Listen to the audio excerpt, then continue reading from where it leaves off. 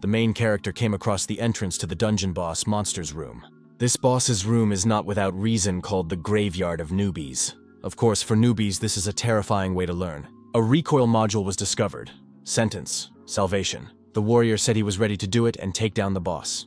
Here, his abilities were practically limitless. Hidden enemies, unexpected attack methods. Nothing could stop the player from achieving his goal. The hero took into account the slightest weakness of the enemy and used it to his advantage. The player's divine energy dominated the battlefield. The monster had no chance of winning. The player said he could see absolutely everything. That's why his strikes were always accurate and dealt maximum damage to the enemy. The hero was a game streamer obsessed with God. The player warned the viewers that he was already done. The viewers discussed his behavior in the cave. Could he really have defeated the boss so quickly? He was definitely not a beginner. A few months ago, Mr. Kim asked the young man if he often noticed that Mr. Kim made mistakes in contracts. The young man replied that Mr. Kim was very attentive. Gyeong-bok said that if Mr. Kim was ready to sign, he had a special pen for that purpose. Lee Gyeong-bok was a 28-year-old salesman facing difficulties. Mr. Kim said that Gyeong-bok should learn from the best. How could he stress out on such an important day? Mr. Kim picked up a glass of alcohol. He said that this was how business had been done for a long time. They should at least have a drink. Gyeong-bok said he would remember that. At the same time, the young man's head began to ache badly. Gyeong-bok caught himself thinking that this could be a sign, an ominous warning. For some time now, the young man had always been attentive to the moments when his head began to ache. Gyeong-bok thought that Mr. Kim had not been very lucky lately. Gyeong-bok thought that he wouldn't be able to do much here, but he could at least try. The young man suggested playing Go. Kim was surprised. Why such a sudden suggestion? Gyeong-bok began to throw white chips onto the board. Kim was surprised. What was the young man doing? This wasn't funny. Gyeong-bok said that signing the contract would bring great misfortune to the company. The tiles turned over to the other side meant bad luck. The young man got up from his seat and thought that he would have problems anyway. He said that he would not be able to entertain Mr. Kim properly. Gyeong-bok apologized and said he had to go. Kim shouted angrily, "Does this young man treat everyone with such disrespect?" This contract is cancelled, and Gyeong-bok must prepare for the consequences. The young man's nose started bleeding. He thought, here we go again. Gyeong-bok was born with divine energy. The child could sense the spirits and auras of other people. He knew it was best not to get close to evil spirits. His grandmother would scold him if she found out. His grandmother told him not to even think about becoming a shaman. He had received an amount of divine energy that the human body could not handle. In other words, Gyeong-bok could become possessed by a god. His grandmother said that if her grandson saw something strange again and felt bad, he shouldn't talk about it. He should just live a normal life. The young man's grandmother was a shaman, and repeated these words constantly when her grandson was in pain. Gyeong-bok began to get used to this a little. Today, the young man's head was about to explode. Gyeong-bok didn't understand. Why so suddenly? Someone shouted that there had been an accident at the intersection. Gyeong-bok was distracted and looked in that direction. At the intersection, a passenger car had indeed crashed into a truck and caught fire. Gyeong-bok saw a prayer book with a protective cover lying on the road. The young man remembered that he had made one just like it with his grandmother. Gyeong-bok's parents had died prematurely. It was a very long day filled with pain for the boy. The other driver was drunk. The child was left an orphan. Gyeong-bok had to realize that the accident had also affected him. Why hadn't he paid attention to it? Gyeong-bok missed his parents very much. The young man felt a warm light enveloping his body. He didn't know where he was. The flowers around him were very bright. Ahead, on the other side of the river, Gyeong-bok saw his parents standing there. His parents turned around and walked away. Gyeong-bok shouted for them to wait and not leave. The young man begged them to take him with them. Someone put a hand on the young man's shoulder and asked if he was really leaving. The stranger asked Gyeong-bok if he wanted to cross to the other side. The man said he was willing to grant him any wish. Gyeong-bok asked the stranger who he was. The stranger said he was a deity. Gyeong-bok must not violate the laws of heaven. Gyeong-bok woke up and opened his eyes abruptly. The young man found himself lying on the floor of a room. In front of him was his grandmother. The old woman said that he was a worthless brat. Was he really going to cross the 3 rivers of death? When Gyeong-bok woke up, he was told that he had had a seizure. From that day on, his strength only grew. Although Gyeong-bok had grown accustomed to it, the backlash became much worse. It was unfair. Strength that he couldn't use because of the damage it caused. At a cafe, a friend asked if Gyeong-bok had been fired after a year of hard work. The young man confirmed this. His friend said it was unfair. The company would have gone bankrupt if it had signed that contract. He should have said something. Gyeong-bok said that in that case, they would think he was crazy. That way, he wouldn't achieve anything. Gyeong-bok asked his friend if he had been fired too. The answer was yes, without a moment's hesitation. His friend said angrily that he was the founder of the whole thing. 70% of that scoundrel's subscribers came thanks to him. That guy couldn't even play properly. Betrayal always infuriates. He couldn't be trusted. Our hero's friend was Choe Byung-hoon, a 28-year-old unemployed video editor. Byung-hoon said that since they had lost their jobs, why not stream together? Gyeong-bok replied that he loved games. Byung-hoon remembered that Gyeong-bok had even been invited to join a professional team in high school. Gyeong-bok thought those were the happiest moments of his life. Gyeong-bok forgot why he had stopped playing. Byung-hoon reminded him that his friend had felt sick while playing. Gyeong-bok remembered that was exactly how it had been. Byung-hoon asked if Gyeong-bok had ever tried a capsule. Gyeong-bok was surprised and asked what it was. Byung-hoon said that everyone was playing them now. You have to use your head, not your body, in a capsule. There won't be any problems. A capsule is an access device that immerses you in virtual reality. It's a great way to escape the daily grind. The spread of capsules was a turning point in the gaming world. Gyeong-bok said he needed to make some money, so he was willing to give it a try. The next day arrived. At the computer club, Gyeong-bok entered the capsule and asked his friend if he was doing everything right. Byung-hoon said that everything was fine and added that he would monitor the readings. Gyeong-bok said he was ready and fell asleep. The young man felt himself entering a different reality. The sensation was unlike anything he had ever experienced before. The body synchronization was complete. Gyeong-bok looked at himself and the default settings for his body. The system suggested that he undergo training and start with a physical test. He had to avoid obstacles and reach the goal. Gyeong-bok thought that these were difficult conditions for a basic test. Gyeong-bok was surprised. Why were there no obstacles? Was this some kind of bug? Byung-hoon, sitting in front of the monitor, didn't understand. Why wasn't Gyeong-bok running? Was he feeling unwell? Finally, Gyeong-bok began to move quickly around the room. Byung-hoon thought that wasn't bad for a first try. Byung-hoon noted that Gyeong-bok was running well, but he was also doing a great job of dodging all the traps that appeared randomly. Not a single mistake. Gyeong-bok seemed to know where the attack would come from. Gyeong-bok overcame all obstacles and reached the finish line. Byung-hoon shouted that it was amazing. Gyeong-bok took third place in the overall rankings. Was he a professional runner? The list of world records was updated. Third place in the world. Byung-hoon thought it couldn't be true. His instinct as an editor screamed, "This must be used somehow." After all, this guy is a genius. Byung-hoon thought they were guaranteed success. The test was repeated again. Gyeong-bok was surprised again. Where were the obstacles? Was this a bug? Gyeong-bok looked at the obstacle course and wondered why he could see traps. Gyeong-bok decided to try again and got ready to start.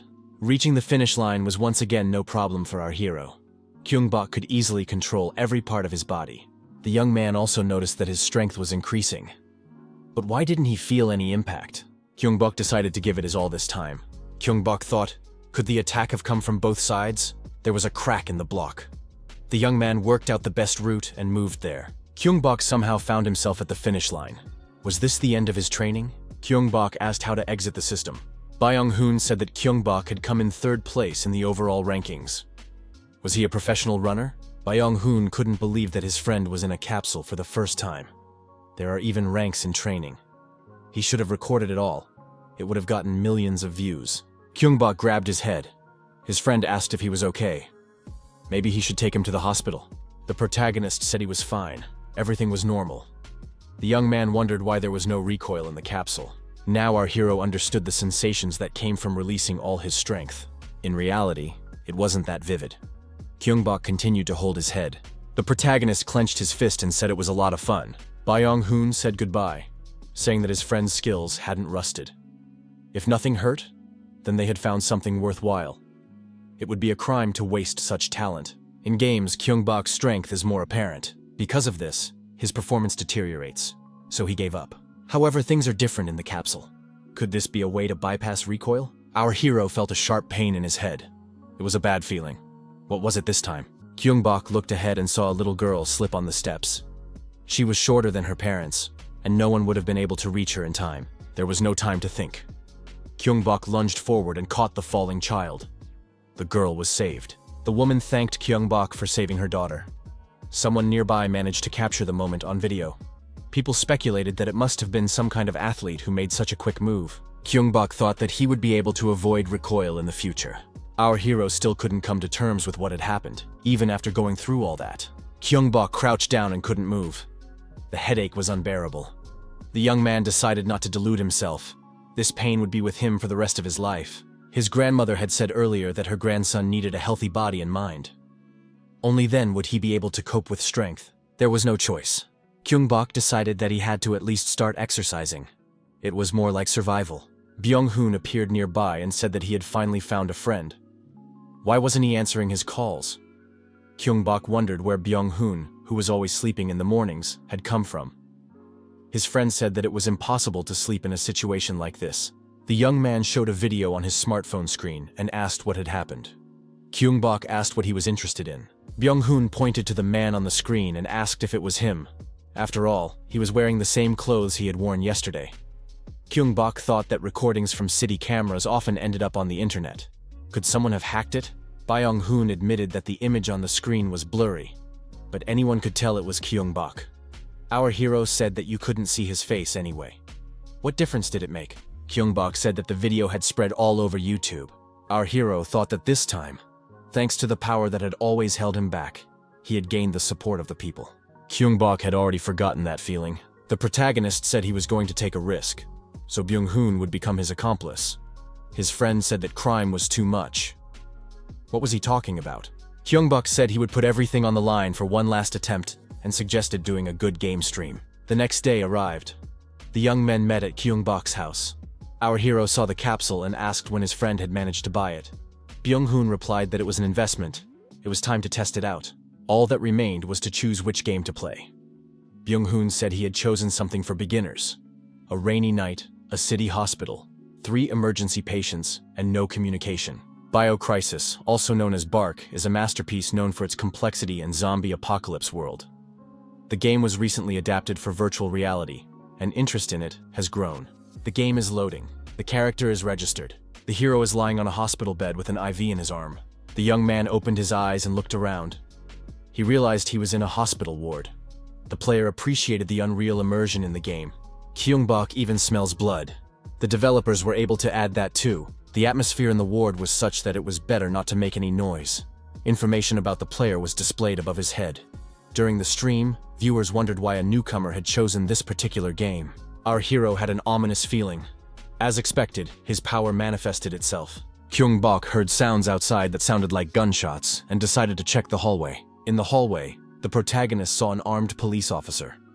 The officer heard a rustling sound and thought, "Is there someone behind me?"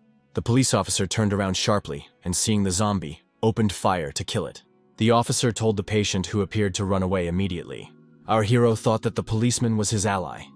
With a firearm, he would feel much safer. Gyeong-bok decided to ask the police officer if he had a spare gun. However, there were zombies in the way, which the patient decided to deal with. Gyeong-bok began to strike everything that came to hand. One of the spectators thought, "It doesn't matter how genius this guy is.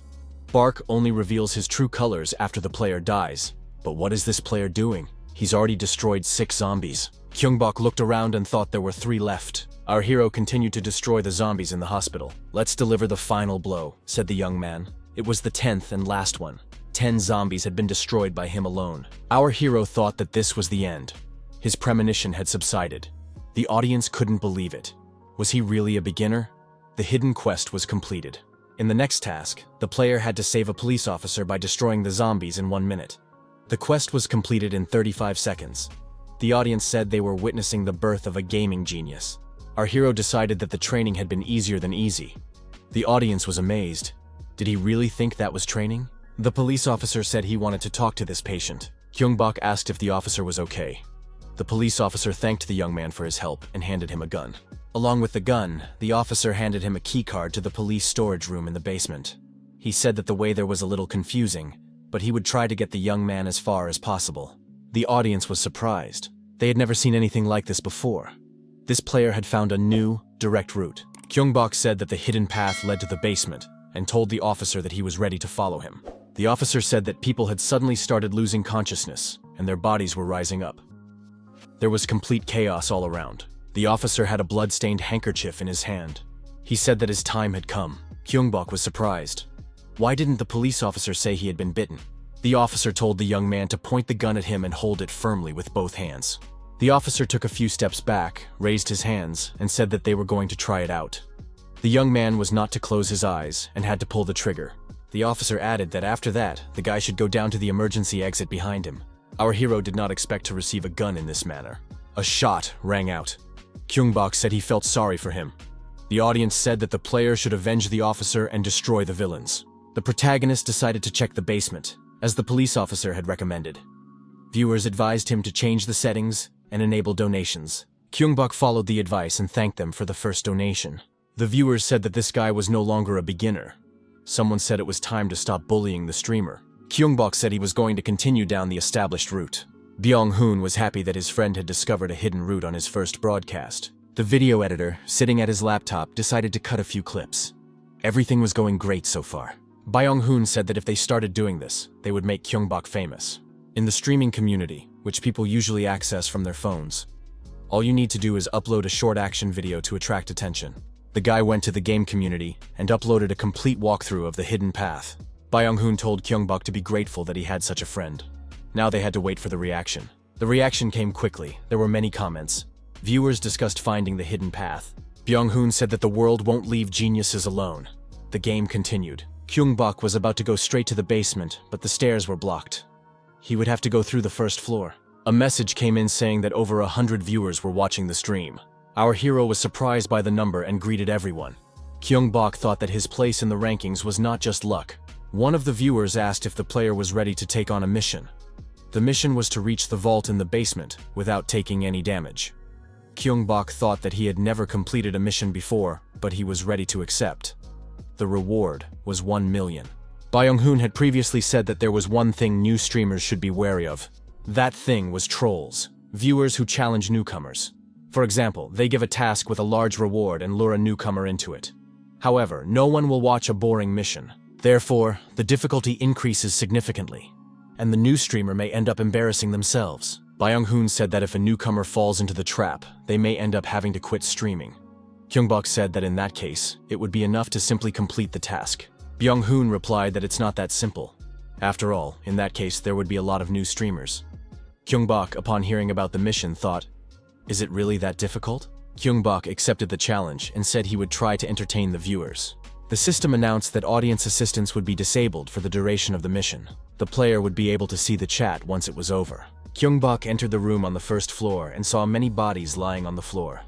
No one was moving. Our hero, with a gun in his hand, decided to make his way to the elevator. Suddenly, the bodies began to rise, and the protagonist realized what was happening. They were zombies. He understood the difficulty of the mission. Gyeong-bok said he was determined to finish quickly and fired a warning shot into the air. The audience was surprised. Why did he do that? The zombies rushed at our hero, and the young man responded with aimed shots. After a while, all the zombies were destroyed by shots to the head. The audience was amazed. Why was this guy so fast? All they saw were flashes. After firing another shot, our hero earned the Bio-Crisis achievement for 10 headshots in a row. The spectators were amazed. Had this guy never missed a shot? Was this really his first broadcast? Where had he been hiding all this time? Gyeong-bok felt something approaching him. He sensed chaotic, rapid movements. It was nothing like what had come before. Monster-like dogs appeared. The viewers said they were the famous zombie dogs called Barca. They weren't very fast, but they were impossible to hit with a gun. Gyeong-bok turned around and started running away from the dogs, which immediately gave chase. Our hero jumped high into the air and, while in midair, began to aim at the zombie dogs. The dogs tried to reach the man, but it was hopeless. After a while, the zombie dogs were destroyed. Our hero said that he loved animals and that he didn't like doing this. Someone in the audience suggested covering the dogs with a blanket. The remaining zombie was also destroyed with a well-aimed shot. The spectators were surprised. Was this really such a difficult mission? In the elevator shaft, our hero saw a rope and decided to climb down into the basement using it. The audience wondered why he didn't jump. Others had done so before. It all looked suspicious. Gyeong-bok saw a flashlight on the floor that could be useful. The audience's comments continued without interruption, but they regretted that the player couldn't see their messages. Gyeong-bok shone the lantern on the surrounding area, but nothing appeared. He directed the beam of light at the door. It was a police storage room. The mission was complete. The protagonist received a donation of 1 million. Our hero noticed that he could see the chat again. The viewers acknowledged that this player had fairly defeated the troll. Gyeong-bok thanked everyone who donated and helped the newbie. Gyeong-bok smiled and said he would wait for new interesting missions. The viewers were surprised. Did this guy want more? He was definitely not afraid of anything. Was anyone ready to challenge him? Gyeong-bok approached the door and said he would try to open it. The door was unlocked with a card he had received from the police officer. Our hero sensed something sinister on the other side of the door. Gyeong-bok grabbed the handle, but the door wouldn't open. Something on the other side was preventing it from opening. The young man thought it best not to make any noise. Our hero pushed the door and quietly slipped inside.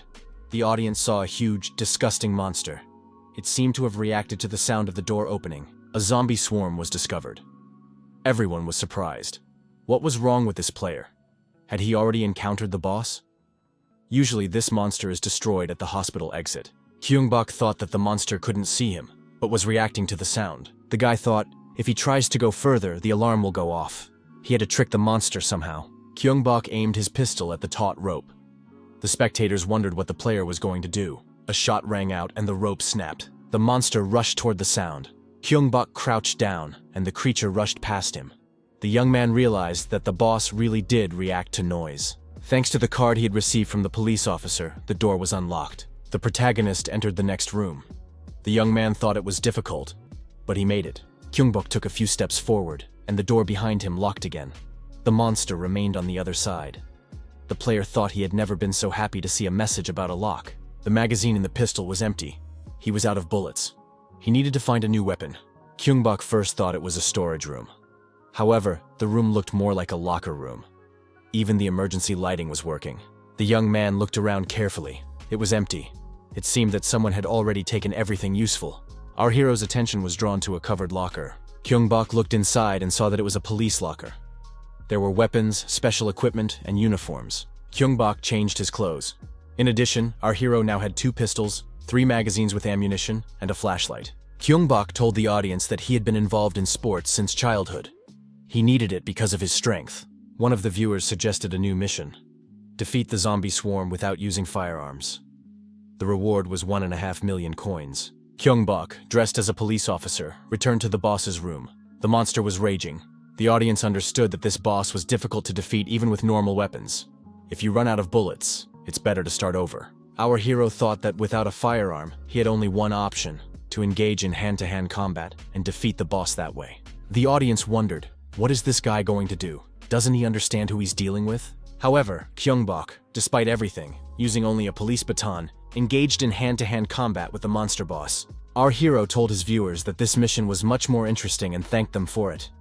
The system reminded them that the audience's help would be disabled during the mission. The player would be able to see the chat once it was over. Gyeong-bok said that this boss was like a zombie to him. Only there were a lot of these zombies, a whole swarm of them. Our hero accepted the mission, even though he didn't know the conditions for victory. The audience assumed that this newbie was in for hell. It was because of quests like this that newbies ran away. Our hero had only a thirst for victory, and he went for it no matter what. Gyeong-bok thought he should aim for the head of this zombie Roy. One of the 12 heads would be the main and most vulnerable one. After studying the monster more closely, the young man found the most important face. Now he knew where to direct his attack. The right decision was made, and the zombie swarm was destroyed. The task was completed. The mission was complete.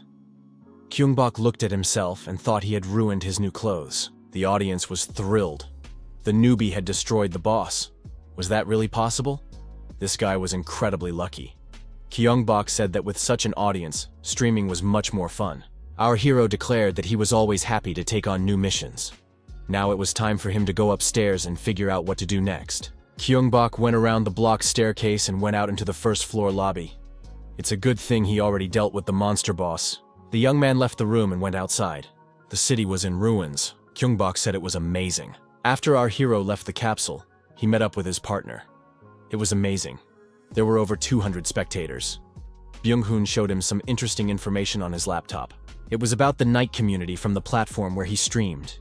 Gyeong-bok made it to the top 5 on the main page. Byung-hoon said that the game community was going crazy. Subscribers were discussing the appearance of a new hidden path in Bark. Our hero realized where his hundreds of viewers had come from. Byung-hoon added that he hadn't been playing games all this time like some people. Byung-hoon showed his smartphone screen and said it was really impressive. The young man added that the game's developer had mentioned the newcomer. It turned out that they had been officially recognized. Gyeong-bok thought that he should come up with a proper nickname. Byung-hoon agreed and made a list of candidates for nicknames. Now, they had to choose one. Seeing one of the options, our hero said that this nickname would suit him. The player greeted the viewers and said that he was now Purple. Purple thanked everyone who came to the stream. The young man added that the chat was moving very fast, and he couldn't read every message. The viewers should be understanding about this. The streamer said that just yesterday he didn't have a name, but today he was greeting everyone officially. The young man declared, "Streamer Purple greets everyone." The streamer noted that the channel name includes the words "perfect game," so they will try not to make any mistakes. The game Biohazard was launched, and there were 10 seconds left before the start. Gyeong-bok said that he didn't pay attention because he ended the stream right away, but now everything feels different outside. A zombie crept up behind our hero. However, the young man reacted in time, grabbed the zombie by the arm, and threw him to the ground. Gyeong-bok heard someone behind him say that this guy was clearly not a zombie. He turned his head slightly and saw an armed girl standing behind him. She pointed a gun at him. The spectators were surprised. Had Sandra really appeared like this? She was supposed to save the player from the zombie, but Purple had simply thrown the zombie over his shoulder. The guy had no sense of the game. The young people looked into each other's eyes. Sandra said she had been warned that all the local police had been killed. The girl asked our hero his name. The young man introduced himself. Sandra also gave her name, without lowering her gun. She asked if the young man was injured. Had he been bitten by a zombie? Gyeong-bok raised his hands and said he was fine. Sandra could check for herself. Viewers noted that Sandra was smiling, definitely a good sign. The girl said that there was a camp with other survivors nearby. Gyeong-bok's strength would be useful to them. Sandra asked if the young man was ready to join them. The audience was surprised. Would he take another hidden path? Was the newcomer so perfect that Sandra trusted him right away? Gyeong-bok thought that he was faced with a choice about how the plot would unfold. Our hero replied that he had nowhere else to go, and accepted her offer. Sandra said she was glad to hear that, because even one person matters. The girl added that Gyeong-bok should follow her.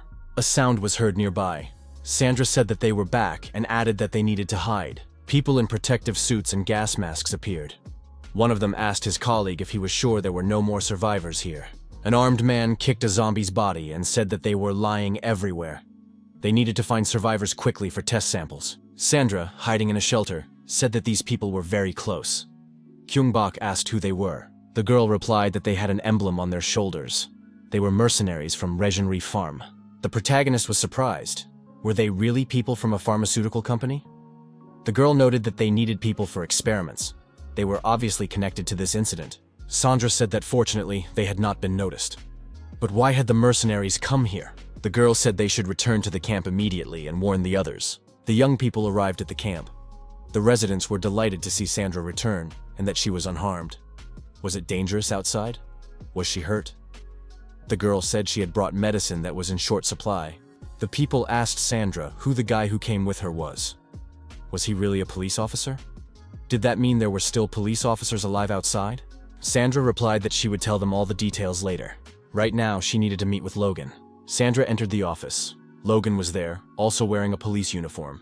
He was glad that the girl was okay and reported that everything was calm at the camp. Sandra said she wanted to introduce someone. Our hero entered the office. Logan was a little taken aback when he saw the police officer in front of him. Gyeong-bok thought, could this really be a real officer? Sandra said that Logan was wrong to claim that all the police officers had been killed. Logan didn't know what to do with this guest. However, he said aloud that he was glad to see a police officer. He added that the young man's face looked familiar. Perhaps they had met somewhere before. Our hero realized that this was not an officer, but an imposter. Gyeong-bok was faced with a question. Did he want to reveal Logan's identity? The audience hoped that the rookie would answer in the affirmative. Gyeong-bok wanted to choose an option that did not correspond to the main path. He looked at the police badge pinned to Logan's chest. Logan asked what the young man was doing.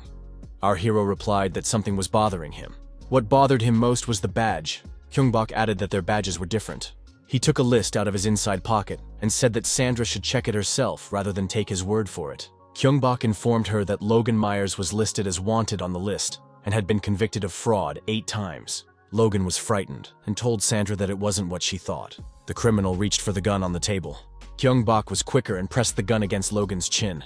Our hero told him not to move. Sandra called Logan a shameless scoundrel and kicked him hard in the chest, sending him flying backward. The girl was aggressive, and the beating of the villain continued. Sandra couldn't calm down. How dare this scoundrel deceive them? She was ready to destroy the traitor herself. Our hero told the audience that it was best not to mess with this girl. The audience noted that the newcomer had even turned pale.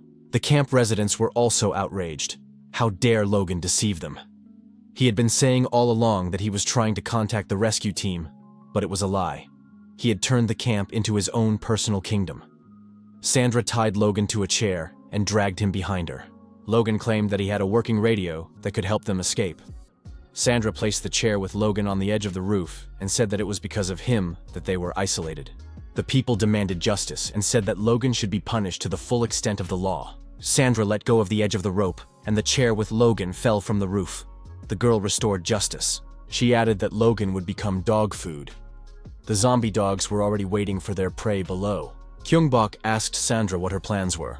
The girl asked our hero if he was really an officer. Sandra was confused and said she didn't know what to do. Logan, as it turned out, was a real crook and had betrayed them. Could he really have done that? Sandra didn't know what would happen to them. Food was running out.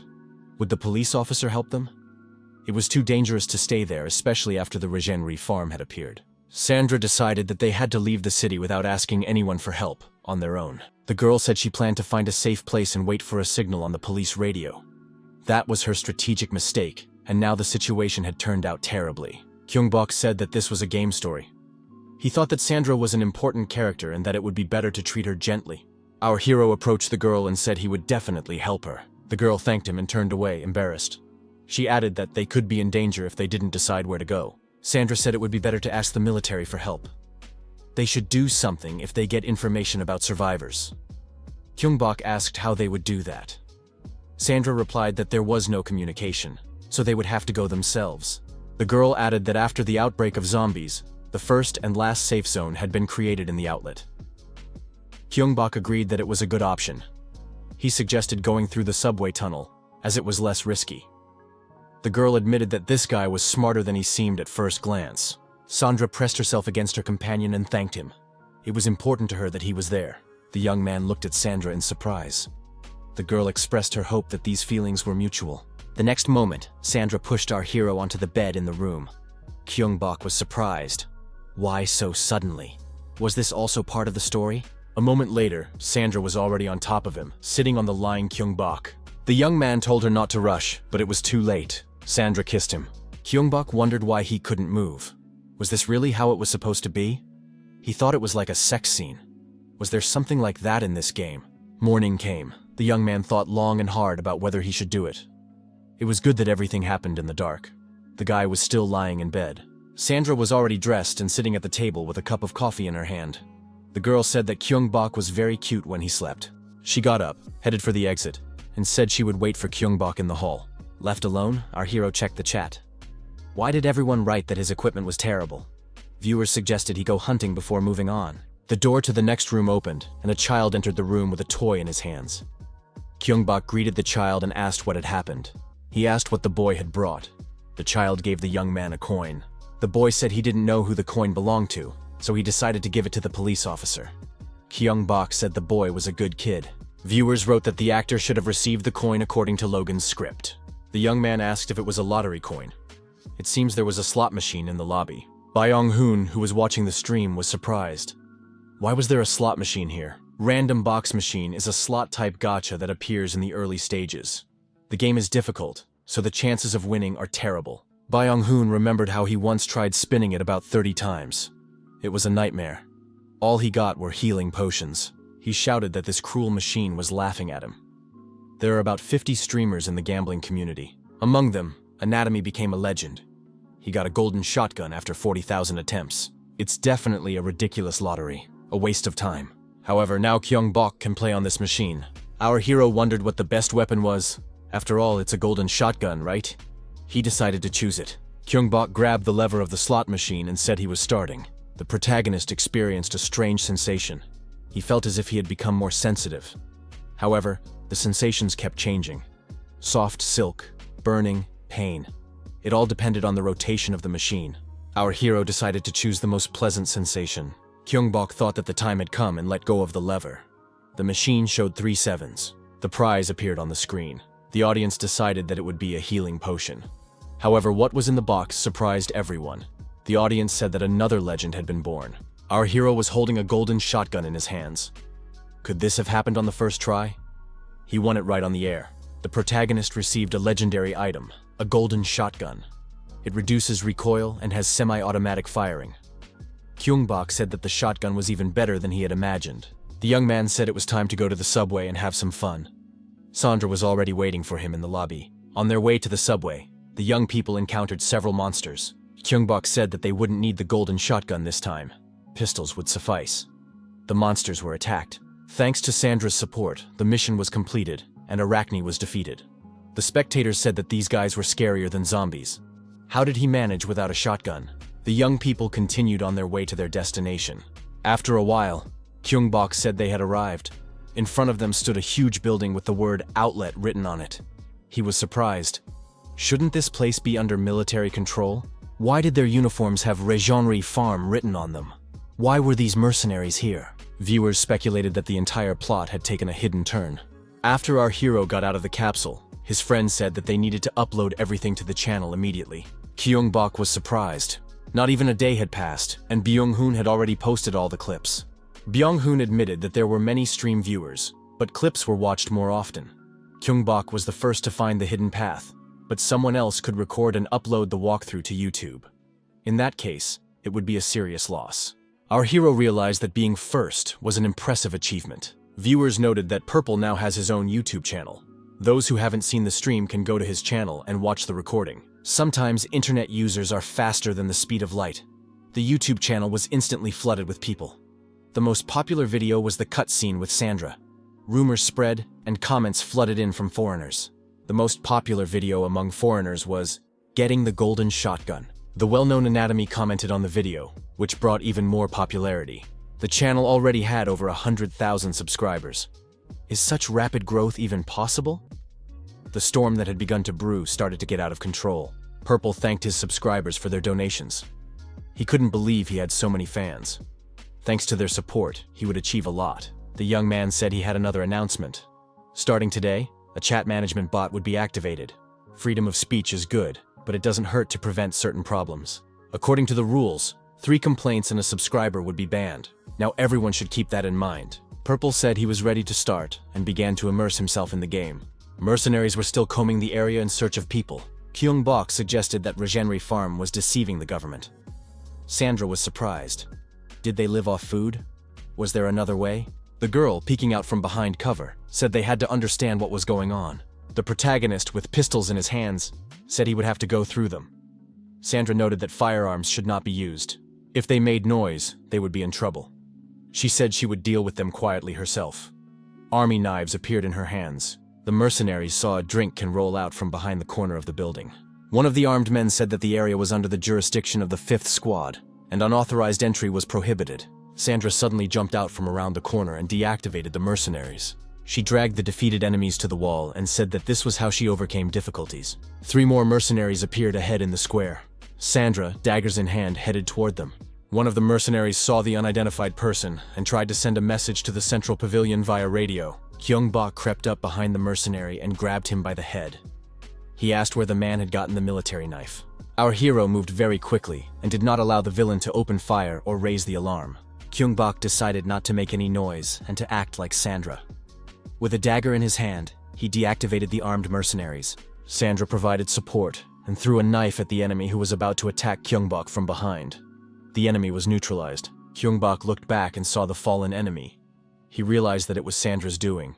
The young man looked at the girl and thanked her with a nod. The young people dealt with the mercenaries and continued on their way. A drone circled above them. The drone descended lower and asked if they were from the Foxtown Police Department. Gyeong-bok thought it would be best to pretend to be police officers. He asked aloud what was going on. Those watching through the drone replied that Foxtown was under quarantine. Was the officer really unaware of this? Gyeong-bok replied that there were survivors left in the city, so they were conducting a rescue operation. The drone reported that the infected area was not under their control. Control had been handed over to Regionry Farm. Sandra angrily claimed that the company was kidnapping survivors to use them as test subjects. The drone responded that this was a lie. They were informed that all the city's residents were infected and that the military was doing everything possible to contain the situation. Sandra asked if they were really going to let the infected die. The drone reported that areas with high infection rates were under quarantine and that a vaccine was already being developed by Regenery Farm. Sandra said that it was all a hoax and that a pharmaceutical corporation was behind it. The drone asked if there was any proof. Given the circumstances, these people couldn't be trusted. They also couldn't be allowed to enter the infected zone. Sandra asked if the military really wanted them to just leave and die. Our hero received a new assignment to expose Regenery Farm's illegal activities. Sandra was upset. They had returned empty-handed. What would she tell the others? Gyeong-bok said that the girl had done everything she could. They had to try to find another way. The girl came up with an idea and said they needed to hurry. When the young people returned to the camp, there was no one there. Inside the building, Sandra found a stuffed toy that belonged to a child. Nearby, the girl discovered the bodies of her fallen comrades. Sandra burst into tears and repeated that this should not have happened. The audience said it was terrible. There were some noises, and the young people looked in that direction. The audience hoped that at least someone had survived. Gyeong-bok said he could sense a negative aura. It wasn't a survivor. It was someone more dangerous than any monster. The audience saw a Hulk in the back of the room. It looked like a spectacular fight was about to begin. This giant was the final boss from the original story. He had no weaknesses and regenerated quickly. The monster asked if they liked his gift. The audience wondered, is he intelligent? Sandra asked in fear, is that Logan? The audience wondered where he had come from. The monster wondered why the two were looking at him like that. Was something wrong? The monster said that in exchange for redemption, he had given them the stones that people cherished so much. But these insignificant creatures dared to oppose him, so he had to destroy them. The giant and Logan merged, creating a giant Logan. Gyeong-bok said that this was too much. Even though it was just a game, hadn't this monster crossed all boundaries? Logan said he could imagine how they were writhing in pain and wanted to kill them quickly, like little bugs. The villain began to destroy everything around him. Sandra screamed that the ceiling was collapsing and it was too dangerous to stay there. Gyeong-bok knew that this boss was quite cruel. Mesty's squad proposed a joint mission to destroy Logan by any means necessary. Purple did not respond to the challenge. During this time, the threat to the cities only grew. The young man thanked the audience for their support. Our hero noted that he had wanted to deal with this villain for a long time. The young man corrected himself and said that this giant Logan deserved revenge. Purple accepted the assignment. Sandra, having moved to a safe place, said that even the truth had collapsed. Everything here was covered with stones, and they couldn't get out now. The girl saw that the wounds on the monster's body were healing. Logan was regenerating. The giant laughed and said that this form of existence was simply incredible. He promised to save Sandra for dessert. The girl should wait for him. Gyeong-bok held a dagger and a shotgun in his hands, but said that weapons would most likely be useless against this giant. The audience admired the golden shotgun in the hero's hands. Without letting go of his weapons, our hero rushed at the monster and said that his actions would be his answer. The audience was surprised when they saw Purple stab the monster's muscles with a knife.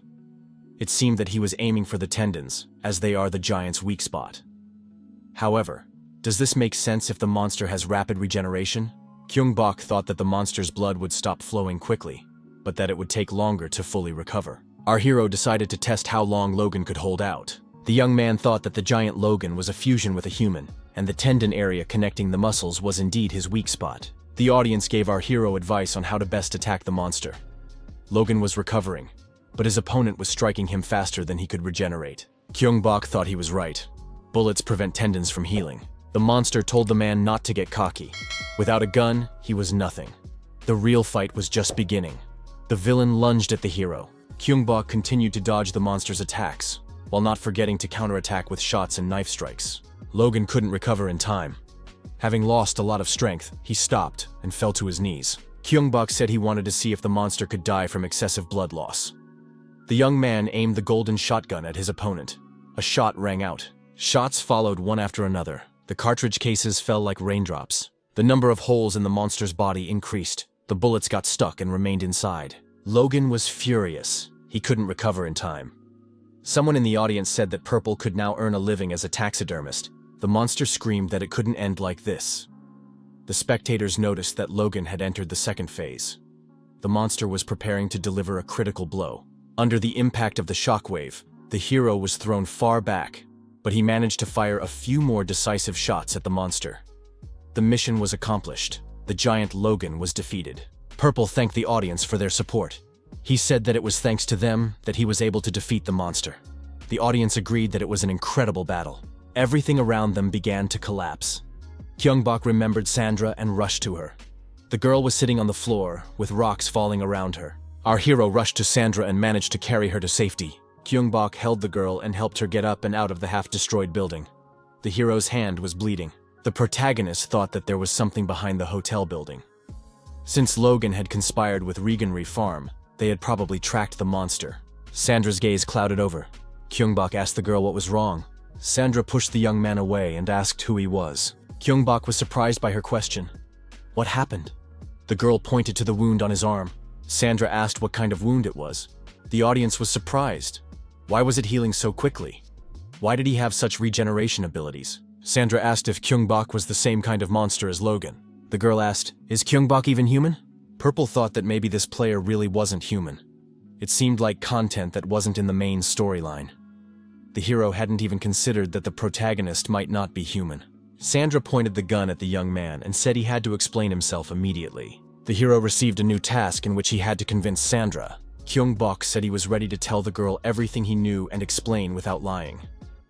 The guy noted that he himself didn't know who he was. The only thing he was sure of was that he felt the same way Sandra did. Gyeong-bok approached the girl and pointed the gun she was holding at his head. The audience was shocked. Sandra was confused and even apologized. The girl lowered the gun. The protagonist grabbed her by the neck and pulled her toward him. Our hero asked the girl to trust him one more time. Tears welled up in Sandra's eyes. The system reported that the hero had successfully convinced Sandra. The next chapter began. The audience was surprised. Was it really that simple?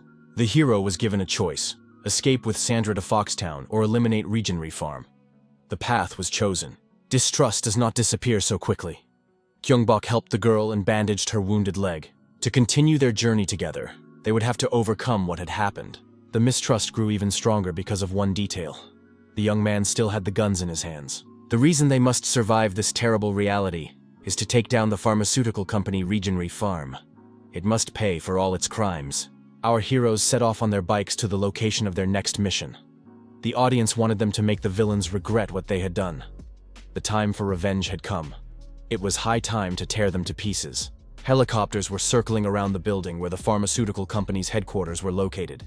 The girls said that they had eyes and ears everywhere. Gyeong-bok noted that even the entrance to the building was well guarded.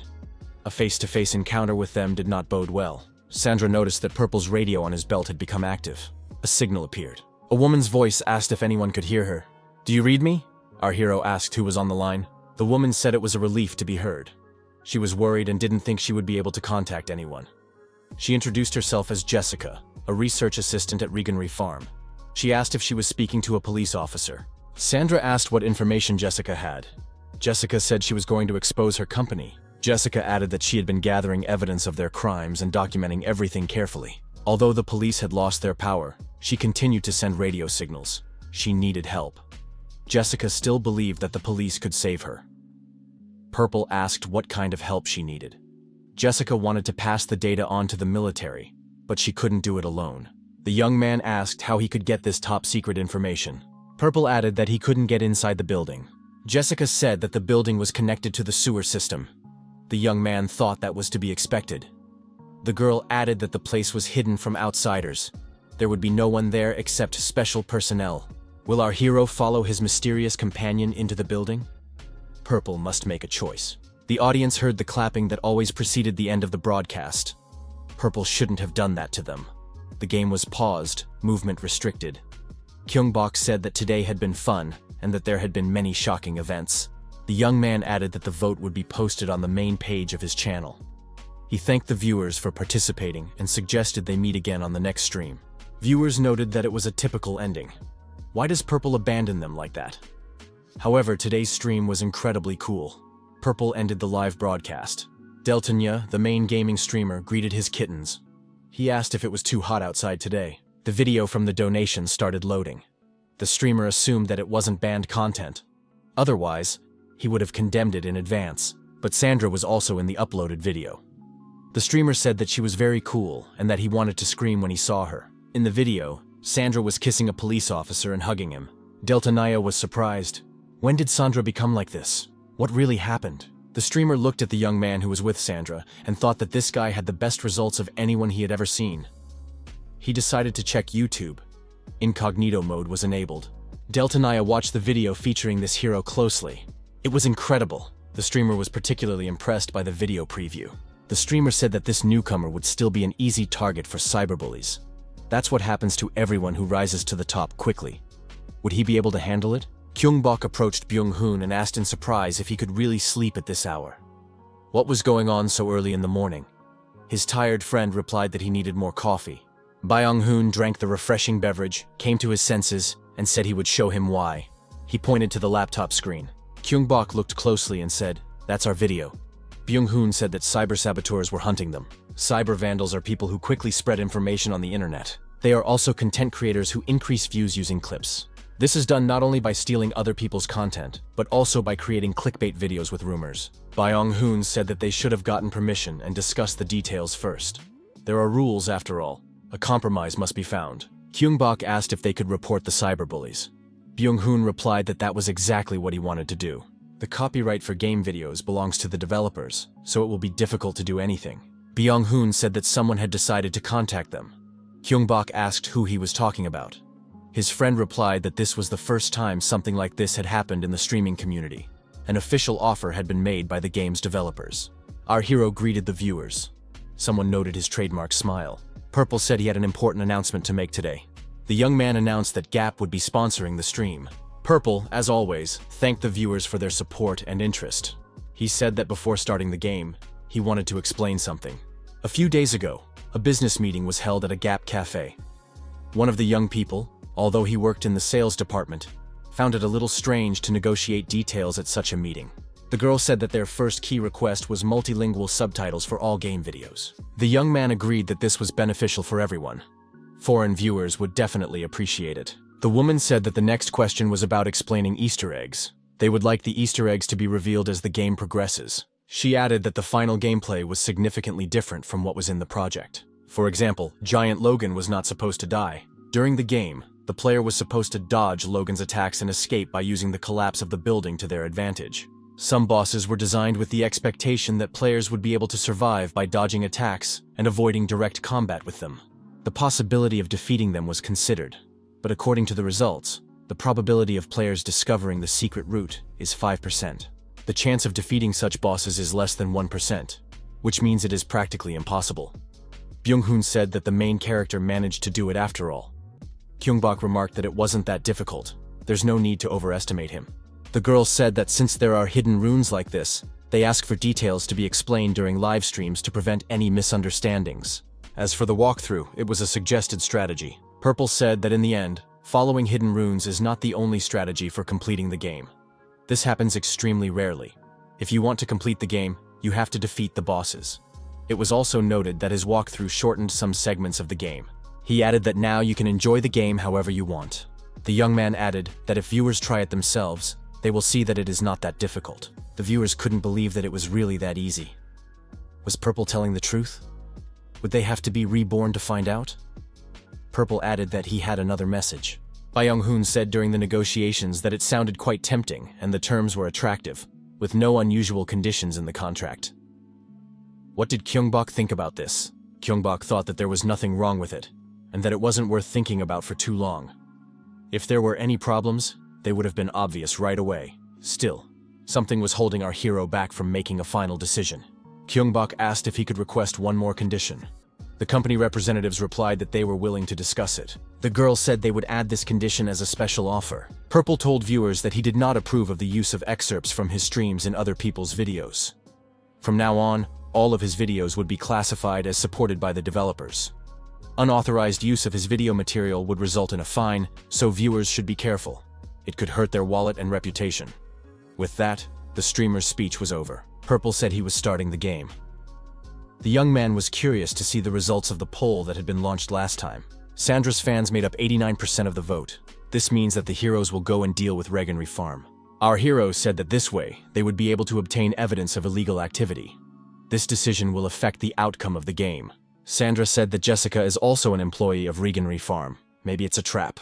Purple asked, Then why did Jessica contact them via police radio? He doesn't trust her but wants to find out more. Our hero said that Jessica might be connected to the company somehow. If they contact her, they'll find out more. Sandra said she agreed and trusted Purple in his decision. Our heroes began to make their way to the building through the sewer system. Viewers assumed that the heroes would not be able to get through unnoticed. The young man admitted that the smell from the sewer wasn't very strong, but it was still unpleasant. The young people became alert. They heard a suspicious noise. What could it be? Purple said that there was something there. The young man said that something was coming toward them and that they needed to run to the left. Viewers noted that it was a quick decision. Something was chasing our heroes. Only red glowing dots were visible in the darkness. The distance was closing, and the young people saw predatory animals approaching. What kind of monsters were they? Were they rats? Purple opened fire with his pistols. The young man was surprised. Had the game's difficulty changed? The audience thought if the game makes you feel such emotions, then it must have been well designed. Purple continued shooting, and the bullets hit their targets. Many rats were destroyed, but it wasn't over yet. These animals were everywhere. Someone in the audience said that it wasn't worth killing the rats, that they should just run away from them. Our hero had no intention of running away. He said that in that case, the enemies should have been made stronger. Red eyes in the darkness, writhing shadows, quick footsteps, a nauseating stench. All of this could be felt thanks to heightened senses. The spectators assumed that this player would be able to cope and destroy all the rats. In addition to the 5 basic senses, there is a 6th sense that scans everything around you. Viewers assumed that the firing rate had increased, and that this player had instant reactions. The next moment, the rats turned and rushed toward Sandra. Purple realized that they had chosen a different target. Our hero rushed to the girl's aid. However, in the original storyline, Sandra died. Purple stood between the girl and the rats, and, taking a dagger in one hand, continued to destroy them. Viewers noted that Sandra almost died. Purple was very fast. The girl was frightened. She had a scratch on her arm. How could this have happened? Viewers suggested that one of the rats had gotten close to Sandra. One of the spectators suggested that this would not affect the course of the game. The young man thought that in that case, Sandra would have been infected anyway. The girl suggested that her companions split up. A new task appeared: heal Sandra and convince her to join the hero. Purple said that Reganry Farm would help them and suggested they continue working together. Sandra joined our hero. Purple told the viewers that even though the stream was sponsored, he would still do things his own way. The young man had a dagger in his hands again. Our heroes reached the area Jessica had mentioned. Now they had to climb up and get out of the sewer. Sandra said she would go first. She had nothing to fear now. Sandra said that as soon as her footsteps faded, the others could follow her. After a while, the young man followed her up the stairs. Purple climbed out of the open sewer hatch onto the surface. The audience assumed that it was a trap. Perhaps Jessica had already been captured. Purple saw Sandra knock the girl down, press her knee on her, and put a gun to the back of her head. Sandra asked what Jessica would say about the rat. After all, those rats had attacked them. Jessica had to surrender or face the consequences. Jessica replied that she didn't understand what zombie rats they were talking about. Sandra decided that Jessica was mocking them. After all, they had almost died in the sewers. Viewers noted that this behavior was typical of Sandra.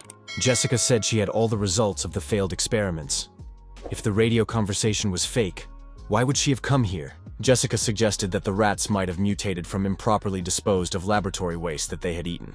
She didn't know there were such monsters in the sewers. Sandra let Jessica go. It seemed that Jessica couldn't hurt them. Jessica thanked them for their trust. With tears in her eyes, Jessica said that they could have just asked her nicely from the start.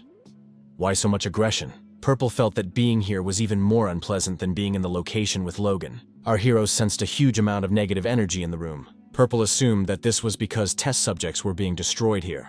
The girl said she wanted to introduce herself despite the awkward start. Her name was Jessica, and she was a researcher at Reganry Farm.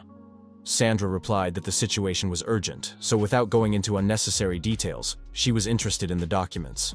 Jessica handed over a flash drive and said that it contained documents from an informant that needed to be handed over. The files contained information about illegal experiments conducted by the pharmaceutical company, as well as building layouts and operating plans. There was information about experiments involving zombies. Jessica said that the documents had to be taken to the director's office on the top floor. That was the only way to contact anyone outside. Sandra asked why Jessica couldn't handle it herself. Jessica asked her to listen to her first. The entire building is guarded by armed men around the clock. The director's office is the most heavily guarded room. It's impossible to get in there just like that. Sandra asked why Jessica was so sure they could do it. The girl replied that she could get into the control room and temporarily disable the security system. She had an idea how to deal with the mercenaries. She would keep in touch via the radio. Jessica said that to get to the top floor, they had to take a separate staircase, where there was a hidden passageway leading to the top floor. Our hero pulled out a knife. Jessica was frightened and asked what the policeman was going to do. Purple said he had 2 questions for the girl and showed her his hand. Jessica said that the wound was healing quickly, but she had never seen such a bright light. When did this start happening? Could a human really regenerate that quickly? Had he taken any restorative medication? Maybe he had been bitten by a zombie? Sandra told Jessica not to get so close to the police officer. Jessica waved her hand and said she was talking. Purple asked Sandra not to get worked up. Everything was fine. Jessica told the cop to freeze. The girl asked what was wrong with the young man's memory. Were his memories vague? Purple confirmed that he had no memory of what happened before he woke up. How did Jessica know that? Jessica said she had finally found him and immediately apologized. When she was absorbed in something, she didn't notice what was going on around her. The young man asked Jessica what she knew about it and what had been done to him. Jessica replied that it was about elixir, a treatment method being researched by Regenry Farm. This treatment strengthens the body and maximizes regeneration. It can cure any injury and even grant eternal life. The pharmaceutical company believes that this is the ideal means of creating the perfect human being. Jessica said that the young man had been the subject of clinical trials for elixir, but he was experiencing side effects. But even so, he should be happy. The situation has changed dramatically. Jessica said they needed to go up to the top floor to the research and development lab. Thanks to this guy, they would be able to improve the elixir and fix everything, which meant that the crisis could be ended right now. Sandra said she wouldn't let this man become part of a crazy experiment. She told Purple not to get involved with this girl. Their job was to transfer the data. Jessica said that everything happening in the world would stop as soon as the elixir was developed. After all, it was the vaccine. Suddenly, the alarm went off. An emergency had been declared. The test subject had escaped, and all personnel in the building had to evacuate immediately. The research wing was quarantined. Purple said he had a bad feeling about this. Overlord has escaped. How could this happen? Our hero said that this monster looks very cool. Could it be some kind of popular character? Information about a hidden quest has appeared. You must defeat Overlord. Purple saw that the reward for completing this task would be unlocking a hidden ending. Jessica urged the officer to trust her. It's better to escape with the vaccine than to file a report. Sandra said that the escaped test subject came here. Is this part of Jessica's plan? Purple said that they had already gone too far, and it would be foolish not to take advantage of this opportunity. Purple suggested that the girls use a secret passage to get to the surface, where they would be safe. Sandra said she wouldn't leave him alone. She asked him to listen to her. It was the best possible solution. Purple said she would deal with the monster and come back, and then they would decide what to do next. The protagonist began to carry out the hidden task. Purple declared that it was time to get the hidden final reward. Before the capsules appeared in the console version of Biohazard, there was a character who was the final boss for many generations of the game. This boss was Overlord. Overlord is a perfect biological weapon created through countless experiments. He is the main villain who, according to the story, opposes the main character, Ryan Kim. He is also the king of zombies. Throughout the series, he appears in various forms, earning the respect of experienced players and becoming a historically popular boss. Viewers decided that this was the final boss after the upgrade, the return of the Overlord. Previous bosses didn't even come close to him. Purple entered the fray. Viewers recognized that this boss's power was growing, and that it would be impossible to defeat him with just a pistol. A huge sword appeared in the Overlord's hand, which he swung through the air, trying to reach his opponent. However, our hero's reaction was lightning fast. The audience hoped that Purple would be able to win. The policeman took out his pistol and fired a targeted shot, hitting his opponent in the head. The bullet went right through. However, this did not help the protagonist. Despite the fact that he was facing a zombie, its head regenerated very quickly. The Overlord was very fast, so Purple was forced to dodge his opponent's attacks all the time. This left him with little room to maneuver. It was necessary to find the Overlord's weak spot. The audience said that the final boss wouldn't be called that if he could be defeated with a pistol and a shotgun. Purple thought that this time his opponent had figured out the bullet's trajectory and let it pass through. It was incredible. He used his transformation in such a way. This monster was going to be a tough nut to crack. Our hero decided that the only way to defeat this monster was to exploit its weak points. The problem was that the weak spot was hidden under the straps. To deal with the Overlord, he needed a special item. The monster reached forward and was about to grab his annoying opponent. The audience noted that the main character's physical abilities were impressive, but his mind was even better. Our hero jumped aside and thought that he had to deal with the straps on the monster's body first. Purple continued to dodge his opponent's attacks. The audience was puzzled. How would he deal with the straps?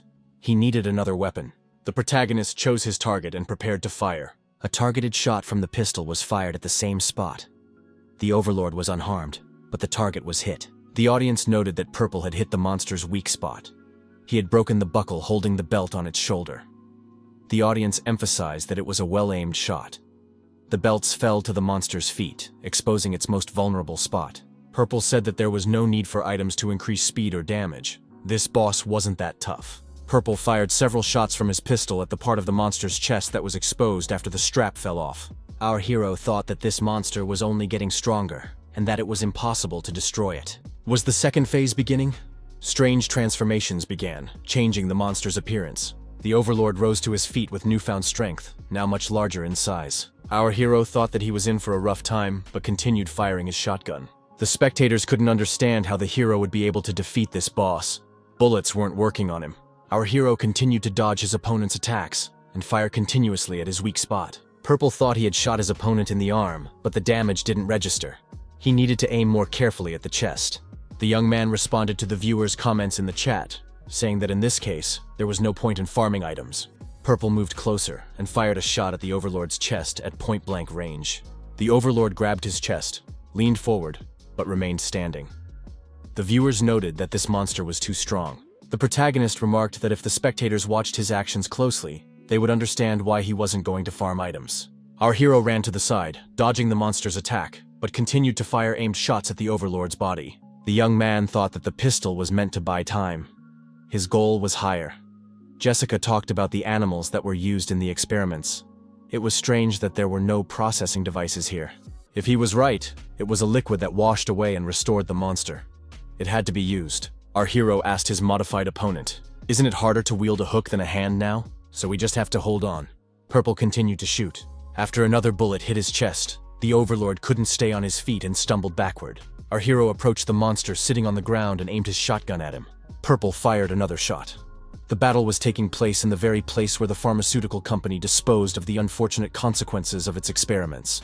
The reason there were no special devices here was that they were disposed of after dissolution.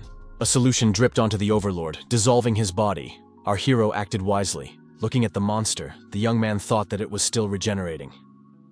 I wonder how long it can hold out. The Overlord tried to get up with his last ounce of strength.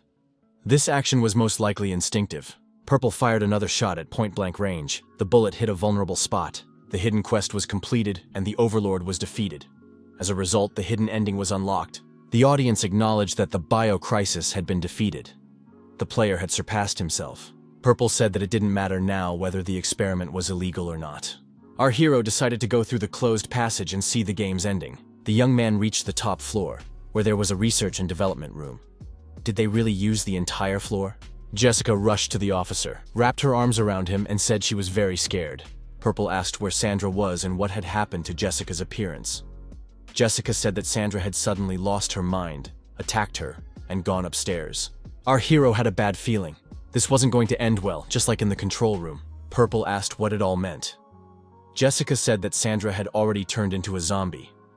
The young man didn't believe her and said he had to see it with his own eyes. Jessica wondered why the officer didn't believe her. She herself had seen the transformation happen so suddenly for the first time.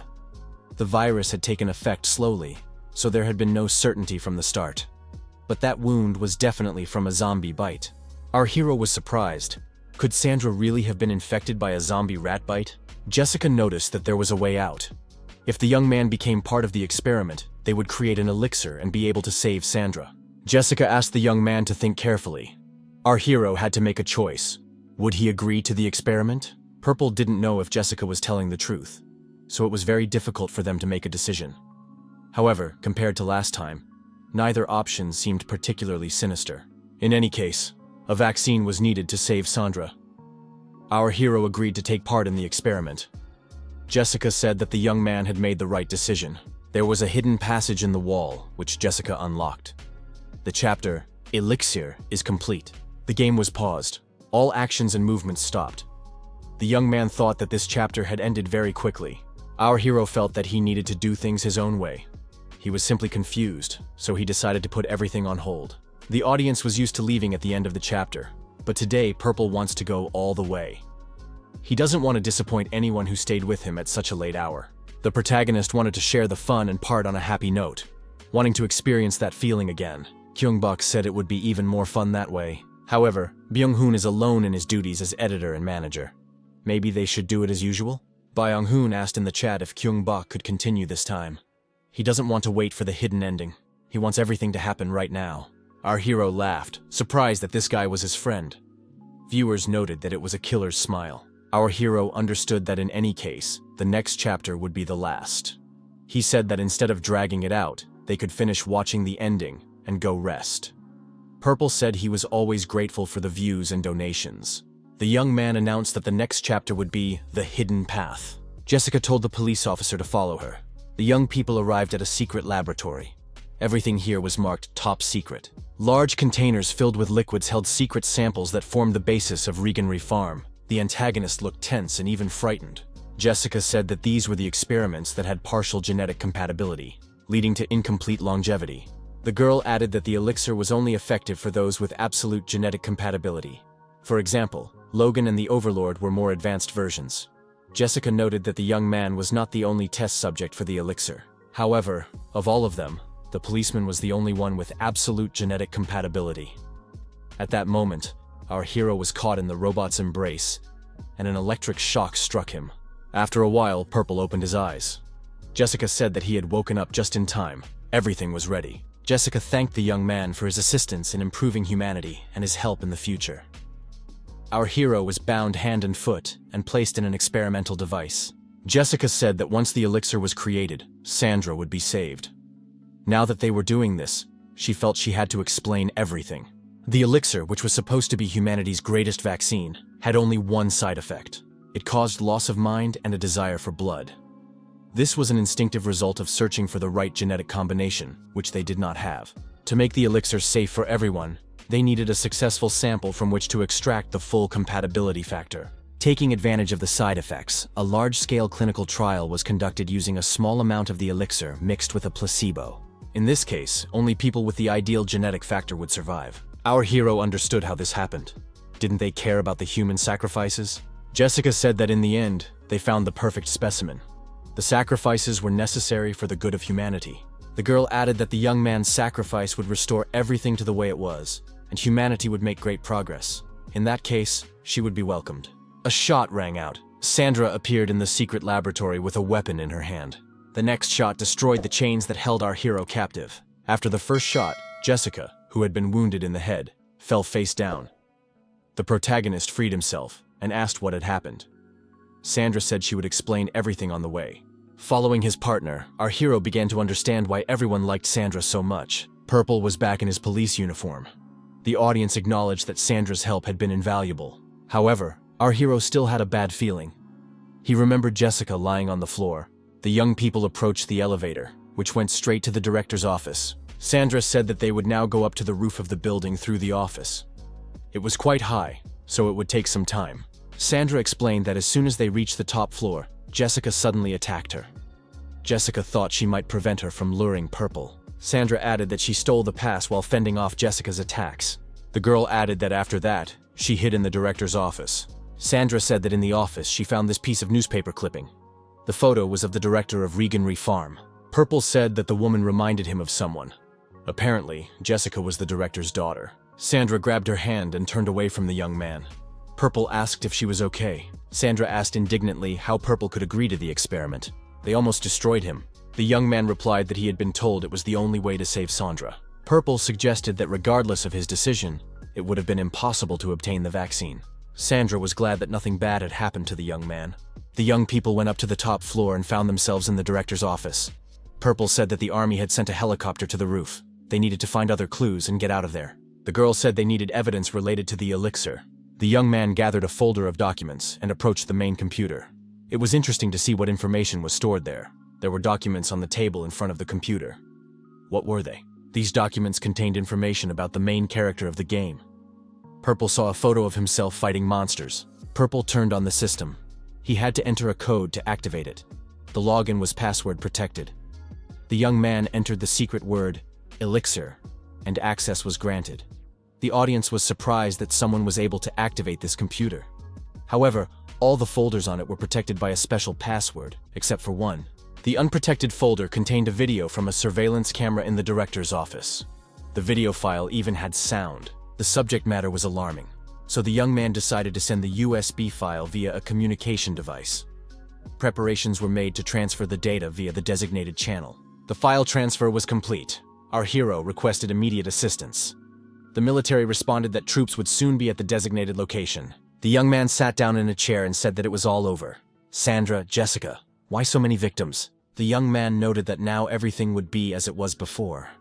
The audience noted that this was a standard ending to the game, but they had a bad feeling about it. The mercenaries entered the room and led the man's friends out in police uniforms. They reported that the sample had been saved. A woman's silhouette appeared from the smoke and said that the connection could now be switched back to the external channel. The woman approached and emerged from the smoke. She was wearing a mask. It was Jessica. She reported over the radio that the elixir was ready.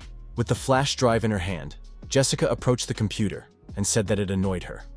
It was an ancient machine that automatically switched to the internal channel as soon as the device was connected. But she believed that this was what made the device secure.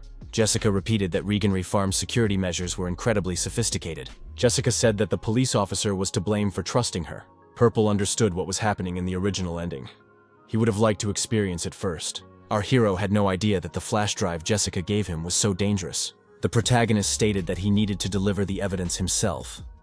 Purple suggested that they should be more careful with documents from now on. Our hero said that now they had everything they needed and could move forward. A helicopter appeared high in the sky. The audience noted that the military had arrived just in time. But what would happen to Sandra? After all, there was no vaccine. Our hero experienced strange feelings again. What was that? The feeling was stronger than when he met the Overlord. Could this be the final boss? A tall building nearby exploded. The epicenter was on the roof. A monster appeared next to our heroes. The young man felt even more uneasy. He knew it couldn't be that simple. As the monster approached, Purple realized it was Jessica.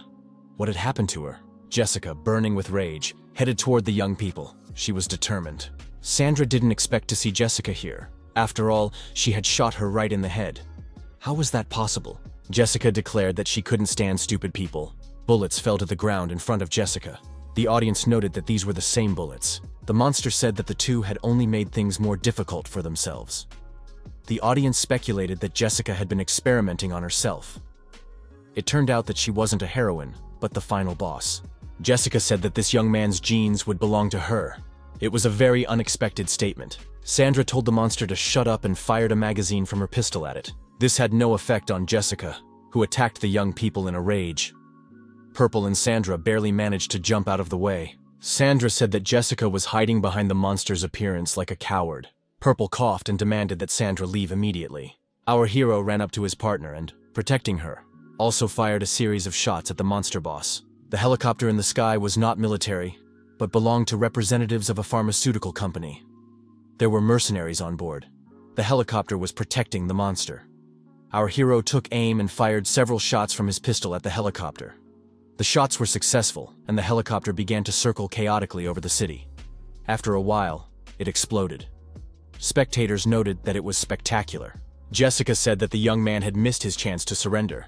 The audience noted that Jessica was the female version of the Overlord. She had evolved. Jessica said she wanted to get rid of this distraction and turned her attention to Sandra. However, our hero continued to shoot at the monster, constantly damaging her. Sandra thanked him and said that her pain was subsiding, so they could fight together. Purple thought that Sandra would join the battle this time. Our hero realized that Jessica was more advanced and could transform her body better than any other Overlord. This monster could move her body unpredictably, defying the laws of physics. There was no point in aiming for her weak spot. Continuing to fire his shotgun, our hero thought that he needed something more powerful this time. However, there was nothing nearby that could be useful. Suddenly, he noticed barrels of aviation fuel and decided they could be used. Purple told Sandra to hold on for a while. He had an idea. The young man said that the golden gun had a fairly low recoil, so Sandra could fire it with one hand. Our hero handed the weapon to the girl. Sandra began firing at the Overlord at point-blank range and admitted that it was the best weapon. Purple grabbed the barrel of aviation fuel with both hands. He decided to burn the monster. He raised the barrel above his head. It seemed light to him. The young man held the barrel in front of him, hoping it wasn't empty. Our hero rolled the barrel to the edge of the roof, opened the lid, and began pouring the fuel down. The spectators were puzzled. What was he doing? How was he going to fry the Overlord? Below the building was a huge number of zombies. Purple said it would be hell on Earth. Sandra stopped shooting and told Jessica to stop. Purple stood at the edge of the building, fired several shots into the air, and called to Jessica. The young man said that Jessica should hurry if she wanted to preserve his genes. The monster turned around and ran toward the young man. Purple staggered backward and began to fall. At that moment, a shot rang out near the barrel. The burning Overlord began to fall to the ground. As he fell, Purple stabbed his knife into the wall of the building and managed to hold onto it. Holding the knife with one hand, the young man fired a control shot from his pistol at the monster's head with the other. Jessica continued to fall downward. Our hero managed to climb back onto the roof of the building. He said that the Overlord had survived the fire. I wonder how he will survive the fall. The main mission was 80% complete. The hero defeated Jessica, the director of Reganry Farm. The protagonist said that everything went according to plan. Purple noted that, considering how much elixir Jessica had used, she must have genes that zombies would really like. Zombies surrounded the fallen monster. Overlord attracted their attention. Purple remembered Sandra's injury. The girl said she was fine and suggested they focus on escaping. The young people noticed that the monsters were climbing the wall to the roof of the building. There was no time left. Sandra said that they couldn't stand against all these zombies and needed to evacuate immediately. Zombies appeared on the roof from all sides. The young people pressed their backs against each other and opened continuous fire. Purple thought that when it seemed like it was all over, an even bigger wave of zombies appeared. Did they really have to defeat them all? What was their goal now? The pistol was out of bullets. It was impossible to defeat the zombies with just a shotgun. The game deliberately made them use up all their ammunition. Purple told Sandra that he had no more ammunition for his pistol, only the shotgun remained. Sandra gave the young man her last supplies and told him not to give up. He had to get out of there. Sandra put the pistol in Purple's hand to her forehead. The girl said that Jessica had offered her a deal. Jessica was surprised that the virus was slowly affecting Sandra. But since the infection wasn't stopping, Sandra didn't have enough genetic factors. Jessica said that Sandra should join them for her own good. Sandra replied that she would not allow Purple to be experimented on.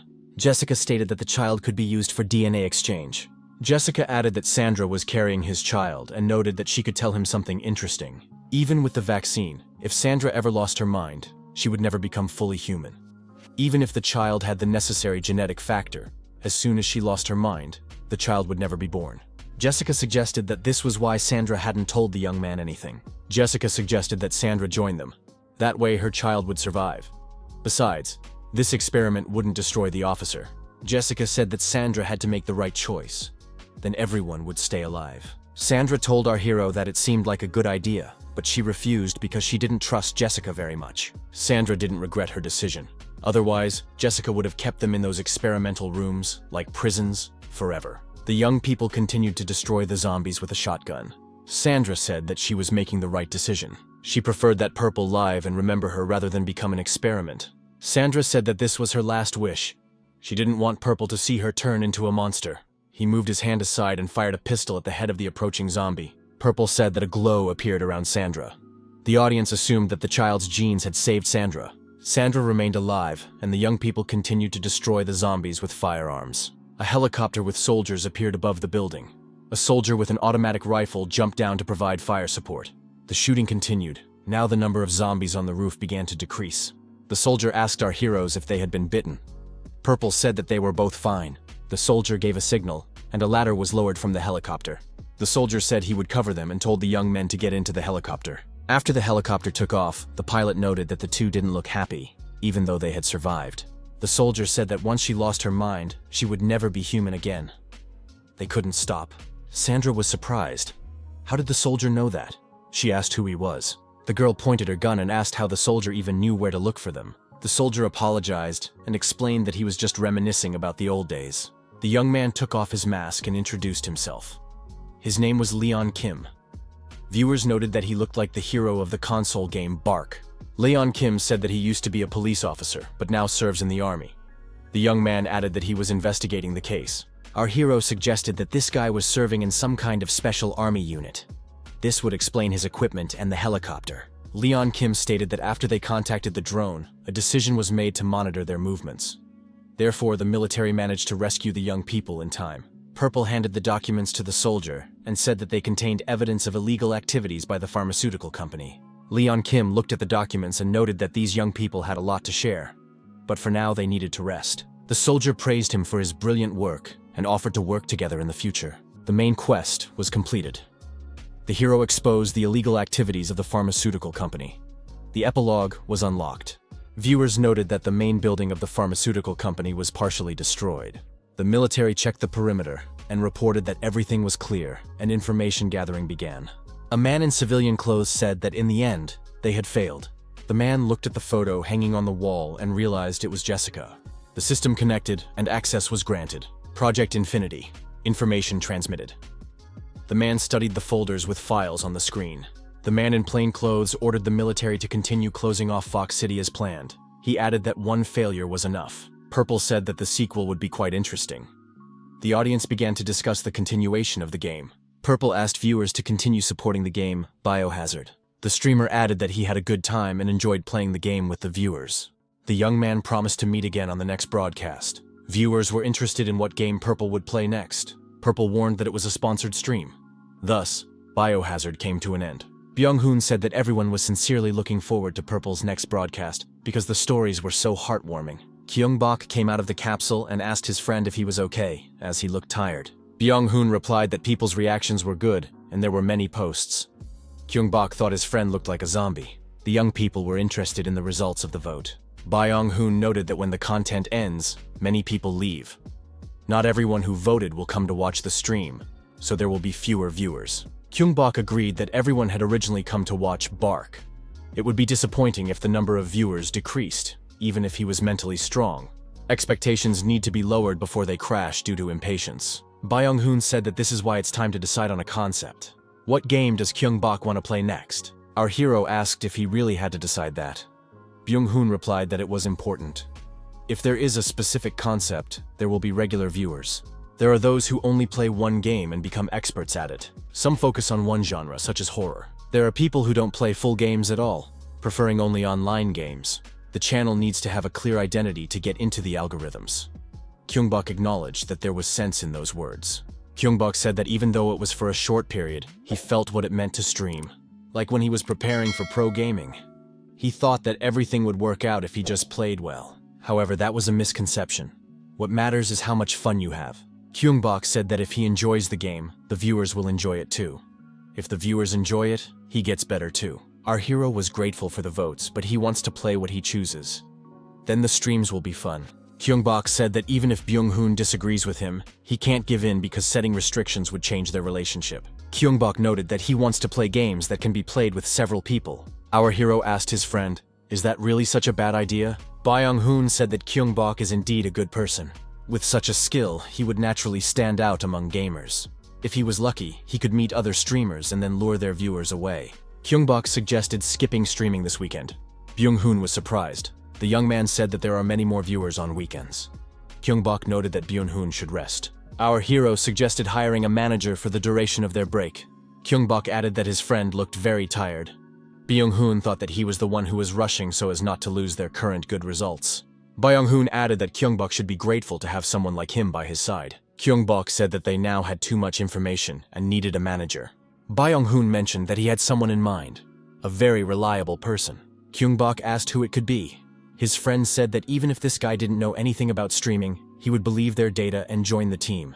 The young man was told to come in early the next day. He understood that this was the nature of the job, and there was nothing he could do about it.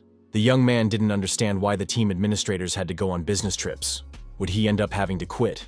The young man was tired of this work and needed a break. The young man returned home and took the elevator to his floor. At the end of the corridor, he saw two people standing near his apartment door for some reason. What were they doing there? The young man approached the strangers and asked what they were doing there. The young people were about to call the apartment. Byung-hoon turned around and saw the owner of the apartment. He smiled and said that meeting him was harder than finding mountain ginseng. Gyeong-bok said that they had come to see him. The young man noted that the house was just as scary inside. Nothing had changed. The owner of the apartment asked the guests to be careful and not to litter, and to take their shoes off at the entrance. After greeting them, the landlord listened to their proposal and was surprised. Did these two really want to hire him as their manager? This was Park Joo-ho, 28, a friend of the young men and an assistant manager at a large company. Gyeong-bok said that they were very serious about their streams and that this was a serious undertaking. Park Joo replied that he had had enough of this advertising pitch and didn't know if the two were serious. Byung-hoon said that they would be good together. Park Joo thought that sounded nice, but in reality, management wasn't a permanent career, so it was better to decline right away. That's what Park Joo would have done if they weren't old friends. Park Joo said he wouldn't bring up the career issue yet, but asked what kind of salary they were talking about. They would discuss all the details later, of course. Byung-hoon reminded him that it wasn't a useless offer and that the salary wasn't bad. He showed the necessary information on his tablet screen. The guy noted that they had already received about 9 million from missions and donations on streams, 3 million in advertising fees, and about 1.5 million on YouTube.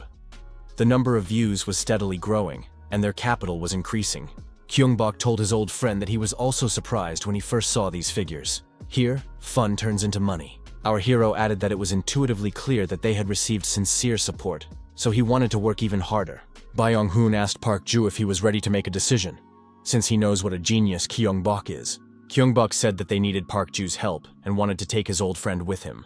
Park Joo recalled the old days. Every time he was in trouble, these two changed his life. Byung-hoon said that Park Joo was smiling, which meant he agreed. Park Joo replied that he still needed to think it over carefully. Gyeong-bok pointed out that Park Joo was planning to go on vacation anyway, so maybe he should just make a decision now. Gyeong-bok added that if Park Joo gave it a try, he would enjoy it and realize how much fun it was. Purple told viewers on the stream that he wanted a game that had special meaning for him. He chose carefully after reviewing the survey and introductory video. Today's game would be called Mystic League. Viewers were surprised because this game was at the bottom of the poll. It would be better to choose a story-driven game. However, many viewers were eagerly awaiting the next broadcast. The previous game had a great ending. Of course, now everyone wants a different game. Viewers were surprised that there was no stream over the weekend. Purple noted that the number of viewers had decreased, which was to be expected. The protagonist said that he was also eager to start the next stream, but he didn't just rest over the weekend. A new member joined their team, a manager. Purple said that the main topic of today's stream was choosing the next game. The protagonist told viewers what he had planned for the weekend. The game will be called Mystic League. This game was released by the developers of the most popular AOS game for PC, League of Legends. It is a virtual reality sequel, so viewers can enjoy it by becoming characters themselves. 5 players on a team destroy the enemy's tower and weapons. The easiest way to win is to destroy the center of the camp and the temple in turn. If you don't make it in time, the winner is determined by personal records for destruction and assistance. The game takes place in different locations and on different maps. This game requires strategic teamwork and individual skills. Purple thought that there were many fans of story-driven games among the audience, so they might not like it. The young man said that there was a reason for choosing this game. Perhaps it was because he started with Barca. Many voted for a story-driven game. When he was in high school, he was offered to join a professional League of Legends team. The team included Tion, Jendi, and Kivon Dia, 3 well-known players. But he quit gaming and didn't join the team. Purple noted that at the time he couldn't talk about his illness or family circumstances. Now everything is fine, and a lot of time has passed. The streamer said that his family would be happy to see how much love he receives now. That's why he definitely wants to play the sequel to Lola on his streams. Purple said that this is his first time playing Mystic and encouraged everyone to play energetically. The player chose the ranked game, Valley of the Temples.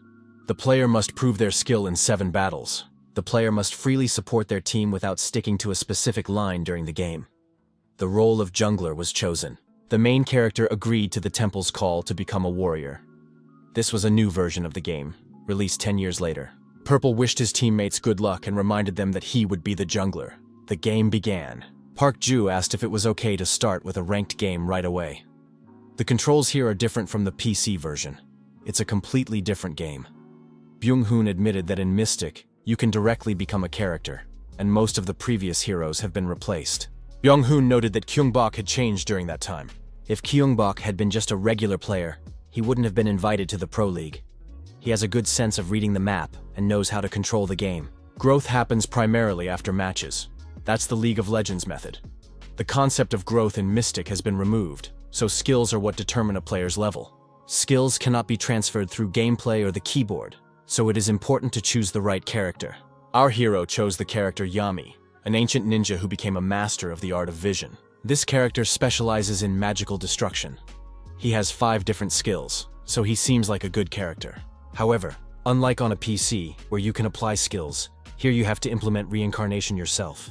In fact, this is very difficult in combat, which requires immediate reactions. Byung-hoon said that he can't even perform a basic attack because he can't use his hands during reincarnation. Since he is a killer, he is weak and extremely vulnerable if approached.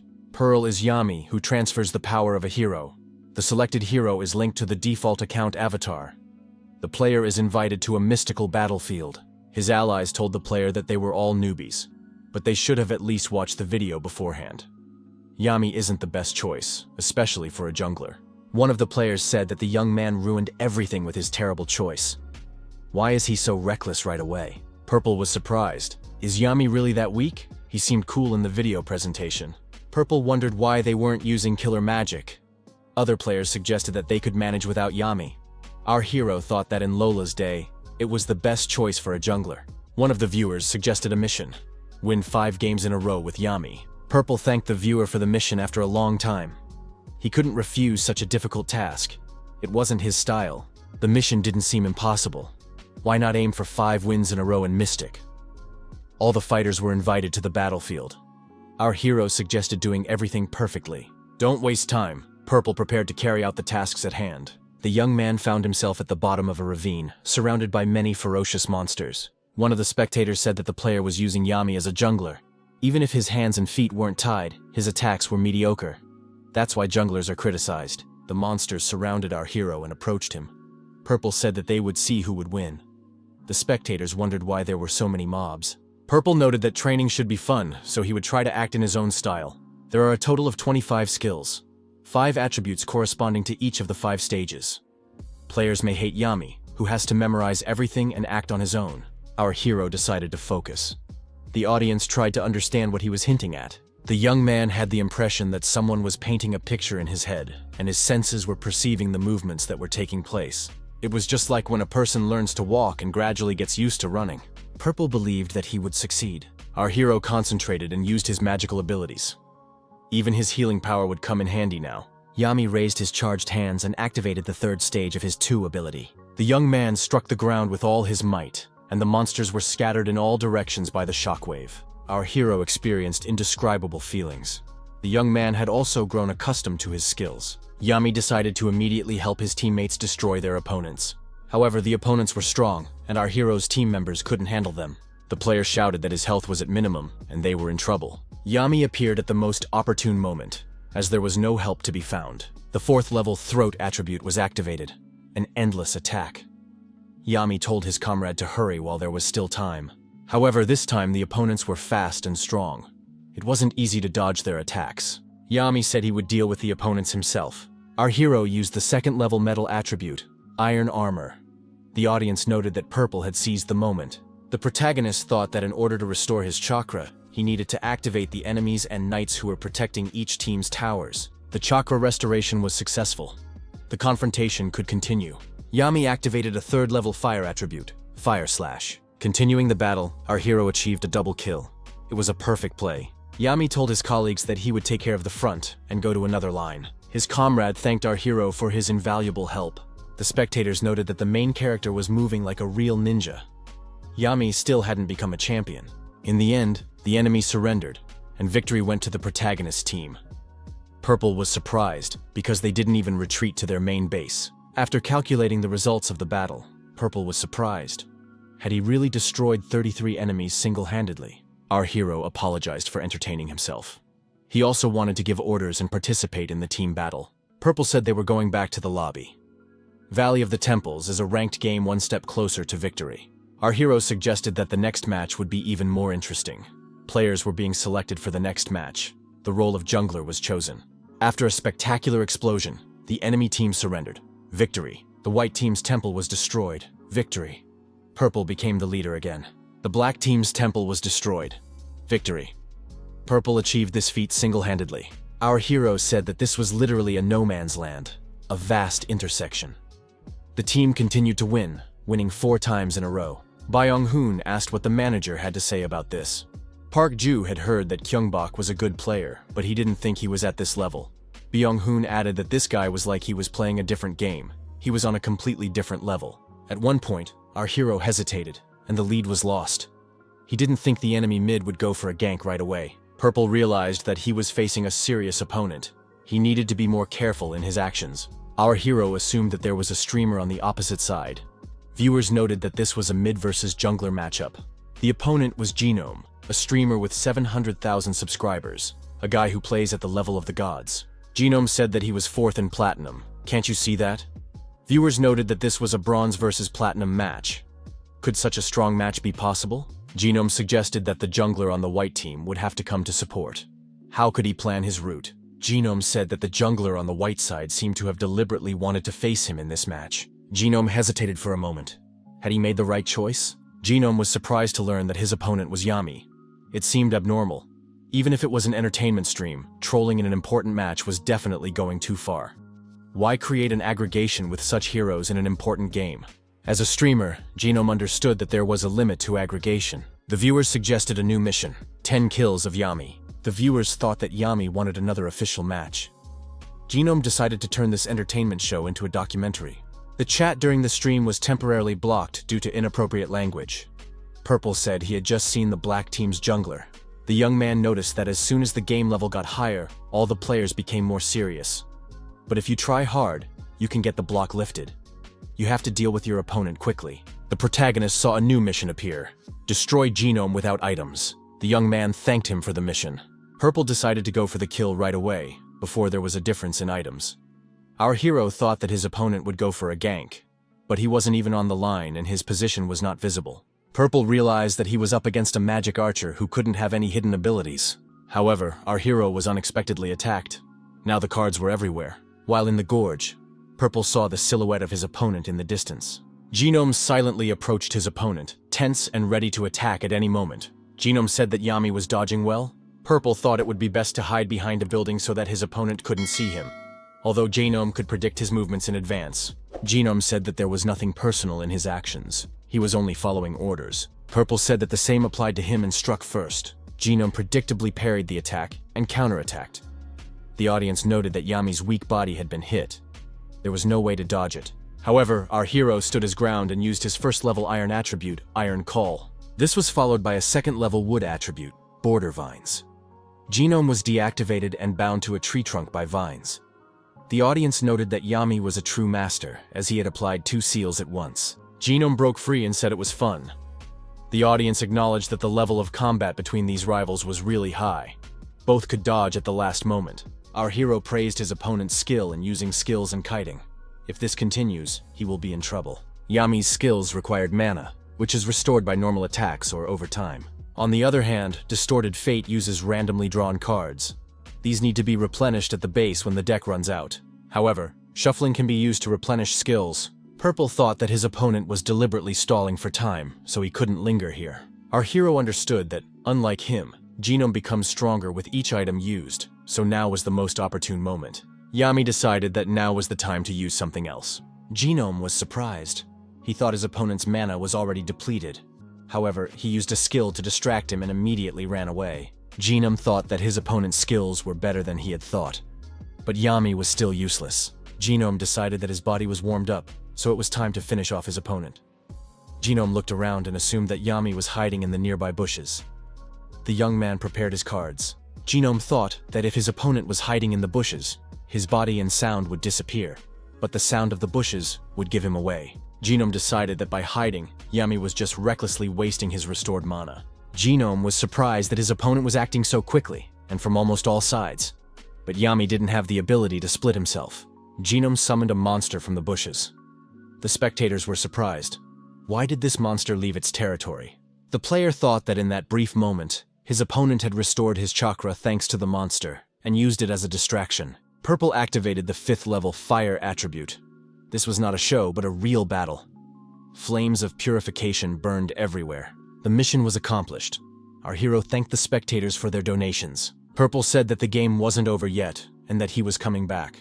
The young man said he would turn on the microphone and give orders. Purple said that now he didn't need to respond or report the situation, and not to be distracted by the chat. The player added that he would monitor the map and the situation, and that all members of the group should follow his orders.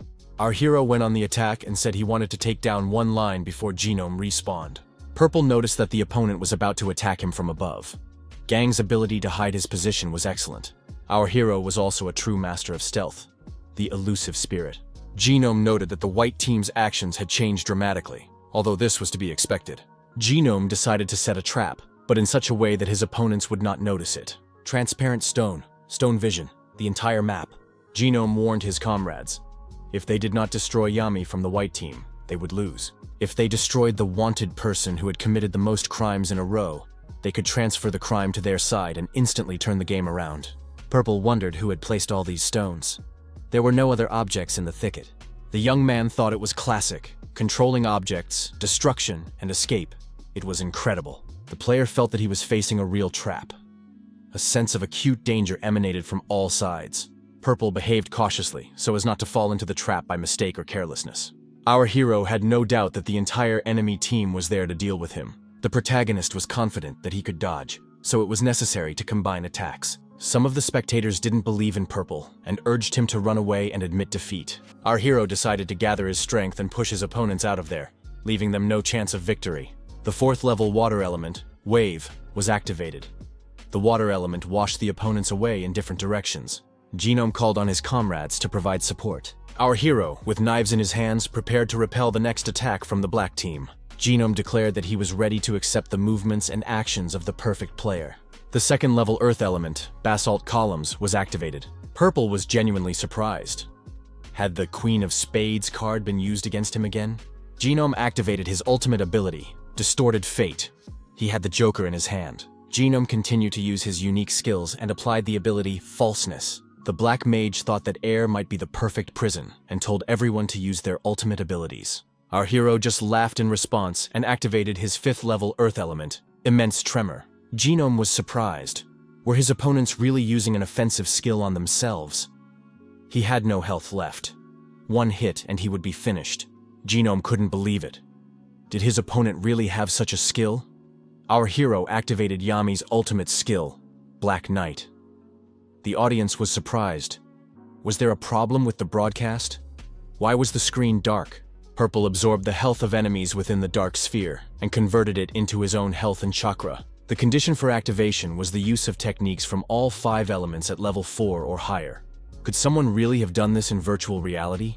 The audience recognized Yami as the perfect player. Gino didn't understand what was happening. The audience realized that Yami had an ultimate ability. It looked terrifying. The members of the black team died simultaneously and now have a choice: respawn at the base or surrender. The map showed that an enemy team was approaching the black base. A decision had to be made. Genome thought that a dangerous situation had arisen. If he lost, he would be ashamed in front of the team.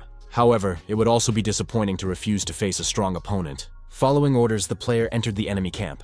Purple said to use the teleportation item on him. Our hero said that they should ignore the enemies and focus on capturing the temple. They should also defend the temple immediately after reviving. Positioning himself on a cliff and activating pressure on the ground, the protagonist said it was time to begin and used the 1st level earth element, Stone Trap. The return location was random, but it worked. One of the opponents ended up in the stone trap. A strong threat could be felt ahead along the route. Could Genome be hiding there? Genome did indeed appear before our hero and said that he needed to think positively, which is why he had arrived so quickly. Genome attacked the opponent, and everything around the protagonist was engulfed in flames. The black team players were still not at full strength. Some of them had been stopped by our hero. Genome said that it had been a high-risk tactic from the start. The black team's temple was destroyed, and our hero emerged victorious. The 5 victories with Yami mission was complete. Purple thanked his subscribers and said that he didn't know of any games he couldn't play. Purple corrected himself. He meant that there are many games he hasn't played yet. Our hero didn't know what his rank would be, so he rejected many friend requests. Genome also sent our hero a friend request. Purple was flattered when he saw that Genome had sent him a friend request first. The player apologized first and said that during the introductory tests, he mistakenly took Yami's choice as trolling and made inappropriate comments on the air. Genome added that he would still like to play with Purple. Purple accepted the friend request. He thought that Genome seemed like a really nice person. Our hero said that players of Genome's level are always welcome. Purple greeted all the viewers who had come from Genome's stream. Our hero thought that thanks to the people who came from Genome's stream, the number of viewers exceeded 3,000. Purple suggested ending the introductory trials. Streamer Genome, Namji Hwan, asked how everything went. His interlocutor replied that a friend request had come in. The interlocutor asked if Namji was really that concerned about Purple. The streamer replied that there were very few people like that. With such skills, he would definitely become popular. Namji was worried that he might be criticized for not being up to the level of the stream. But everything turned out fine. His friend advised him to approach this offer with caution. Namji was surprised. Were there really any problems? His colleague said that he had continued watching Purple's stream. The colleague added that Genome would not be the main character, but a secondary one. The trial rating was complete. Our hero became number 1. He really made it to Diamond. Purple thanked everyone for their congratulations. He suggested playing with Yami, and added that it wasn't difficult. Purple said that there were now more than 2,000 of them and thanked everyone for their support. Byung-hoon, standing in front of the screen, said that now they would have to work at night. The bully swung to hit the young man. At that moment, a voice off-screen shouted, "Cut!" Park Ju said that this would definitely go to the school board. Byung-hoon admitted that it would be a real masterpiece. Finally, his first portfolio was ready. The bully saw the young people and asked who they were. The young man who had dealt with the bully said not to give him such roles anymore. The bully recognized these young people and decided it was best not to mess with them. The bully and his friends decided to run away. Do these people really think that advice on school bullying is a trivial matter? Byung-hoon said that these fools must be at home or think they can win today. Byung-hoon said that he was a master at attracting attention on the internet and would impress viewers as if by magic. They needed to make a list of media outlets they liked. Park Ju thought that in any case, if he was with these guys, he definitely wouldn't be bored. After a while, Byung-hoon opened his laptop and showed them the reaction to his video on the internet. He added that it would be a sin not to work with such content. The duel with Geno became a topic of discussion on forums. New viewers also appeared. On the laptop screen was a video of Geno's defeat today. Almost 500,000 views. Park Ju admitted that thanks to this recording, the number of subscribers had skyrocketed and would soon reach 170,000. The young man noted that they had an important topic to discuss. They had received an official letter from Geno's team. They wanted to meet in person. Park Ju said that even an apology video had been uploaded. They not only wanted to apologize, but also to become friends, and they were planning to do a joint stream. Byung-hoon said that long-lasting streamers always have one good skill: a keen eye. They recognized Gyeong-bok's genius. A joint stream means that they want to collaborate. Park Ju added that they want to invite Byung-hoon as a guest to discuss gaming content. Colleagues invite masters with good skills. It will be martial arts training from a sword master. The guest increases his popularity, and Genome demonstrates his physical skills. Both come out ahead. Park Ju noted that this time it will be the other way around. Genome has decided to become a master. He wants to train Gyeong-bok at Gunner Ground. Gyeong-bok asked, "Will Genome be streaming, and he will be the student?" Byung-hoon suggested that Genome had realized something. He understood that he would not be able to reproduce the game. The young men decided that in any case, there was no reason to refuse a joint stream with someone like Genome. The streamer greeted his viewers again. The young man hadn't even started yet, and there were already almost 3,000 people watching. Purple said he wanted to try a new game. The hero happily informed his viewers that they had a joint stream planned with Genome in Gunner Ground. Purple said that, considering the fact that he knew nothing about the game, it would be inappropriate to hold a joint event, so he wanted to practice a little first. In Gunner Ground, you have to be the last survivor in your team among 100 players. It's a survival game. The game began with all participants falling from the sky. Some shouted that they had missed training and didn't know what to do next. Our hero looked around and saw that many players had opened their parachutes. He continued his free fall. Purple didn't waste any time and tried to get his bearings to determine where the warehouse was. Our hero found a landing spot and, gathering his group, said he was heading for the target. At the same time, the young man began to increase his speed of descent. The spectators were puzzled. Why hadn't this guy opened his parachute yet? At the last moment, Purple opened his parachute and was one of the first to prepare for landing. Our hero landed at the drop point. The audience noted that it was perfect. Timing is everything in this game. Purple thought that he didn't even have a basic weapon. Would he really have to fight with his bare hands? The young man said he was going to continue on his route. Our hero sensed the source of a sweet aroma. The warehouse behind him looked particularly attractive. Spectators noted that it was indeed a military warehouse. It was difficult to find, but Purple did not disappoint. After scanning the surrounding area, the young man determined that there might be about 3 people there. But why weren't they fighting each other? The protagonist found himself in the crosshairs. The viewers were surprised. Was this an ambush? They were using a military warehouse as bait. It was ridiculous. The opponent with the pistol jumped out of the container where he was hiding and couldn't understand where the man had gone. Purple was very close, literally at his feet. Our hero disarmed his opponent and took his weapon. However, another enemy appeared nearby. The villain took aim and fired, but our hero managed to dodge the shot. The bullet hit the unarmed enemy who was killed. Purple managed to hide behind his body. Our hero returned fire. The enemy ambush was too small for a whale as large as Purple. The protagonist thought that his opponents had temporarily formed a team. The young man noticed that he was out of ammunition. With an axe in his hands, the enemy rushed at the protagonist and said that he would destroy him now. Purple dodged and counterattacked. He said that if this guy ran away, he could definitely stay alive. Our hero's blow knocked his opponent unconscious. The young man thought that he couldn't kill his opponent with his bare hands. In that case, he took the gun and decided to see if his opponent could withstand a blow from this weapon. His opponent felt a powerful blow to the head from the gun. Our hero now had a weapon with a sniper scope in his hands, an assault rifle with a quick-release magazine.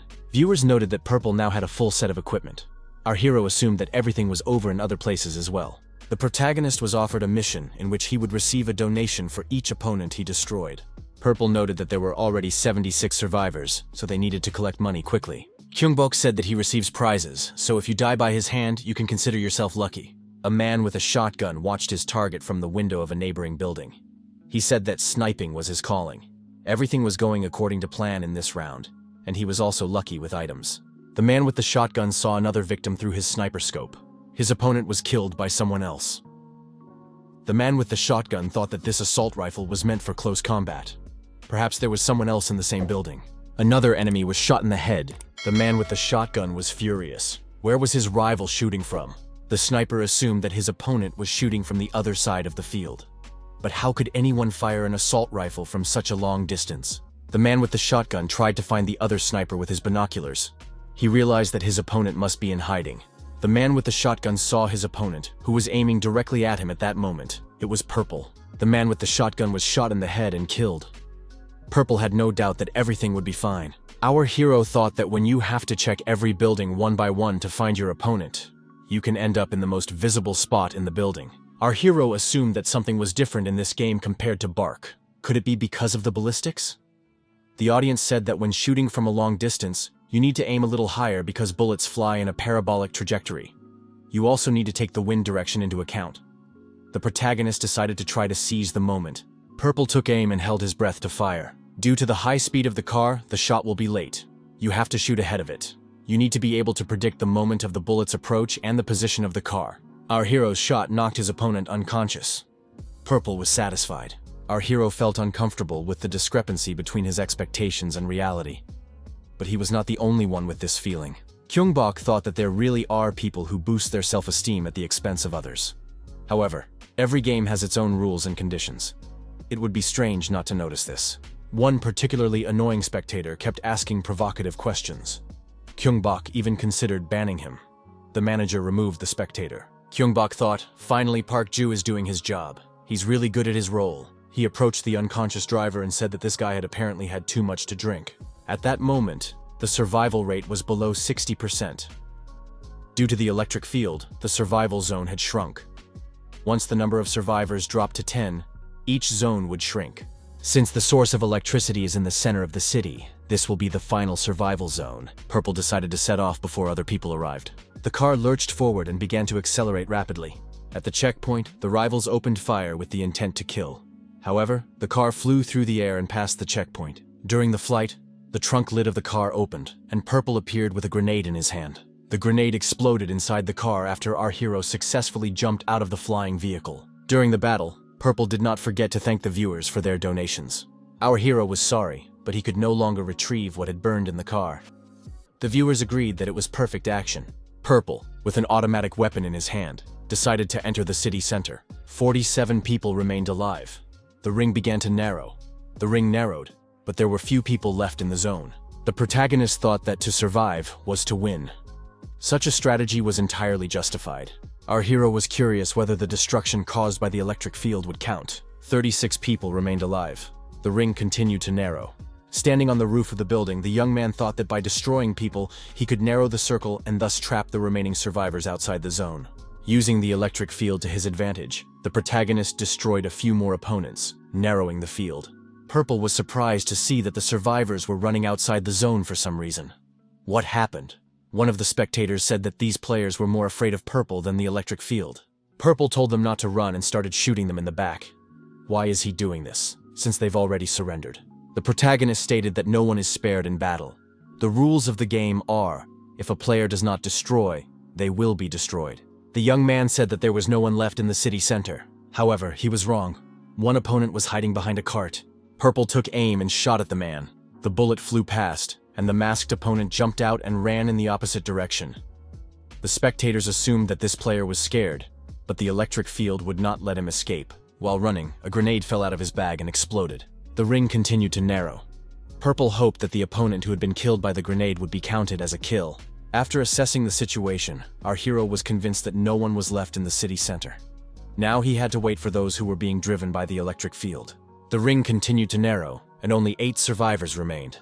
After another explosion caused by a collision between a motorcycle and a car, only 1 survivor remained. Watching the flames on the road, the young man said that it wasn't worth setting off fireworks in his honor. His personal mission was complete. Purple said that the sold game was complete and that today had been fun. The young man said goodbye to the viewers until the next stream. Genome thanked Purple for the raid. Thanks to this collaboration, the number of viewers increased by more than 2,000. The protagonist said he wanted to make an announcement. There would soon be a joint stream called Anatomy of a Master. Gyeong-bok said that he didn't want to feel out of place on the stream, so he needed to practice a little. Genome was surprised. Is this really practice? Purple is crushing everyone there. Park Ju told Gyeong-bok not to make excuses, as he had promised. He had originally suggested meeting at a cafe to discuss it. Byung-hoon said that this was the most difficult task he had faced in all his years of editing. Byung-hoon added that there was too much material, but he felt sorry to cut anything out. He spent the whole night thinking about it. Park Ju pointed out that because of this, Byung-hoon had once again broken his daily routine. Byung-hoon said that the timing of publication was key to success. Park Ju had to admit that the response had been excellent this time. They even made it to 4th place in the trends. Byung-hoon pointed at Gyeong-bok and said that because of this genius, they had to work through the night. Park Ju remarked that being a genius isn't enough. Byung-hoon said that Gyeong-bok becomes a legend in every game. Park Ju pointed out that admiration can easily turn into envy. We mustn't forget about the comments. Gyeong-bok remembered those harsh comments and said he hadn't forgotten. Park Ju added that there would be even more comments like that. It was inevitable. The group's manager said that Gyeong-bok should become a friendly genius. Park Ju agreed that the Purple channel is growing rapidly, but viewers are not yet attached to it. Now is the time to build a fan base and strengthen the sense of belonging to the community. The manager added that they plan to activate subscription and emoji features to achieve this. It is also necessary to connect an affiliate program. The requirements have been met. All that remains is to submit an application. Byung-hoon said that then they could start advertising and get a steady income. Park Ju agreed. Gyeong-bok said that this could ruin the atmosphere of the stream. Byung-hoon noted that the benefits of subscription are much more important, and most people support connecting the partnership. For example, subscribers see their subscription duration and exclusive emojis that set them apart from others. If a message stands out in the chat, it's easier to notice, so the viewer feels closer to the streamer. This will strengthen the community. Gyeong-bok said that in this case, viewers will want more attention from the streamer. If it brings you closer to your viewers, it's worth a try. Park Ju promised to find out how much it would cost to order emojis.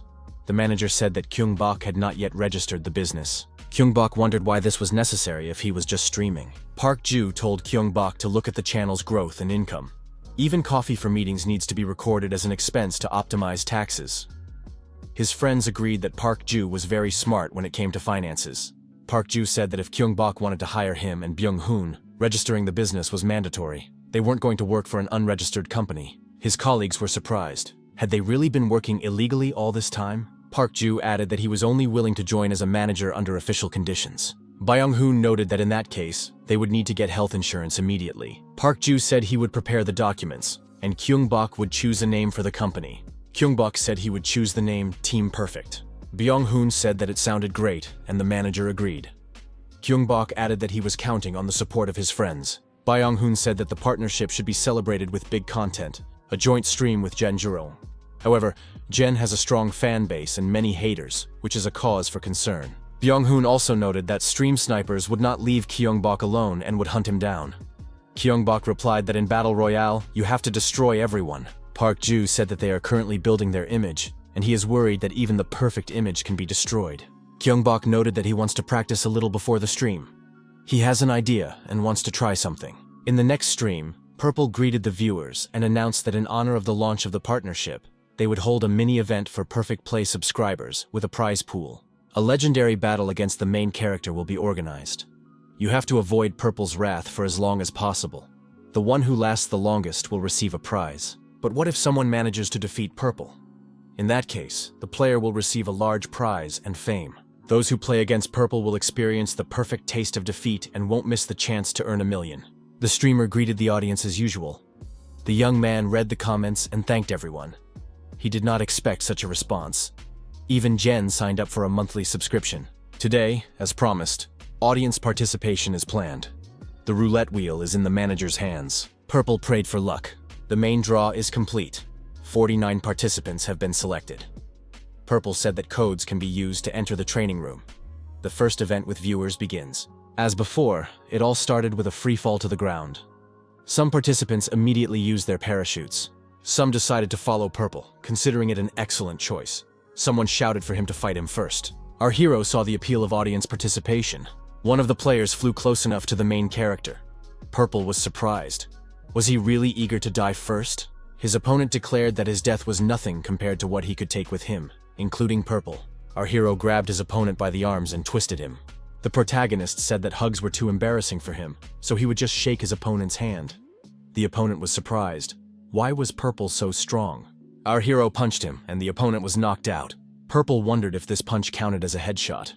Although, in any case, the damage was to the head. Continuing to descend on his parachute, Purple told his opponent that it didn't count as a kill, but he was grateful for his participation anyway. Our hero landed first, and looking up saw that there were a lot of opponents this time. Purple declared that he would not disappoint his guests and would greet them properly. The protagonist decided to raise the stakes. Even before the start, he had access to a rare weapon. The young man opened fire with his machine gun and said that those who were afraid and opened their parachutes too early would be the first to die today. They could only be pitied. Purple declared that the starting prize should go to the one who dies beautifully in this battle. After emptying his magazines, the player decided to go for more ammunition and moved away from the line of fire. However, the ammunition box did not contain any rounds of the required caliber. Purple went up one floor and found many more boxes of ammunition. However, our hero was not alone in this room. It was a complete surprise. The young man thought that his positive aura had prevented him from noticing his opponent.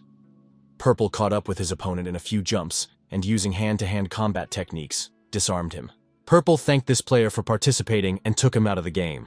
In the defeated player's bag, our hero found a magazine with ammunition and a flash drive, a generous gift. The young man also received a huge, heavy frying pan.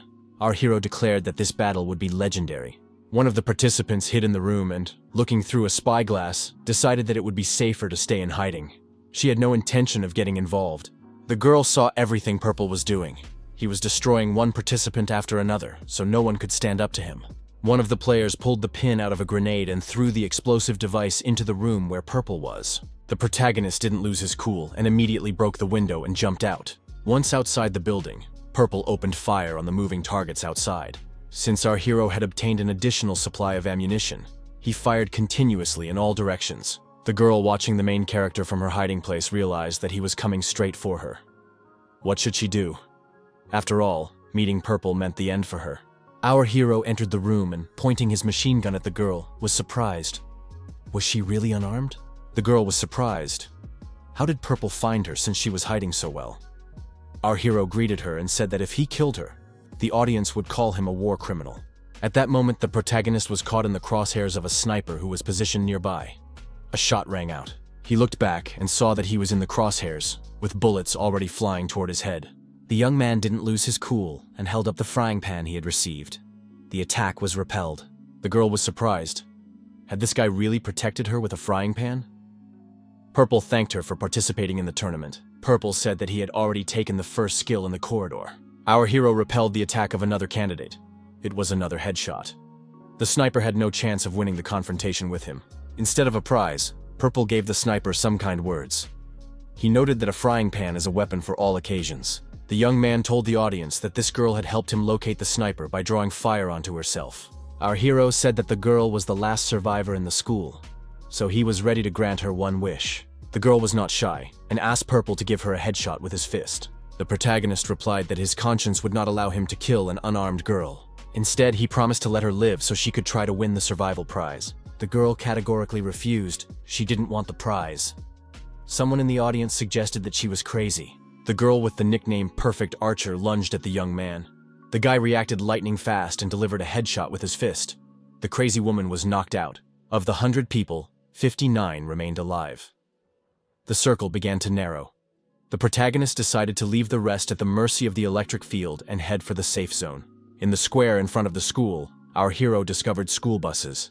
Purple decided he was lucky, although this was not surprising, since there was a school nearby. Our hero sat down behind the wheel and thought that the game was turning into Armageddon. The young man announced that the next stop would be Uptown Station. Byung-hoon, as always, was sitting at his computer monitor. He was extremely happy because he had accumulated a lot of video content. Park Ju noted that in that case, his colleague would have a lot of work to do, and should take care of his physical condition, stick to his daily routine, and brush his teeth on time. The command "Holy Cow" appeared on the screen. They worked together seamlessly and were all armed with automatic weapons. This team was the winner of the Korean Gunner Ground League. Park Ju said that the student category would be very interesting. Byung-hoon acknowledged that they had excellent snipers and high teamwork. Manager Park Ju was curious about Purple's chances against such opponents. Byung-hoon thought again that he needed an assistant, because the video content was growing like crazy. Purple understood that the circle was closing in on them. Purple slowed down the bus a little. He felt that something was wrong, that there was some kind of danger ahead.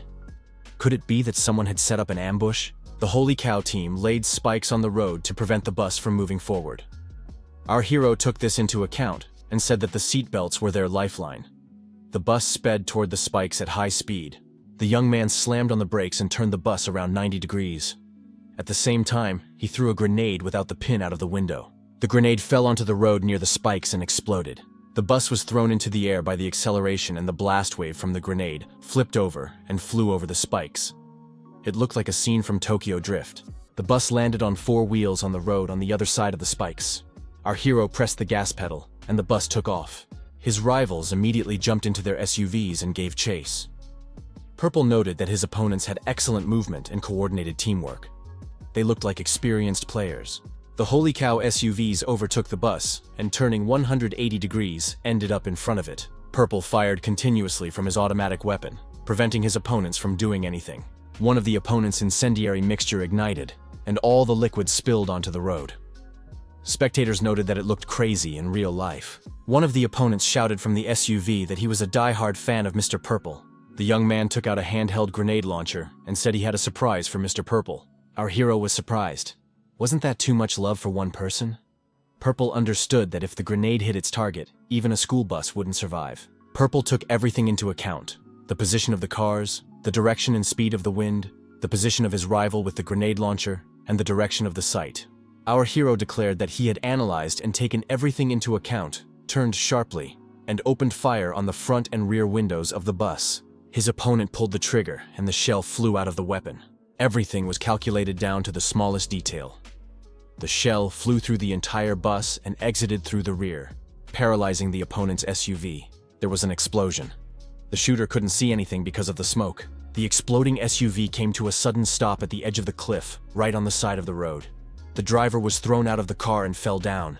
The injured rival screamed loudly, but his fate was sealed. Purple smiled and reminded everyone that seatbelts should be used for their intended purpose, as a lifeline. Getting out of the bus, he looked at his rival and was surprised that he had been thrown so far. Our hero thanked everyone for participating and said that it was unforgettable. Purple looked into the back of the SUV and found a backpack. He was curious to see what supplies were inside. There was also an extra bag on the seat of the car. Our hero decided that the game was getting much more interesting. Another sniper was hiding on the roof of the building, working with an assistant. All that was left to do was wait. Lego, with binoculars in his hands, was worried whether Purple would be able to handle those 4 opponents. None of them even thought that Purple would appear out of the sky. Our hero descended directly onto his opponents using a parachute. He had a grenade launcher in his hands, which he fired. This destroyed 2 more opponents. Our hero descended on his parachute to the already defeated sniper and his assistant. Purple said that sinister energy had gathered here, so it was not difficult to determine the location. The protagonist mentally thanked the Holy Cow group for the bag that was now in his hands. Our hero got the rifle and thanked the player for their help. At that moment, Purple came under fire and had to find cover. The young man hid behind a corner of the wall. How many snipers were there? As soon as the hero was spotted, he felt threatened from all sides. All the players present, of course, wanted to win $1 million, constantly changing his position to avoid being hit by a sniper's bullet. The young man thought that the stream snipers were watching him. This was his first full-fledged sniper battle. He wanted to learn a few tricks. He understood that the main thing was to shoot first. Moving from place to place and firing his rifle continuously, he looked like he was shooting chaotically. Was he just scared of his opponents? However, the chaotic shooting was only at first glance. Purple destroyed every sniper with a single shot. Spectators noted that this player was breaking all the established rules of the game. Given the complex ballistic calculations, it seemed impossible. Our hero noticed that all the ominous sounds had disappeared from the roof. Had his opponents changed positions? The protagonist crouched down, held his breath, and listened. He heard the sound of a pin being pulled and realized that a grenade was about to fly in. Purple jumped out from around the corner with a frying pan in his hands. The grenade was indeed in flight.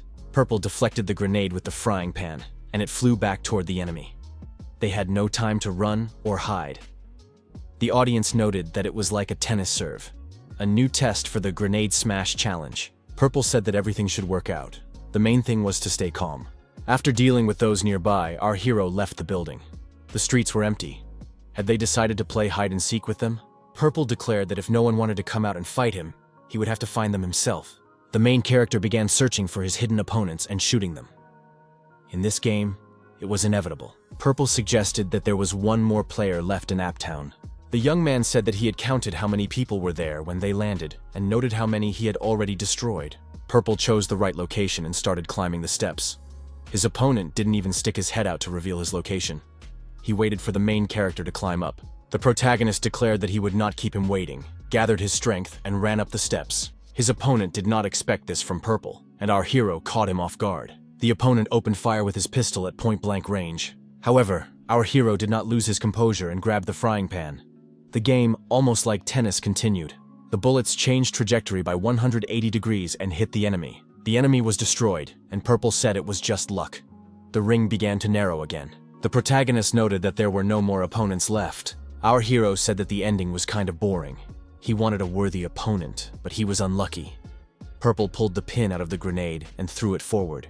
The young man said that such tournaments would be held in different games, and the prize fund would increase. This tournament was attended by 99 players and 5,000 spectators. Purple said goodbye to the audience until the next broadcast, standing on a frying pan, hovering in the air. The Holy Cow team, which lost to our hero, admitted that this guy was a genius. They were still reeling from the shock. Coach Mosh approached the players and praised them for watching demo videos even on the weekend. But who were they watching so closely? The coach was surprised to learn that they were watching a streamer named Perfect Play. How could professionals learn from a streamer? The coach became curious and asked to play the video again to show his students the difference between a professional and an amateur. However, what Coach Mosh saw really blew his mind. He asked what the guy's username was. One of the students said his name was Purple, and he'd only been playing in this mode for 2 days. Coach Mosh said that his blood was boiling. If the whole team was there, they would play a ranked game right then and there. The players were disappointed. It was their day off. The coach asked if they weren't inspired by watching such an excellent game. One of the players said that they had just given it their all. As he sent the players into the capsules, the coach said that their uniforms weren't just for show. They had to behave like true kings of esports. Instructor Mosh thought that only one person in his life had ever played at that level. Purple thought that today had been fun. Thanks to the fans, preparations for the joint stream were complete. Byung-hoon praised Mad Gunner's actions. Thanks to his teasers, they had gained 240,000 subscribers. It was no wonder he had been chosen as an assistant. Byung-hoon added that this man had once taught him how to edit games. Together, they celebrated reaching 200,000 subscribers. Gyeong-bok acknowledged that thanks to Byung-hoon's assistant, their channel had grown significantly. It was amazing. Byung-hoon said that they had quickly edited the video, and he even had time to sleep. Park Ju noted that this was also a good result. Gyeong-bok said that he felt great and was looking forward to the upcoming joint stream. The streamer Anatomy of a Master started the broadcast and greeted the viewers. He said that he hadn't worn a shirt in a long time. Usually the game gets messy, but when guests come, you have to make an impression. The streamer introduced a new god in the world of streaming. Perfect Play. Our hero greeted the viewers. Anatomy of a Master and Perfect Play thanked each other for meeting on the Genome show. The streamer briefly told the audience about our hero. He is the first person in the world to complete the hidden true ending of Biohazard and become a representative of the game's developers. Purple saved a hero whom the community had already buried due to the game's complex mechanics. The host noted that guests are usually shy when introducing themselves, but Purple was calm because only facts were said about him, without exaggeration. The host asked what rating Purple received during training and when he first used the capsule. The young man replied that he had slowed down a little the first time, but came in first place the second time. The host was surprised.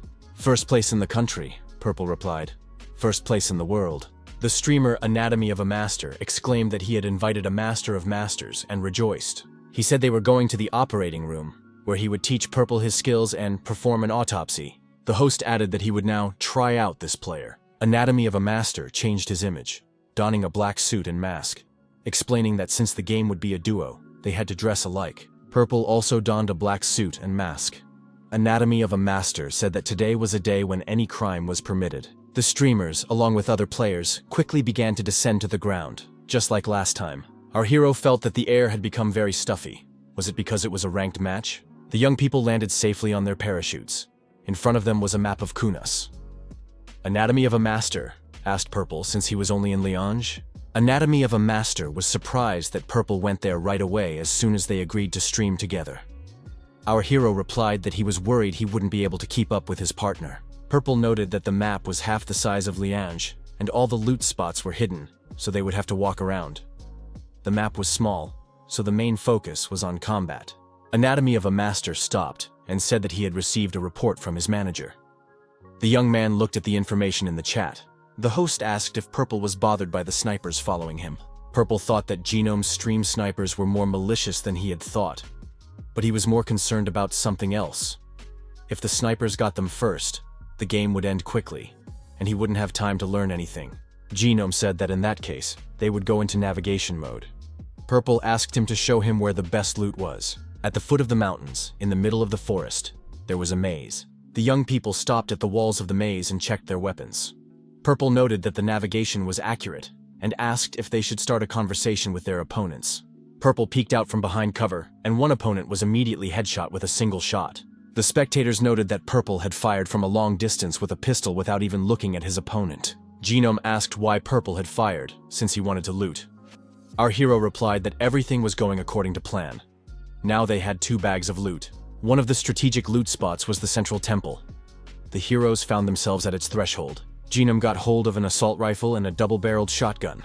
One of the spectators suggested a new mission. For each kill with the shotgun, there would be a bonus. Purple told his colleague that this spectator always came up with missions, and asked Genome if he could take the shotgun.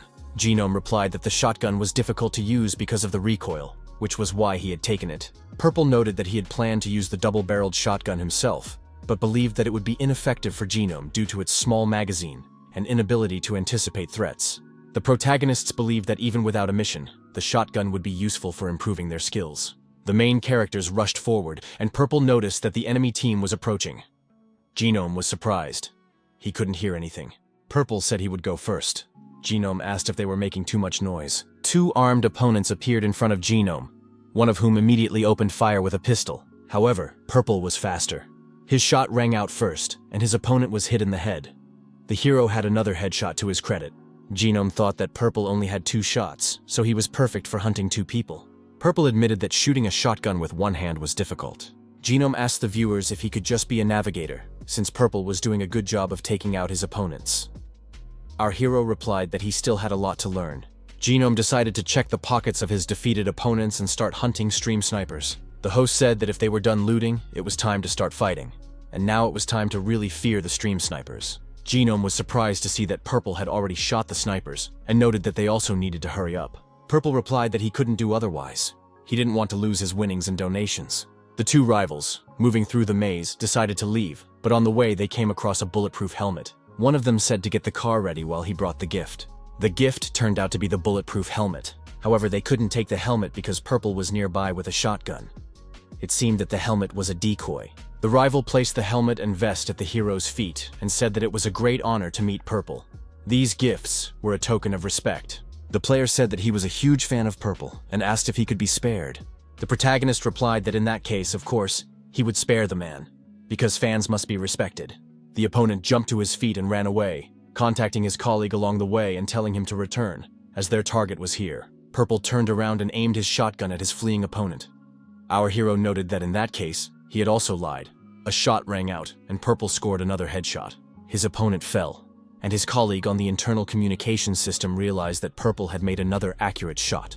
Our hero said that if this player was his fan, he could continue watching the broadcast. Janome informed his colleague via internal communication that they had gotten the car as a sign of respect. Genome showed off the pickup truck and noted that the vehicle could move silently, albeit slowly. Purple threw Genome a helmet and said it was also a reward. Genome noted that they had 5 kills in a row and cool armor. He said he wouldn't wear the armor. He wanted everyone to see his costume. Genome also refused to wear a helmet, as it would be better if the team members wore the same clothes. After thinking about it for a moment, Genome decided to put on the armor vest after all. The protagonist thought that playing alone was fun, but playing together was much cooler, so he agreed to the joint stream. The partners got into the car, and Purple said that he would drive the pickup truck, while Genome would act as navigator and give directions. Genome explained that the training center was not far from the looting zone, so he was worried about stream snipers. Purple agreed that it would be better to take care of this quickly. Our hero thought that even considering their ranks, about 8 players were particularly hostile, mainly near the training center. The young man thought that if they slowed down, they would have a better chance of surviving. So after looting, they would start to annoy them. Purple couldn't let such a fun stream be ruined. Our hero noticed that their car was being followed.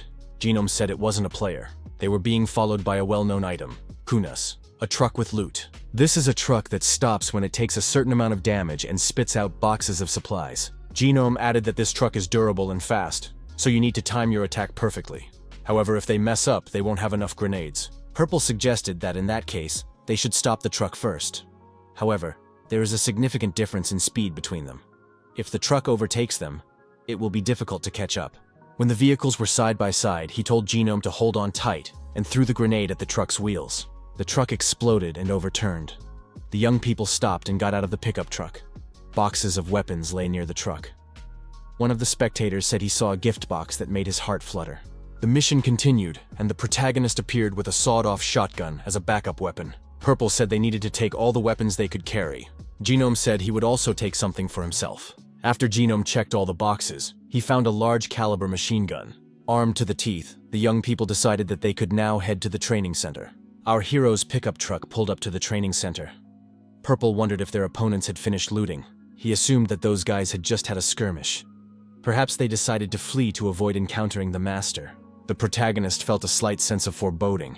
So they weren't stream snipers. He couldn't just let these opponents get away. Purple continued to drive the car. Genome positioned himself in the back and opened fire with his large caliber machine gun. Genome destroyed everything he saw around him. No one got away alive. The enemy's equipment was also damaged. Genome didn't stop shooting, saying that he was congratulating everyone on the upcoming holidays. Genome was surprised by the accuracy of his shots, as he wasn't even aiming. The shooter admitted that the weapon was equipped with a self-guided sight. Genome told the audience that he would now deliberately try to miss. 2 more opponents came into Genome's field of vision, and he said that the next victims had appeared. The machine gun continued to fire. Purple drove closer, and Genome made 2 headshots. The opponents were destroyed. The machine gun fell silent. Genome said he was out of ammunition. However, why was the training center in such a mess? He asked for a stop. Our hero said it was excellent work. Genome asked his colleague if he had adjusted his aim. Purple asked in surprise, was it really noticeable? Genome told the audience that the autopsy would not be easy. Out of 100 people, 59 survived. The circle is beginning to narrow. The area will shrink each time the number of survivors decreases by 10. The circle was narrowing, but our hero felt uneasy. Had the stream snipers in this arena simply fled? Suddenly, 3 cars carrying pursuers jumped onto the road. Genome asked in surprise what had happened. Genome looked back and thought that these were the stream snipers. Purple noticed that their pickup truck was too slow to escape the chase. Genome grabbed an automatic rifle and said he was going to turn up the heat. Purple told Genome to get behind the wheel, since he had said he was an excellent driver. Purple jumped out of the pickup truck and landed on the hood of one of the pursuing cars. The players in that car were naturally frightened. Our hero fired 2 shots from a double-barreled shotgun. At that moment, Genome stopped, leaned out of the car, and fired shots at another of the pursuing cars. Genome said that 2 more had been destroyed. The audience acknowledged that Genome was a pretty good shot for a navigator. Purple shouted that there was danger on the left and to be careful. Genome looked back, but it was too late. He was shot in the upper body. One of the rivals took aim and hit the streamer. Genome was confused and felt wounded. Pearl took control of the car and said that the stream snipers would regret this. The protagonist said that if his opponents didn't stop, heaven would punish them. A double-barreled shotgun reappeared in our hero's hand. Genome became angry and started shooting at his opponents, calling them nasty names. Someone asked the jubilant Genome if he was okay. Genome replied that he had survived thanks to the armor he had received from Purple. One of the spectators increased the reward for the destroyed opponents and thanked the spectator, Agent Q. Genome said he was sorry to give his colleague the last hit. He asked for some advice on anatomy. Genome declared that the snipers were finished, and all that was left was to enjoy the game. The next stop was the center of the electric field on Kunis's map. However, the snipers were still in the game. One of them was receiving commands from a spotter. They said that everything was clear around them, but they needed to wait. The opponent was glad that he had managed to hire Newton, someone who was ready to destroy anyone, whether it was Purple or Genome. Newton was the nickname the player had earned for his ability to destroy targets without missing a shot. He was a famous sniper mercenary who carefully hid his avatar and voice. Each time, he used a new ID that could only be used by celebrities and VIPs whose ratings reached 100 million points per year. He was a mysterious user whose identity was the subject of many rumors in the capsule game community. The shooter thought that this could be guessed just by looking at his skill. The hobby of a son from a wealthy family was sniper shooting. The sniper met the player and noted that this was their first meeting. He completely concealed himself, but if his skills were not enough, he could be used as a shield. The young man said that he had revealed that he was Newton, but he had conditions. First, they would not participate in group shootouts. Second, Purple would belong to him. As soon as the sniper reported the location, he had to retreat immediately. The sniper thought Purple was a tasty morsel. So if 2 people attacked him, honor would have nothing to do with it. Our heroes got out of the pickup truck. Purple assumed that no one was left here. Genome wasn't so sure. 2 stream snipers could have passed by here. A shot rang out, and the bullet flew close to Purple, hitting the car. The viewers assumed that it was definitely a stream sniper who fired. Genome said that the rain must be making it harder for the sniper to aim. Purple decided it would be better to confuse the opponent even more. The protagonist suggested splitting up and organizing a diversion. 2 players were deactivated or living nearby. Our hero said that the sniper with the automatic weapon was a master of his craft and must be found at all costs. Genome and Purple split up and ran in different directions.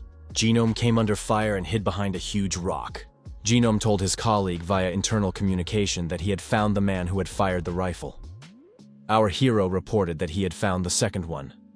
The young men decided to engage in combat.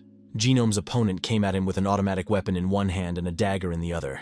Everyone was surprised when information came in that Genome had been hit in the head. Could Genome really have been hit? Purple decided to deal with the opponent who was nearby first. However, Newton disarmed our hero's opponent and grabbed him by the hair. The young man said that Purple belonged to him. Newton declared that today he would destroy Purple and take the laurels of genius. Newton told Purple to take out his main weapon and show what he was capable of. Our hero was surprised. Was his opponent really going to kill a teammate and then declare war? Newton was angry that Purple was ignoring him and opened automatic fire. Purple replied that he wasn't ignoring anyone. The main character could aim quite accurately in such weather. Purple jumped aside and dodged the bullets. The young man understood why this opponent was able to hit Genoma. Purple watched the bullet fly and thought that the aiming trajectory was distorted. An explosion sounded somewhere above his head, and Purple couldn't help but notice it. The spectators noted that his opponent had deliberately hit a tree branch. Purple decided to change his position and jumped onto a fence to escape. Newton began to chase him. Purple continued to run, but his sixth sense told him that something was not right. The impossible cannot become possible, but it helps reveal what was already hidden inside. If the right conditions are met, any obstacle can be overcome. Newton also jumped over the fence and pointed his machine gun forward. He looked around, but Purple was nowhere to be seen. The protagonist revealed his location and was subjected to targeted fire. The young man dodged the bullets and ran away. The spectators were surprised. Could Purple really dodge bullets? Maybe he was the chosen one. Our hero noticed that his opponent had changed his magazine when he approached him, so now he had 4 bullets left. The shooting continued. Purple noted that his opponent would definitely take a break to reload his weapon. That would be the end of it. Our hero deflected another bullet with the body of his shotgun. Was his opponent really going to keep shooting? Our hero approached his opponent and said that he had had a great time. Newton grabbed a knife and lunged at the protagonist. Purple held his shotgun forward and deflected the attacker's attack. He thought that his opponent's body was well-trained and powerful, but he didn't look like an adult man. Our hero decided to see what this opponent was capable of. Purple smiled and said that his gun wasn't actually broken. He was just testing his opponent's skills. His opponent turned around and decided to run away, but a bullet from the hero's shotgun caught up with him. Purple told his fallen opponent that his skills were simply amazing. He was the strongest person he had ever met here. Purple expressed his hope that Genome was happy in heaven. A message appeared saying that Newton was offering a new mission to the viewers.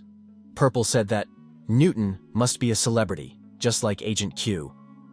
The protagonist thanked them both. Genome and Purple confidently won the remaining 4 ranking games. They achieved amazing results in the duo rankings.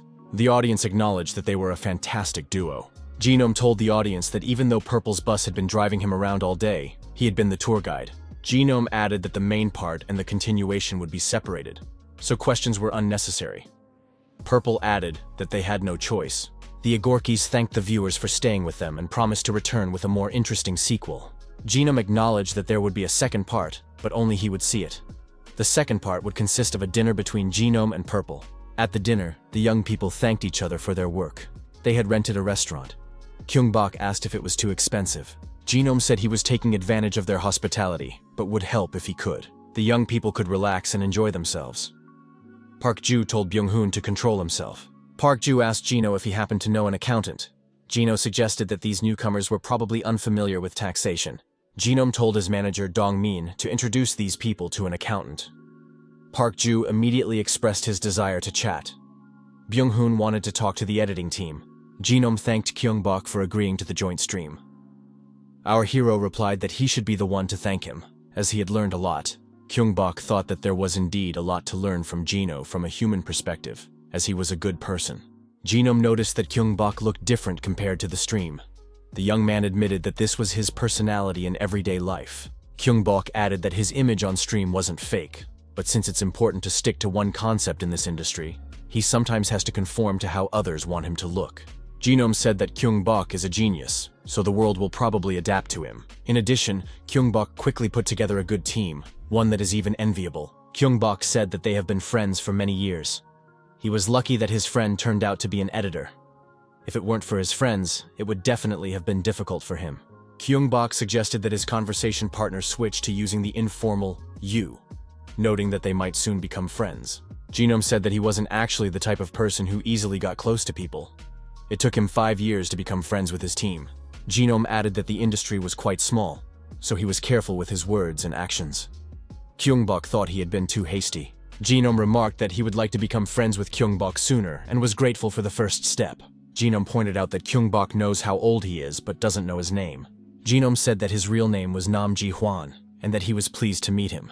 Our hero also gave his name, Lee Kyung-bok, and said he was also pleased to meet him. The young men continued drinking and talking.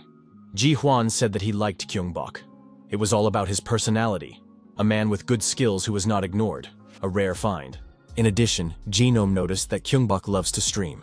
During joint streams, everyone usually looks out for themselves, but Purple took care of Gino. Ji-hwan said he was very surprised when Purple helped him with his aim. Gyeong-bok noted that it was much more interesting that way. Ji-hwan added that he meant that caring about others for the sake of enjoying the stream is extremely rare, even among beginners. Genome felt that Gyeong-bok was a true genius who knew nothing but streaming when they first met. Gyeong-bok said that it made him feel uncomfortable. Ji-hwan remarked that he only acts that way with good people. Genome's manager said that Purple was also participating in the event. Park-ju admitted that they had a meeting scheduled with GGG. Ji-hwan was delighted. Was Gyeong-bok also participating? Gyeong-bok said he was very surprised when he received the message as soon as they left a comment under the video. Genome noted that the event was organized by Squid, and he was leading the team. Genome said that Gyeong-bok would be perfect for a wildcard. Gyeong-bok asked who else would be participating. Genome's manager said they didn't know because GGG was putting the team together. Presumably, the lineup would consist of professionals, 2 popular streamers, and 1 wildcard. Ji Hwan reminded him that Gyeong-bok had defeated Newton, so there was no need to worry. No one would hate him. Gyeong-bok asked who Newton was. It seemed like he was famous. Genome said that Newton is a crazy stream sniper who craves victory. He's the type who judges his skills based on donations after defeating his target. However, Purple dispelled the myth of his invincibility. Ji Hwan said he wasn't surprised when he received the second highest amount of 300,000 coins. But he was surprised when Purple was valued at 1 million. Gyeong-bok asked if Genome was second, who was the best. Ji Hwan replied that Moonstrong received 500,000, but was then crushed. Now he's not even worth 1,000. He was caught using a VIP subscription booster, so he ran away. After that, Newton's fandom, Apples, was created. Genome also suffered from them. Genome noted that they were just losers. But at that time, the number of stream snipers increased, and many people stopped streaming. Ji Hwan thought he could beat him, but it seems Newton's skills have improved. The manager noticed that reflexes deteriorate with age. Gyeong-bok was surprised. Why doesn't this manager start streaming himself with such skills? Ji Hwan said that a person who acts so recklessly alone is not suited to streaming. He appeals to people who are just as malicious. Genome noted that when they uploaded the video, the manager would get even more angry. Right now, he was feeling a little better. Byung-hoon had already spent quite a bit of time in front of the monitor. There was nothing to cut, so he had to adjust the speed. The original was legendary, so he put his heart into the editing. As expected, it would get over 1 million views. The news of Newton's defeat simply blew up the community. It was perfect for trends. Besides, Purple doesn't destroy his opponents right away. To emphasize the visual beauty, Madman made the full video longer and uploaded it to YouTube. The video easily made it to the top of many communities' popular posts. As a result of numerous views, the video climbed higher and higher in the trends. Gyeong-bok and Park Ju saw Byung-hoon lying on the floor, exhausted. The manager was surprised. Was it worth hiring Madman as an assistant? The video editor said that the assistant hadn't slept either, but his efforts had paid off. Gyeong-bok suggested that the manager thank the editor and his assistant. Park Ju checked and said that there were already over 2 million views. This was definitely a good result. Byung-hoon noted that the number of subscribers had exceeded 400,000. The video editor added that it was all thanks to them being trending. The number of views was growing with every page refresh. Park Ju said that he'd received an offer from Muscle Gallery today. Gyeong-bok was surprised. After all, they stream games. Why Muscle Gallery? Muscle Gallery wrote in the comments on the video that the player's muscle balance is perfect. Has he ever had professional training? Gyeong-bok said that he often watched his videos when he was working out. He runs a health channel and was a special forces soldier. He got in touch after seeing Purple's physique. Park Ju said that Muscle Gallery is a live stream. Therefore, there is no privacy protection feature.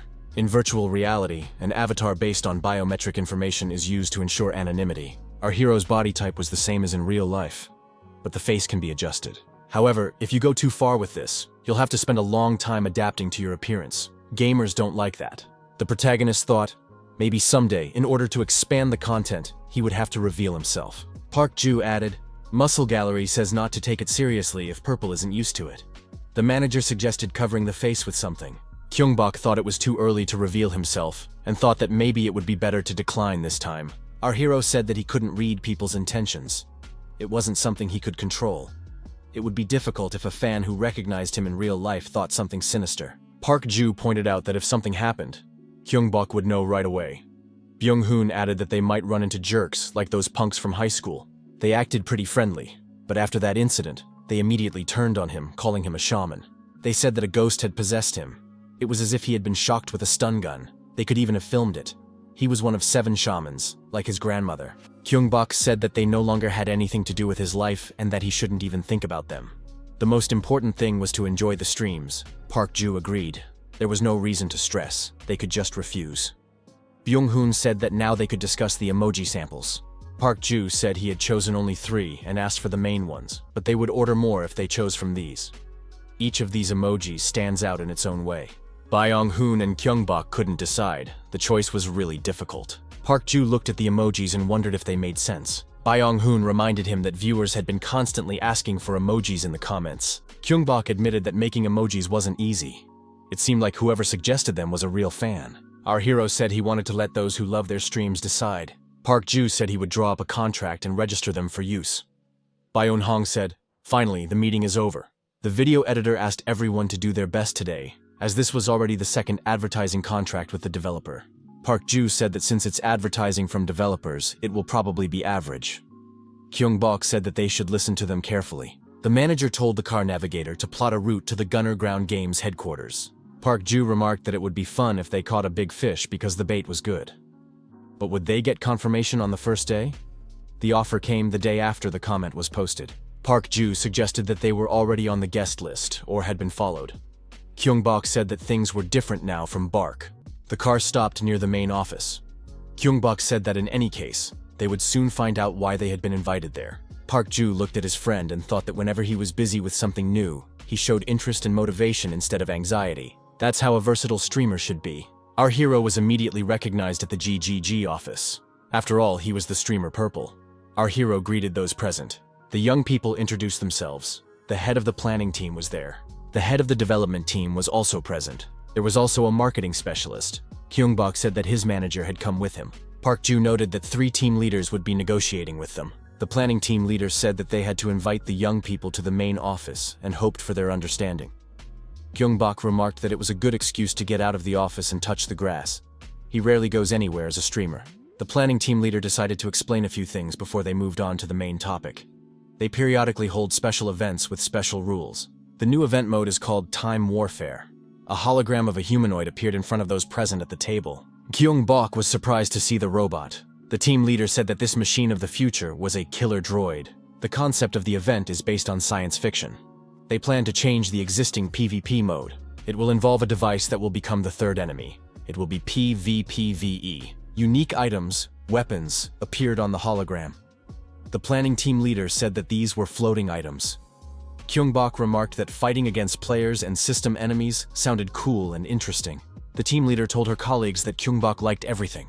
It looks like they're going to pull it off. The development team leader said that they were planning to hold a preliminary broadcast with influencers and would like to invite Purple. Park Ju thought that there was no need to involve the leaders of several teams for something like this. These guys weren't telling him everything. The planning team leader said that they had a separate offer for Gyeong-bok. It was technical data about their users. He pointed to the hologram and explained that the top bar showed the average score, while the bottom bar showed the abilities of the top 5% of players. The difference was quite significant. A new MMR system will be implemented in event mode. Therefore, they planned everything so that a third party capable of filtering out experienced players would be introduced into the game to prevent them from spoiling the gaming experience for average players. The team leader added that they tried to build a model of killer droid behavior based on data from the top 1% of players. The development team leader said that Purple impressed him with his streams and videos on his channel. His reactions, body control, and color perception are simply superhuman. The planning team leader urged her colleague to calm down. The girl noted that when she first collected the data, she thought it was a mistake. Her colleague said that he almost returned to work immediately after leaving the office. He decided that someone had hacked the virtual reality. GGG representatives said they would like to obtain Gyeong-bok's data to transfer his behavior model to NPC bosses. Gyeong-bok realized that his interlocutors wanted to collect behavioral data. Park Ju said that they understood their colleague's proposal. They wanted to discuss something among themselves. The girl suggested using the conference room next door. Gyeong-bok told the manager that he didn't understand anything. The world was moving too fast, and he had only recently become familiar with the capsule. Park Ju replied that in virtual reality, experience is also converted into a material called data, which is why it becomes valuable. Just like when you buy the rights to use the movements of martial arts masters for capture. Park Ju added that Gyeong-bok's experience and skills were becoming a commodity. Our hero was surprised. Could experience really be bought now? Park Ju explained the prices. 10 million coins for a 30-day period of use after completion, and 5 million for a preview broadcast based on the number of subscribers. That doesn't sound bad. Gyeong-bok thought there was something elusive about it. Unlike the others, the marketing director gave off a slightly repulsive vibe. Gyeong-bok and Park Ju returned to the meeting room, and our hero thanked his colleagues for the offer. However, he still needed time to think. GGG could find someone else and sign a contract with them. The GGG representatives were surprised. They hadn't expected such a response. Our hero thanked them for their time and said he would contact them later. His colleagues did not need to get in touch first. The team leaders said they would wait for Gyeong-bok's response. He needed to think it over carefully. After the negotiations ended, the young people realized that this was, in essence, a rejection. What should they do? First, they had to report this to the development director. GGG's development director, Park Si-gon, was also disappointed. He didn't understand why. Did Gyeong-bok not like the event, or was it too much of a burden? The department head said that the player's reaction was positive when he saw the presentation. The atmosphere of the meeting was also good. Park Si-gon replied that, judging by Gyeong-bok's streams, he concluded that this was just his personality. Why did he refuse? The director suggested that the contract price for the product, which the marketing side insisted on, was too low. The director added that he would also prefer to spend less, but if you don't listen to people and only look at the numbers, then it's better to look at the bigger numbers. Park Si-gon banged his fist on the table and asked how much damage would be done if the development schedule was disrupted. Without the necessary data, the killer robot is just a tin can with strong protection. In the end, they would have to use the Outlaw project. Park Si-gon wanted to attract science fiction fans and secure an audience for his next work. But it looks like Outlaw Universe will be branded a failure. Director Park Si-gon asked if the department head was really satisfied with failing 2 projects at once. The department head said he would raise the price and contact Gyeong-bok again. After the negotiations, Park Ju told our hero that he agreed because that was his opinion. But what didn't he like? Park Ju decided to contact Byung-hoon first and tell him everything. The young men received information that the contract amount had been increased to 30 million. Now they could agree. Park Ju was surprised. How could this have happened? Could Gyeong-bok have done this? Our hero wondered what he could have done.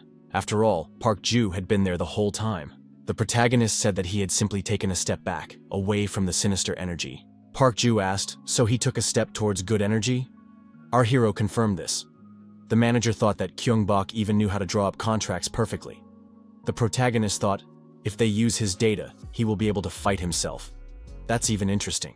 On the stream, viewers saw Purple lying on a hospital bed, being transported at high speed down the corridor. The streamer said that the sequel to Anatomy of a Master is already here. Viewers were surprised to see Purple in a hospital gown, looking serious and trying to hold back laughter. What are those emoji-like badges on his chest? Genome asked for everyone's attention and said that they were starting the diagnosis. Does everyone know that the capsule uses the brain? Genome added that the brain inside the capsule usually works based on reality. If the brain's abilities are not superhuman, then the skills are practically no different from those in real life. Genome showed a photo on the screen and said that it was his brain. During the game, different areas are active, but they are constantly changing. The 5 senses are activated differently depending on the situation. The brain is constantly fully active, even when it is not required. Genome said that these are completely different types of people, a new species of humanity. The brain's ability to multitask is usually limited, so prioritization and focus are important. However, since Purple's entire brain is constantly engaged, there is no need to repeatedly select and change the area of focus, so even small movements are completely controlled. Genome said, synesthesia. This is when one sense triggers another. Since all of Purple's senses are always activated, you can see that they are interconnected. Genome agreed that it sounded fantastic, but the audience would soon understand. The audience saw him run faster than his opponent could pull the trigger. Something can be heard from the opponent's side. Accelerating at speed and counterattacking with a headshot are based on prediction. Is he using the sound of footsteps, the noise of the trigger, and the flow of air to his advantage? Genome asked if the audience remembered the truck with the container. Then he took a grenade. The salty smell, the sea breeze, the humidity, the direction of the wind, the noise of the engine, the speed of the car. Genome said that geniuses wonder why ordinary people can't do this. Purple, looking at Genome, understood that he was not letting the guest completely take over the conversation. He had something to learn. During the stream, the young people noticed that Newton had sponsored a large sum of money. Purple thanked him and said that they were talking about that player. Our hero thought that Genome created such content himself. Genome added that his manager helped him a lot. The stream host informed the guest that the sponsorship settings had been finalized. Purple told the viewers not to be shy and to ask questions. In response to questions, our hero stated that he always fights with confidence in his victory. Purple couldn't explain where this confidence came from and assumed that no one would understand him. The protagonist said that experienced people always make the best choices. When the enemy is hiding behind a wall, sometimes you have to jump over the fence. However, this is not always the right choice because there is a risk of being shot. The best option would be to move to the entrance, where there is cover, and launch a surprise attack. Many people take this route, especially if they know the map well. Purple said that by the sound of the shots, he calculated how many bullets the enemy had left. When there were 3 bullets left, he decided to start shooting. The goal was to show his superiority. Purple added that, judging by the reaction speed, the player was trying to reduce the time spent thinking. It is much easier to deal with an optimal target. The protagonist said that it was obvious that his opponent would aim for the head. Our hero added that when playing, you have to think about everything. The young man was interested in how hard his opponent had trained. Newton asked if Purple reacted so quickly in close combat because of his optimality. Purple was surprised. Wasn't Newton being a little too confident? His close combat skills were inferior to his shooting skills. Purple added that this could be seen in his preliminary movements. Boxing could be used as an example. Since a player has to turn to put power into a punch, the shoulders and waist usually move first. However, even before that, the eyes move first. Before attacking, Newton looked around. It was so obvious that it was impossible not to notice. Genome acknowledged that this was absolutely true. Purple added that since it is an instinct, it is difficult to change. Therefore, you must first deceive yourself. Newton said that next time, victory would be his. Genome noted that after such training, Newton was preparing to take revenge. Purple remarked that if Newton's skills improved, it would be to his advantage. The protagonist admitted that the games he had played so far were easy. Difficult tasks are more fun. Genome thought that confidence was not just a concept. He truly strives for perfection and proves it. This was evident from the moment they first met. Genome said that for the first time in the history of Anatomy of a Master, he was giving up. Purple was beyond comprehension, a combination of physical and mental judgments that could be considered a sixth sense. The young man said he was sorry that this analysis was not entirely clear, but further analysis was impossible. At least he had discovered synesthesia. Purple couldn't explain it either, but it seemed to be what Genome was thinking. Genome was certain of one thing. Purple's genius was a gift from heaven. The streamer noted that there is something human in every master. Exclusive content is only for those who watch the stream live. It will be removed from replays. If the recording is distributed without permission, a court meeting with fans may be arranged. Genome suggested starting a section called Masters Are People Too. Genome added that they would be conducting a live interview right now. This would be exclusive content, and all replays would be deleted. Purple thought, special privileges for live broadcasts are a great idea. There will be more viewers during the live broadcast. Genome said he had his first question for the man shrouded in mystery. Who was Purple in the past? The young man replied that he was an ordinary office worker. Genome asked what prompted his interlocutor to become a game streamer. Purple said that a friend who now edits streams advised him to do so. During his studies, he trained with a pro gamer. Genome noted that Purple had received an offer from one of the top 3. Purple said that he was very weak when he was younger. He gave up because he felt sick during tests. That's why he started exercising regularly. It was one of the side effects of using divine energy. Genome expressed his joy that Purple is now healthy. How does he feel about streaming? The young man replied that he is very lucky. Thanks to the people around him, his longtime friends, a video editor and a manager, he has never had any serious difficulties. Purple added that viewers also help him with their support. This should not be underestimated. Genome now understood why viewers love Purple so much. And now he was ready to read one of the most popular questions reflecting the audience's love. The question that took first place: what color are Purple's underwear? Genome reminded everyone not to forget their manners. Purple replied that he needed to check, then added that he was wearing dark blue underwear. Genome shouted that he didn't have to answer that question. The young man was asked other similar questions. Someone in the audience wanted Purple to show his real body. Purple replied that it was an important question. He had indeed planned to show his real body. The protagonist added that he wanted to stream on the street and meet his subscribers. However, appearance is the main reason for prejudice, so for now he doesn't want to appear in front of viewers as Purple. Our hero added that if someone only likes him because of his appearance, the relationship won't last long. Purple noted that he doesn't have any ideas for content that he would like to show in real life yet. Therefore, he refused to do a joint stream with his uncle nicknamed Bald Mountain. Genome said he would ask one last question. What will the next game be? The game he will play next is the latest in the Elden series, Elden Soul. Purple said he would allow any intrusions. He is waiting for those who can teach him something. Genome suggested, as is tradition, to end Anatomy of a Master with a simple game. You can choose. Our hero said he would follow the navigator, so he chose the second lever. Genome pulled the lever first and said he was looking forward to seeing Purple's luck, which he always talks about. Our hero thought that for fun, it would be worth betting large sums of money. Purple pulled the lever and held it for a moment. The host said that Purple had lost $1 million to Geno. Was he already the winner? The young man decided to wait for the results of the last slot, but had already decided that he would decide in Purple's favor, regardless of the outcome. The young man understood that his public defeat would cause a negative reaction. But why was he so calm? However, in the end, Purple still came out on top. Genome realized that he had lost $1 million he hadn't earned. The streamer said he wanted to be alone and asked everyone to leave. Purple thanked the viewers and told them to wait for the next broadcast. He also reminded them that they could visit his channel. In the evening, the young people celebrated our hero's channel reaching 500,000 subscribers. Park Ju acknowledged that everyone had worked hard to achieve this. Gyeong-bok regretted that Madman, the video editor's assistant, couldn't make it. Park Ju added that no one had seen him yet. Byung-hoon noted that not long ago they had reached 100,000 subscribers, and now they already had 500,000.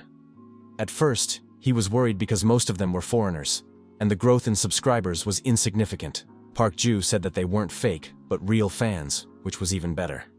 In addition, thanks to the preview, there were many offers for collaboration. Everyone realized that the duo of Purple and Genome was very successful. Gyeong-bok said that there was nothing good about streaming with strangers. Byung-hoon agreed. Such streamers just want a piece of the pie. Gyeong-bok said that he doesn't even understand the game, so it's better to give up. It's too difficult. Byung-hoon asked Gyeong-bok if he really sees sounds. He became curious after watching the stream. Gyeong-bok replied that Genome explained it as synesthesia. However, the sensations are slightly different. Gyeong-bok added that it was difficult to explain. Byung-hoon asked if there was anything similar. Even Gyeong-bok's friends thought it was amazing.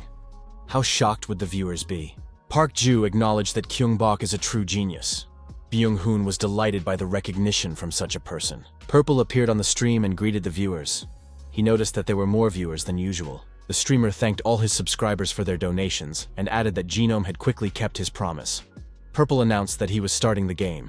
The fortress walls were destroyed and broken. However, the soul cannot be broken. The hero said that if he got it, the era of humans would begin again. Eldon's soul is a piece of his soul that remained from the time when he was different. Purple decided that he needed to choose something special. Each of the fragments looks different. Thief. Depending on the choice, the starting equipment, abilities, and available spells change. Priest. Viewers noted that they are all cool, but it is best to choose the mage.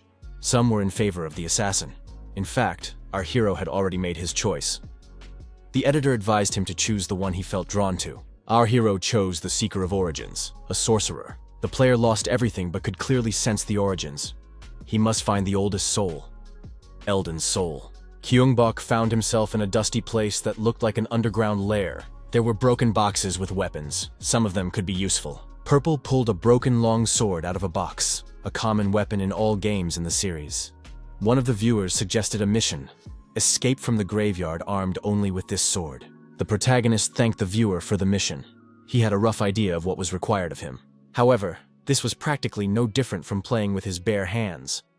Purple thought, if it's possible, then playing with his bare hands sounds fun. A long, dark corridor stretched out before our hero. All other paths were blocked.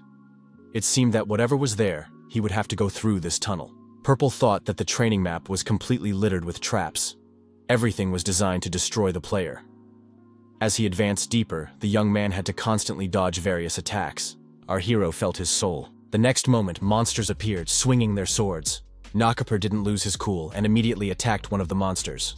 The green head of the beast flew off its shoulders. The audience was amazed. How did these monsters even appear here? Even the coincidences seemed too neat. The young man saw smoldering coals in the hall. What could this mean? The blade in his hands glowed red hot. He uttered a spell, and it worked. Now the hall was a little brighter. Purple thought that now he could see what would happen in the future, and rushed at the monsters. The audience was puzzled. Where was he running? It was certain death. The player dodged the arrows flying at him. Purple attacked the archers with his red-hot blade. The protagonist decided to use only the broken sword, and it worked. The young man threw the red-hot blade at the huge monster and thought that the spell should work. The monster was destroyed. Our hero stood before the burning bodies of the defeated monsters. Purple told the audience that the game was very easy to play, perhaps because it was only the beginning. The protagonist found himself in that very room. The audience watched with interest. Purple felt a dark energy. Our hero determined that there were iron spears, arrows, fire, and even hidden undead creatures in the room. However, at the end of the room, he also sensed a light energy. The protagonist assumed that the battle here would be much more difficult. The no hints feature was activated during the mission. Purple thought, could this be revenge for the past? Our hero began to move forward, dodging all kinds of attacks. However, the closer he got, the stronger the light energy felt.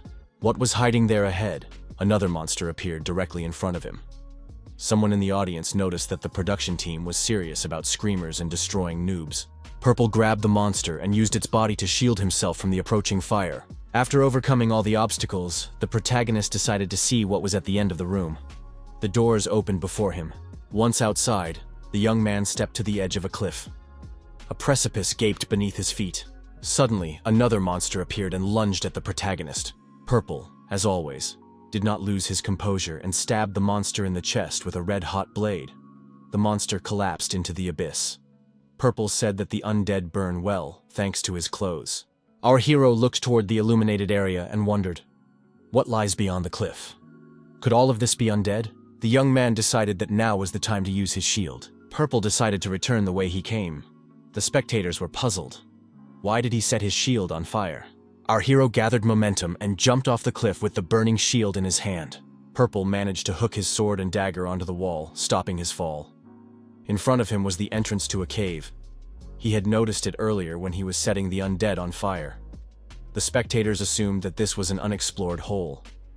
It seemed that no one had ever been here before. Purple went inside and found himself in a graveyard in an unknown space. Our hero felt that someone was definitely there. A knight in armor stood before the protagonist. The young man did not consider him an enemy. The knight emanated the same bright energy. Our hero decided to take him by the hand. Purple assumed that he should do as he was told. It looked like a cutscene. Purple asked the knight who he was. Our hero received an unknown soul. The soul feature was unlocked. Now the player can get them by defeating enemies and use this attribute to level up their character. Purple was surprised. Isn't enhancement the main function? Our hero said that there was still something undisclosed in Elden's soul. In the middle of the room was a stone tablet. The atmosphere was driving the hero crazy.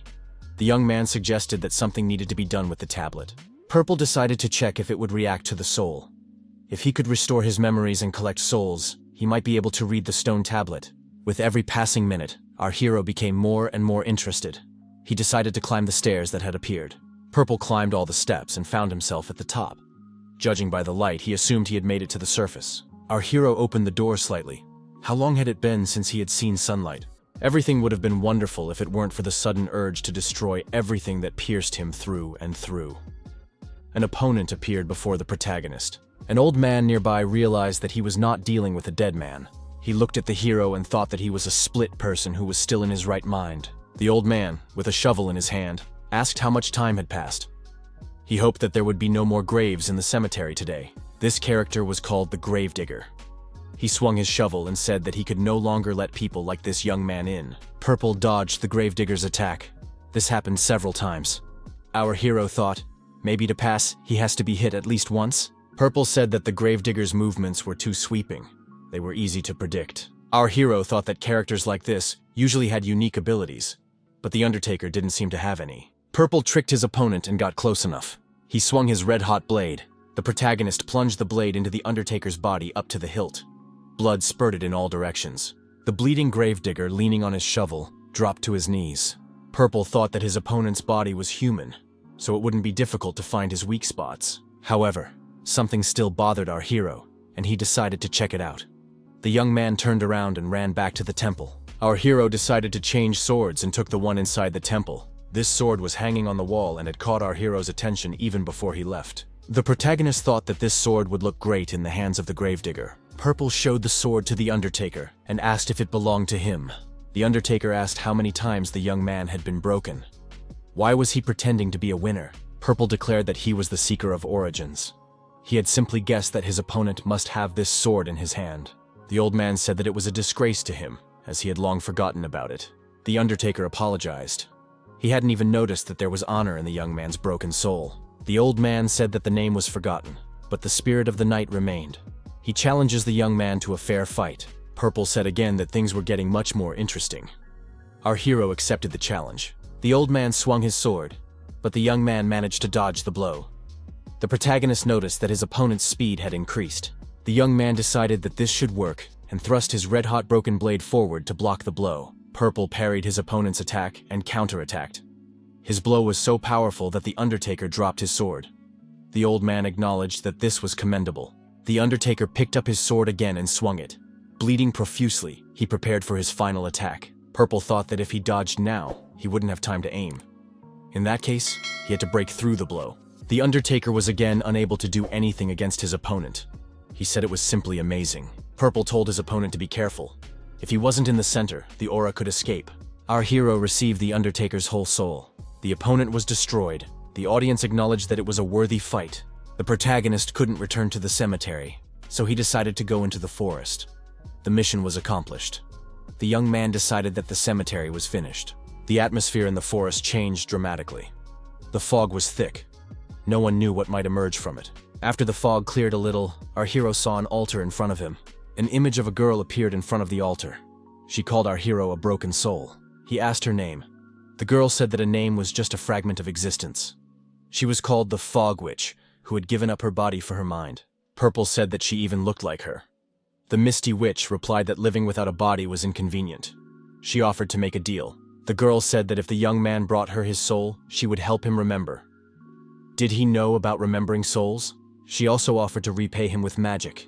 She has a special power. Purple offered the girl the soul he had left after his battle with the gravedigger.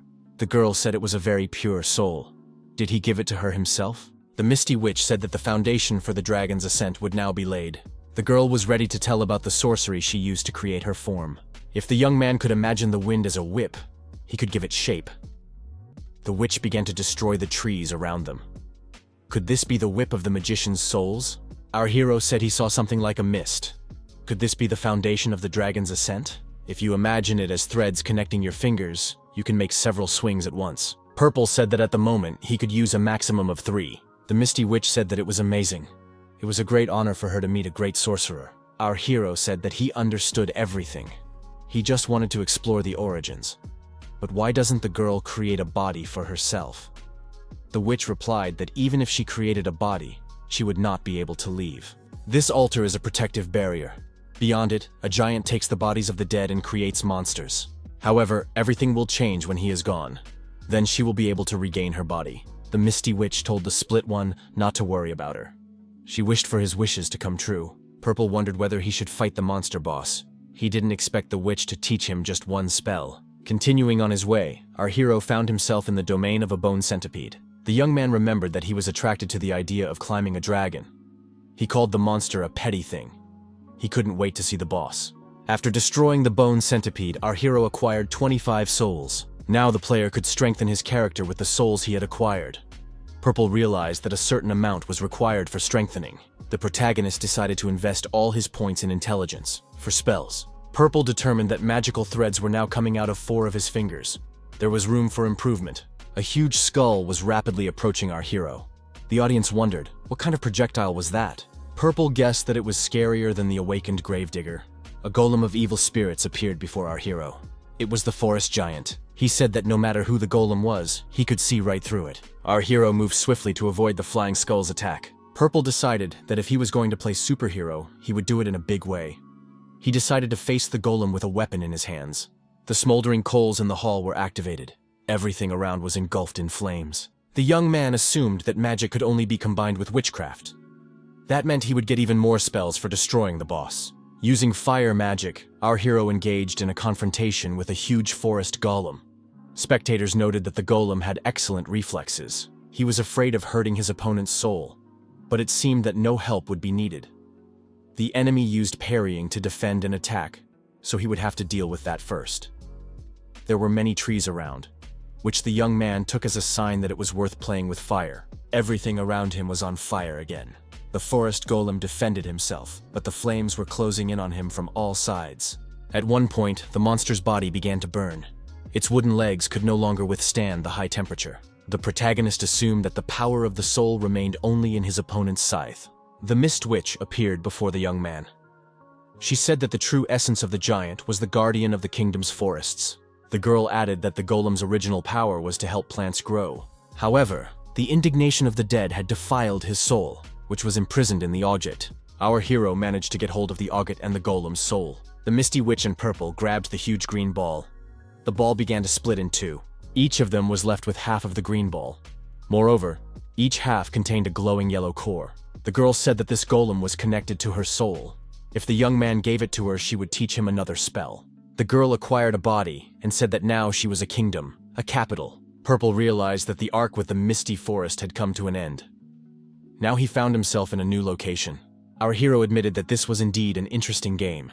Now he understood why so many people had recommended it. Purple said goodbye to the viewers and said that was all for today. He would announce the time of the next stream. The next day arrived. Gyeong-bok decided to do some physical warm-ups and immediately chose a difficult exercise. After the warm-up, he felt very hungry. However, he had run out of chicken products. Gyeong-bok decided it was time to place a new order. Gyeong-bok opened the app on his smartphone. He knew that delivery would be fast this time. He wouldn't be hungry for long. After that, our hero launched a new app and received information about protein for building muscle. As a bonus, he was also given a program for upper body muscle growth. Gyeong-bok left the house and went to the store. It was a high-end grocery store that he would normally pass by faster than anyone else. The young man's gaze fell on a product called Protein Pro. In the past, he would never have considered such a purchase. However, money gives you a lot of freedom of choice. At that moment, the phone rang. It was his colleagues, Park Ju and Byung-hoon. They asked if Gyeong-bok had checked his email. Our hero replied that he wasn't home. What was going on? Byung-hoon said that Purple had been challenged. The challenge came from a streamer representing Elden series. Ju-ho, under the nickname Eclipse, had sent the young man a letter. Gyeong-bok took a deep breath, calmed down, and sat down by the fountain to read the letter. The player Ju-ho was a die-hard fan of all the Elden series. He borrowed his nickname, Eclipse, from the image of an eclipse in the game. He had been practicing sword fighting in real life based on the game's movements since the console days. When the capsule version was released, he became the knight he had always dreamed of. An NPC was even created that moved like Eclipse. Gyeong-bok decided that Ju-ho definitely knew how to have fun. Our hero contacted Ji-hwan and told him he had a job for him. The young man had just woken up and asked what was going on. Upon receiving the information, Ji-hwan was delighted, as he had a joint stream with Mr. Eclipse. That was why Gyeong-bok wanted more information. Who was this man? Ji-hwan said that if word got out that Gyeong-bok was open to PvP, stream snipers and other leeches would be lying in wait for him everywhere. Our hero agreed that it was better not to give them a reason. Ji-hwan added that it could also affect his own streams. No one would join if they knew they would lose in advance. He had to take care of his reputation. Gyeong-bok agreed. You can't abandon your friends. Our hero looked at the promotional poster and thought that Nara's sister was a real beauty. There were fans of this girl nearby. Thinking about idols, the protagonist remembered Ju-ho. He had wondered why he needed so much makeup. The young man replied that the makeup came with the merchandise. Gyeong-bok thought that this was also a kind of collaboration. Everyone works hard in this way. Looking at the poster with Nara, our hero had a strange feeling again. Gyeong-bok thought, could this be Newton? He had the same feeling when he first met that player. The next moment, the young man thought he was mistaken. Everyone's trained bodies are the same. It just seemed that way to him. Purple started another stream and, as always, thanked everyone for their donations and support. The first emojis were added. To use them, you had to upgrade your subscription. The streamer said that he had opened his video channel and was counting on love and support. He then announced that the announcement was over and started playing. Purple moved around a location in an abandoned part of the city. Our hero told his companion that it was worth taking a look around while everything was quiet. Our hero concluded that this capital city was no different from ruins. The protagonist heard the words, "If he does not obey the call to service, he will be treated like a dead man." Purple looked at the knight who spoke these words to the man kneeling before him. The frightened man said he would do anything. The knight confirmed that the man had made the right decision. He no longer needed to fear becoming undead. The witch said that this is what happens when the decision-maker does not fulfill his duty. Purple asked who that was. The girl replied that he was the leader of the people. Because the ruler remained silent, the people lost their faith and became undead. The knights are trying to drive them away, while the church is trying to bring everyone back to humanity. Humanity was divided into two factions. The witch asked what the split would do next. Our hero thought he sensed the presence of the undead. Purple peeked out from behind the door. He did not feel that the undead intended to destroy him. He decided to observe for a while. The knight told the man to get up and follow him. The undead nearby suddenly attacked the knight and pierced his body with a sword. Another undead said it was excellent work. Now anyone who wanted to could come and get some food. He was ready to share. No more starving. Purple continued to watch the undead's actions from his hiding place. The young man was surprised. What kind of insatiable spirit was this? An undead creature that had touched the taboo out of hunger. Our hero decided to follow the bloody trail, as he could openly pursue the undead. The undead dragged the knight's body to a neighboring building. Purple used his unique abilities and summoned fire to help. With the help of the flames, he destroyed the undead. The witch said that the soul of the knight recruiter was still intact. Our hero received the whole soul of the recruiter. He said that the Order of Knights was a new path. The young man approached the entrance to the royal castle. It was the kingdom's knightly order. The guards surrounded our hero and told him to state his name first. Purple replied that he was one of those seeking the origins and had no need to fight the guards. The young man released the soul of the recruiting knight. Someone was watching the protagonist from a window. The silhouette of the captain of the guards appeared in the window. The guards admitted that they had been rude to the broken man and decided to take him to their commander. Purple did not resist and followed the armed men. After a while, our hero stood before huge gates that swung open to let him pass. The captain said he was glad to meet him, that his name was Blondo, and that he was the commander of the knightly order. The captain was surprised. This young man had returned the soul of a recruiter to them, even though he was split. Blondo thanked our hero, for the young man could have kept his soul for himself. The captain asked if this man was willing to help them in their cause. The young man replied that he had not thought of that. Blondo asked if the young man was here because of the ancient soul. Only the executioner knows where it is. Purple was surprised. How did the captain know that? The captain replied that he too had once been split. The protagonist asked Blondo if the captain was there because the Decider had rejected him. The captain replied that he did not meet the requirements. Instead, the Decider had chosen a name and a mission for him to protect the kingdom. He was supposed to get rid of the split ones, but it seemed he hadn't done enough since she had appeared here. Purple now understood why the Undertaker was standing there. The protagonist asked if Blondo was going to leave him. The captain replied that the situation had changed. Since the decision-maker had been silent for a long time, they began to doubt his existence. The witch said that those who lose their faith become undead. The captain acknowledged that maintaining the knight's faith was their highest mission, but without a leader, it was meaningless.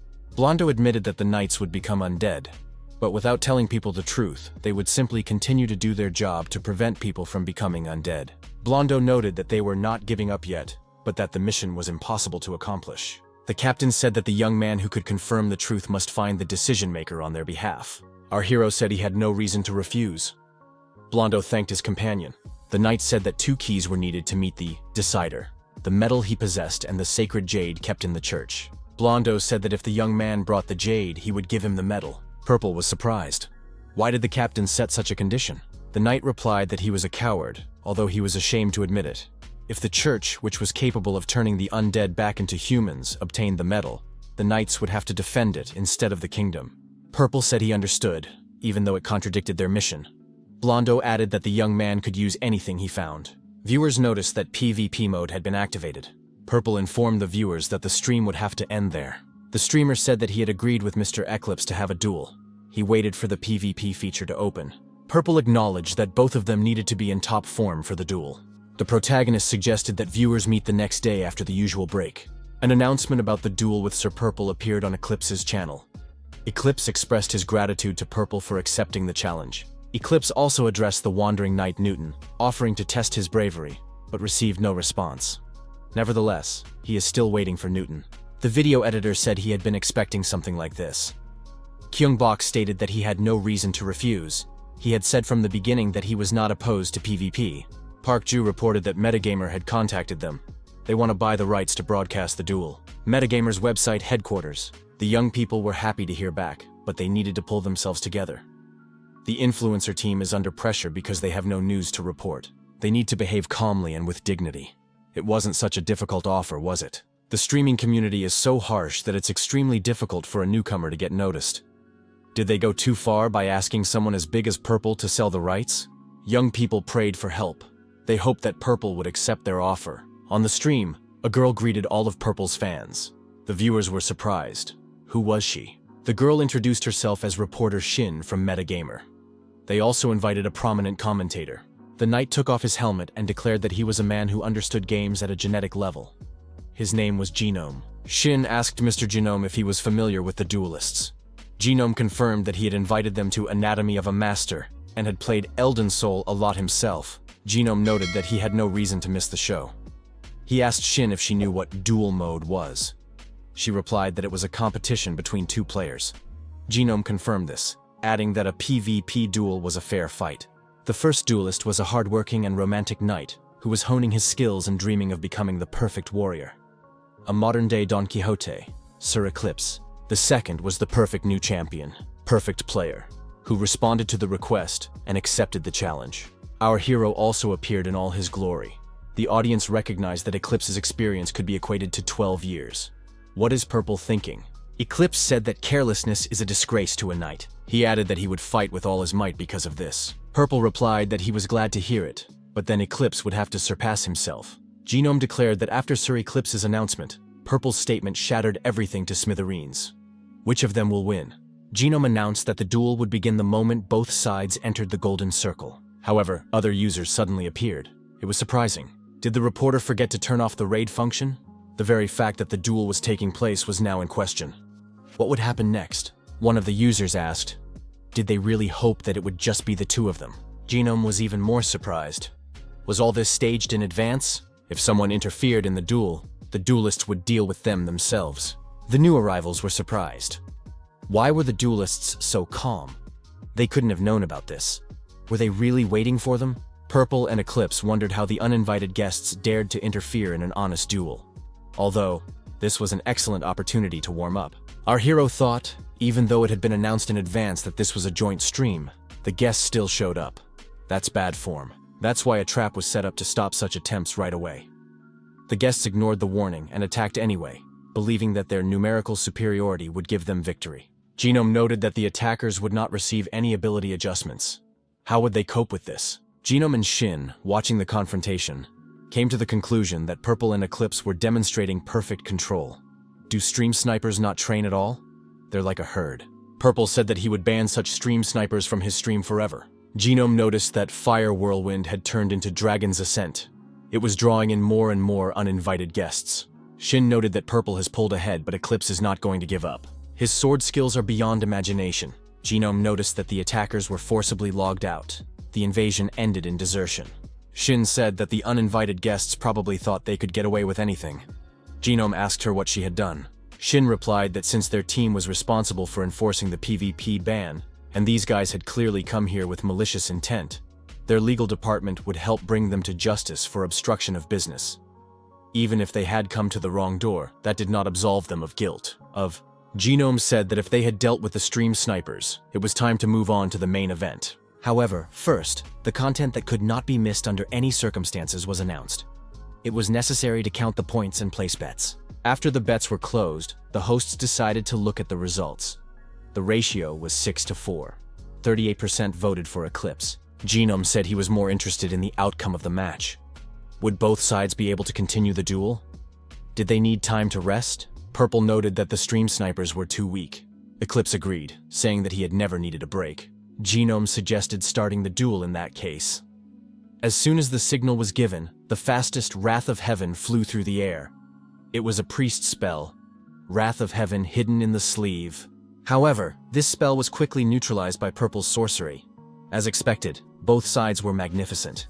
The attacks continued without pause, but they did not reach their target, as the opponents were evenly matched. Purple told his opponent that he had good reflexes. He aimed his strikes at the expected dodging points, but his opponent still managed to dodge them. The audience acknowledged that Eclipse was simply magnificent.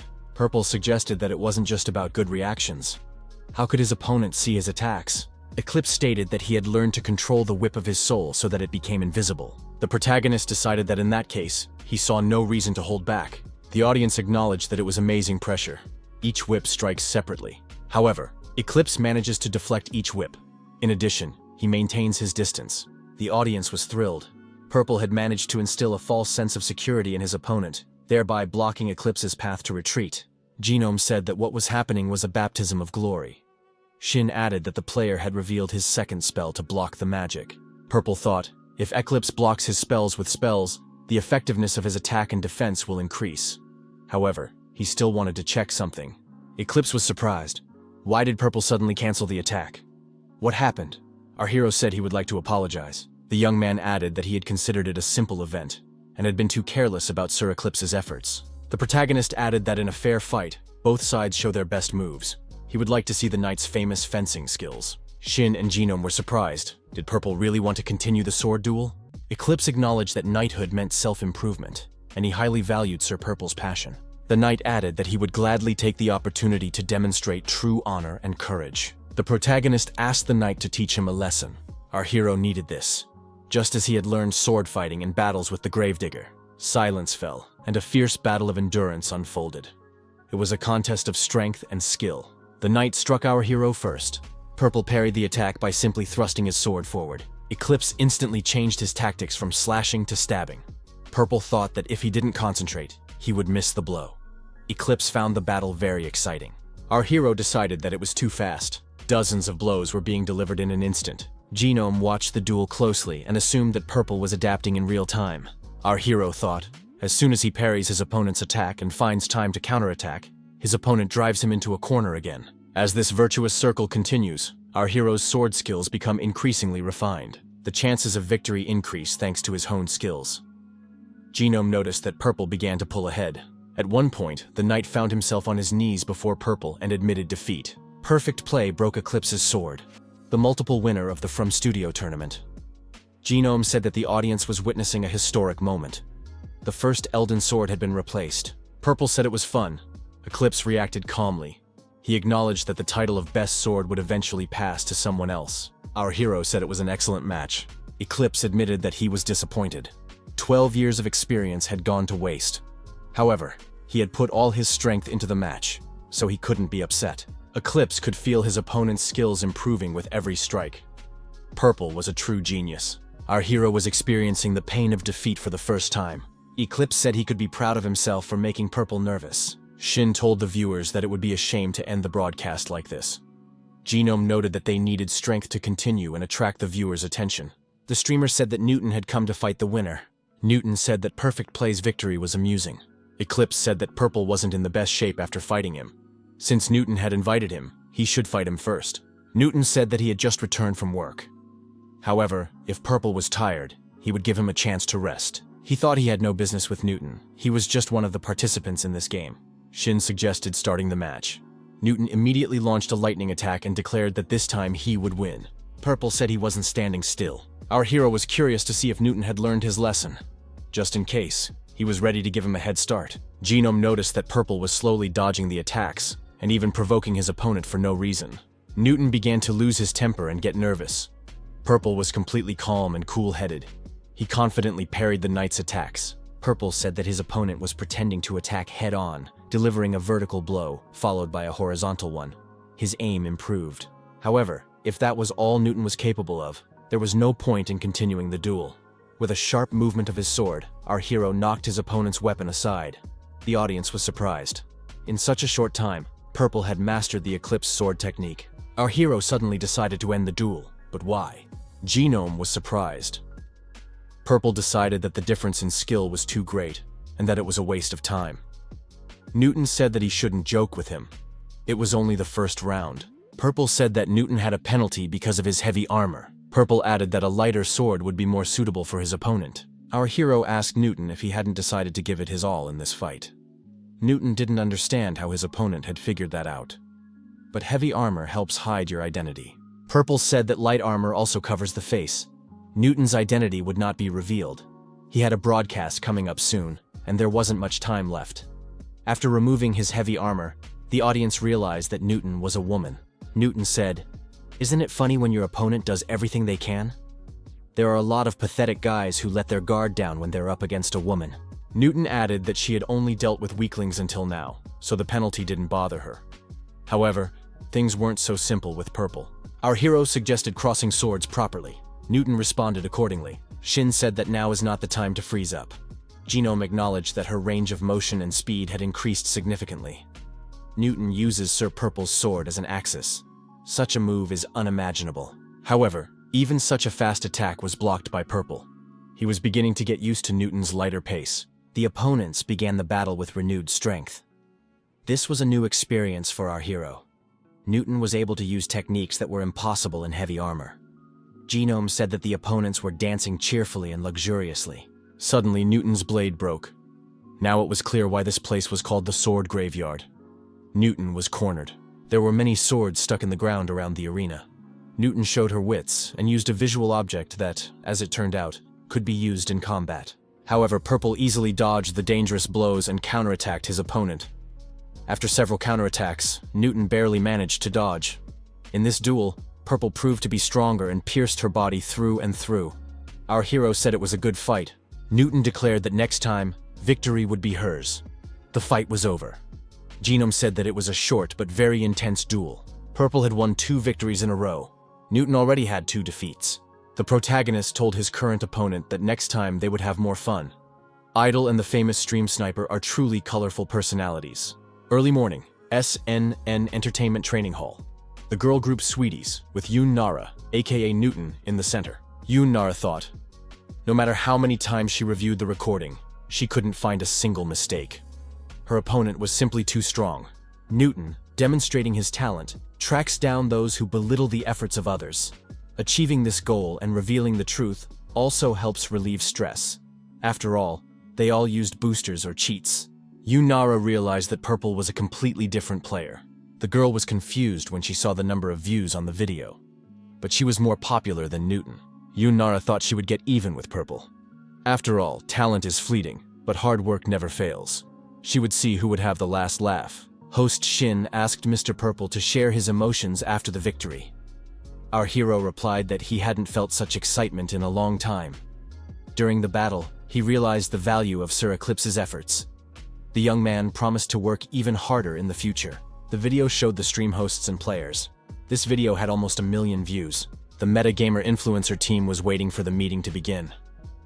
Was Purple really called in because of problems with stream snipers? A meeting participant said that the puzzle had been solved, but the overall picture was not very good. The department head entered the room. In a stern voice, he said that he was late because he had been called by the CEO. He had read the article himself. The head of the influencer group said that everything had gone well. They now had an extra day of paid leave. The employee was surprised. In that case, what was the tone at the beginning of the conversation? The department head said that they still had things to think about. Have the plans with V-Star been finalized yet? The young man admitted that it was the biggest gaming show. Everyone was eagerly awaiting it. There would be interviews with streamers, which they had planned. The department head reported that the CEO had issued a decree. Mr. Purple must be invited to an interview for V-Star. Purple greeted his subscribers and thanked them for their congratulations. He agreed that the duel was incredible. Today, he is ready to continue the story. Purple recounted how he unlocked the soul function, defeated the awakened Undertaker, met the witch, and learned witchcraft. He then defeated the vengeful golem, recruited the witch as a companion, and formed an alliance with the knights. Then the young man said he was going to go to church. Viewers noted that it all sounded very simple in words, but in reality, it was quite different. Foreigners began to appear in the chat. Purple expressed hope that these people were already studying Korean, because he was not very good at English. The streamer said that he was now going to look for the sacred jade, the royal castle, the capital. The outskirts of the city are in ruins. The protagonist said that this place, surrounded by a blue curtain, was a sanctuary for church knights. Passing by the fortress wall, our hero saw a bloody massacre. The knights claimed that only death awaited the traitors and were killing the priests. They demanded that the way to the sanctuary be opened. The knights committed this madness, claiming that they were acting to protect the kingdom. They must become stronger. The witch said, the death of their comrades, the uncertainty of the future. They clung to their mission to keep their spirits up, but their obsession with it corrupted them. Purple confronted these knights. He couldn't let them take the souls like that. The knights wondered why the sword was floating in the air. The spectators assumed it was a glitch. Purple declared that it was witchcraft, though there was a limit to how much power could be put into it. Our hero used a sword control technique. The young man realized that he needed to improve his abilities. The mad knights were destroyed. The townspeople and surviving priests applauded the protagonist. The spectators noted that it was true martial art. This man must be allowed into the city. The hero arrived. The town elder bowed to our hero and thanked him for saving the townspeople. He said that the saint also wanted to express her gratitude and would take the young man to her in the cathedral. There, he would be able to rest his battle-weary body and mind. Our hero was escorted to the cathedral, a majestic building on the outskirts of the city. However, the witch was forbidden from entering. The priest said that the exile could not enter the cathedral. The protagonist felt no discomfort. He thought they were allies. The witch declared that the rune of the outcast was imprinted on her soul. She had already forgotten about it. That was probably why she said she would wait for Purple outside. The priest said that this place holds the history of the knightly church, that is, of all humanity. The original knight, Eldon Knight, defeated the monsters and ushered in the era of humanity. The Knight of Eldon sacrificed his soul, endowed with the power of immortality, to create saviors of humanity who would banish monsters through repeated deaths. Thanks to their efforts, the golden age of humanity dawned, and the kingdom of Eldon was founded. Purple thought that this was already the story of the second part of the game. The elders said that the Holy One was in the chapel. The young man went alone to meet with the saint. The girl was praying fervently at the time. The saint said she was counting on the young man's generosity. She had not met him before because she had been devoting herself to the memory of the victims. The girl introduced herself as Sophia. Although she did not deserve it, she continued to serve the knights as a saint. The protagonist felt nothing. Everything was calm in terms of the game, the characters, and the objects. It seemed strange. Sophia said that she had learned about the situation during the battle. Thanks to the young man, many lives had been saved. She asked how she could repay him. Purple said he had business with the saint. Sophia understood. In order to sort out the situation in the royal castle, the young man was asking for the sacred jade. The saint would gladly agree, but it was difficult at the moment. The protective dome of the sanctuary was created with the power of the sacred jade. If it was given away, the people could be in danger. However, if one of the greatest threats, the Snow Mountain Dragon, is defeated, they could give up the sacred jade. Our hero thought that he felt nothing because of the sacred jade. Sophia wished that the protection of the Knight Eldon would support this young man. Purple thought that he must destroy him in any case. It was very creepy here, and he wanted to get past as quickly as possible. Purple approached the bucket containing the divination sticks. This way, he could see the answer through Kao Tsim. Our hero took one of the sticks and tried to immerse himself completely in the game. The protagonist thought, destruction is a small evil. But if he defeats it, he can avoid disaster and find a benefit that will become a great good. Sacrificing himself for the sacred jade is the destiny of the snow dragon. Purple found himself in snow-covered mountains. He liked the atmosphere around him. The low temperature made everything seem realistic. Moving through the snow-covered terrain, our hero was careful, avoiding gusts of wind and snow-covered ravines. Eventually, the young man reached the final destination of his journey through the snowy terrain. He saw a huge white monster lying in the snow, bleeding profusely. It was the Yeti. Suddenly, a huge dragon with flaming eyes flew into the snowy terrain. The dragon flapped its wings and prepared to attack the protagonist. Purple grabbed his sword with both hands, and also prepared for battle. Our hero assumed that, judging by the fortune-telling, this was the little evil, and that its attacks in close combat were simple. Moving around the dragon, Purple looked for vulnerable spots to strike. A suitable spot was found below the neck. However, after this attack, the dragon survived, and the young man's sword broke. He thought he could pierce the thick skin if he struck from a height and cast a spell, but he underestimated his opponent. The sword was broken, so he would have to use more force to strike in the right place. Purple asked the spectators if they had heard anything about reverse scales. After many hours of battle, the dragon was destroyed. The hero gained the soul of the Snow Mountain Dragon. The protagonist obtained a special material, dragon scales. It was a valuable material for crafting. Purple thought something didn't add up.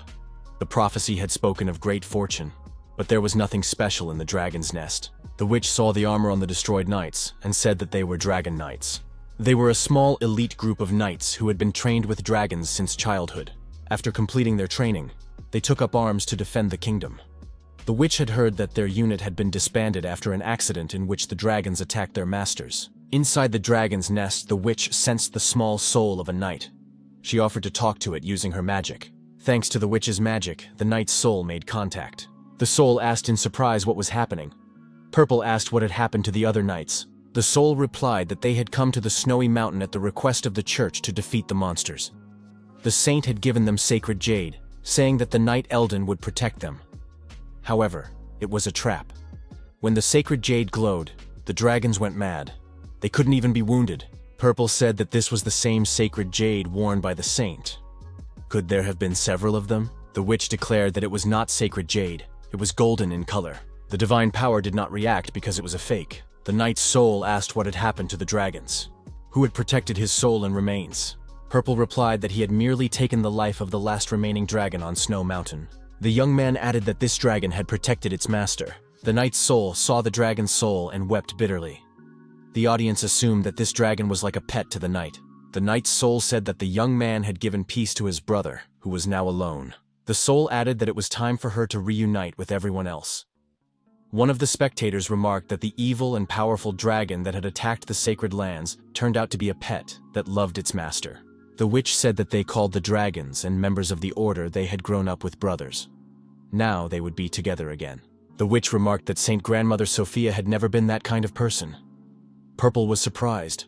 Wasn't the saint an elderly woman? The witch replied that it was obvious. In that case, the woman Purple had met was not the saint. The witch couldn't give a reason because of the ban on exiles, but asked him to take her word for it. Our hero declared that he only believed what he saw.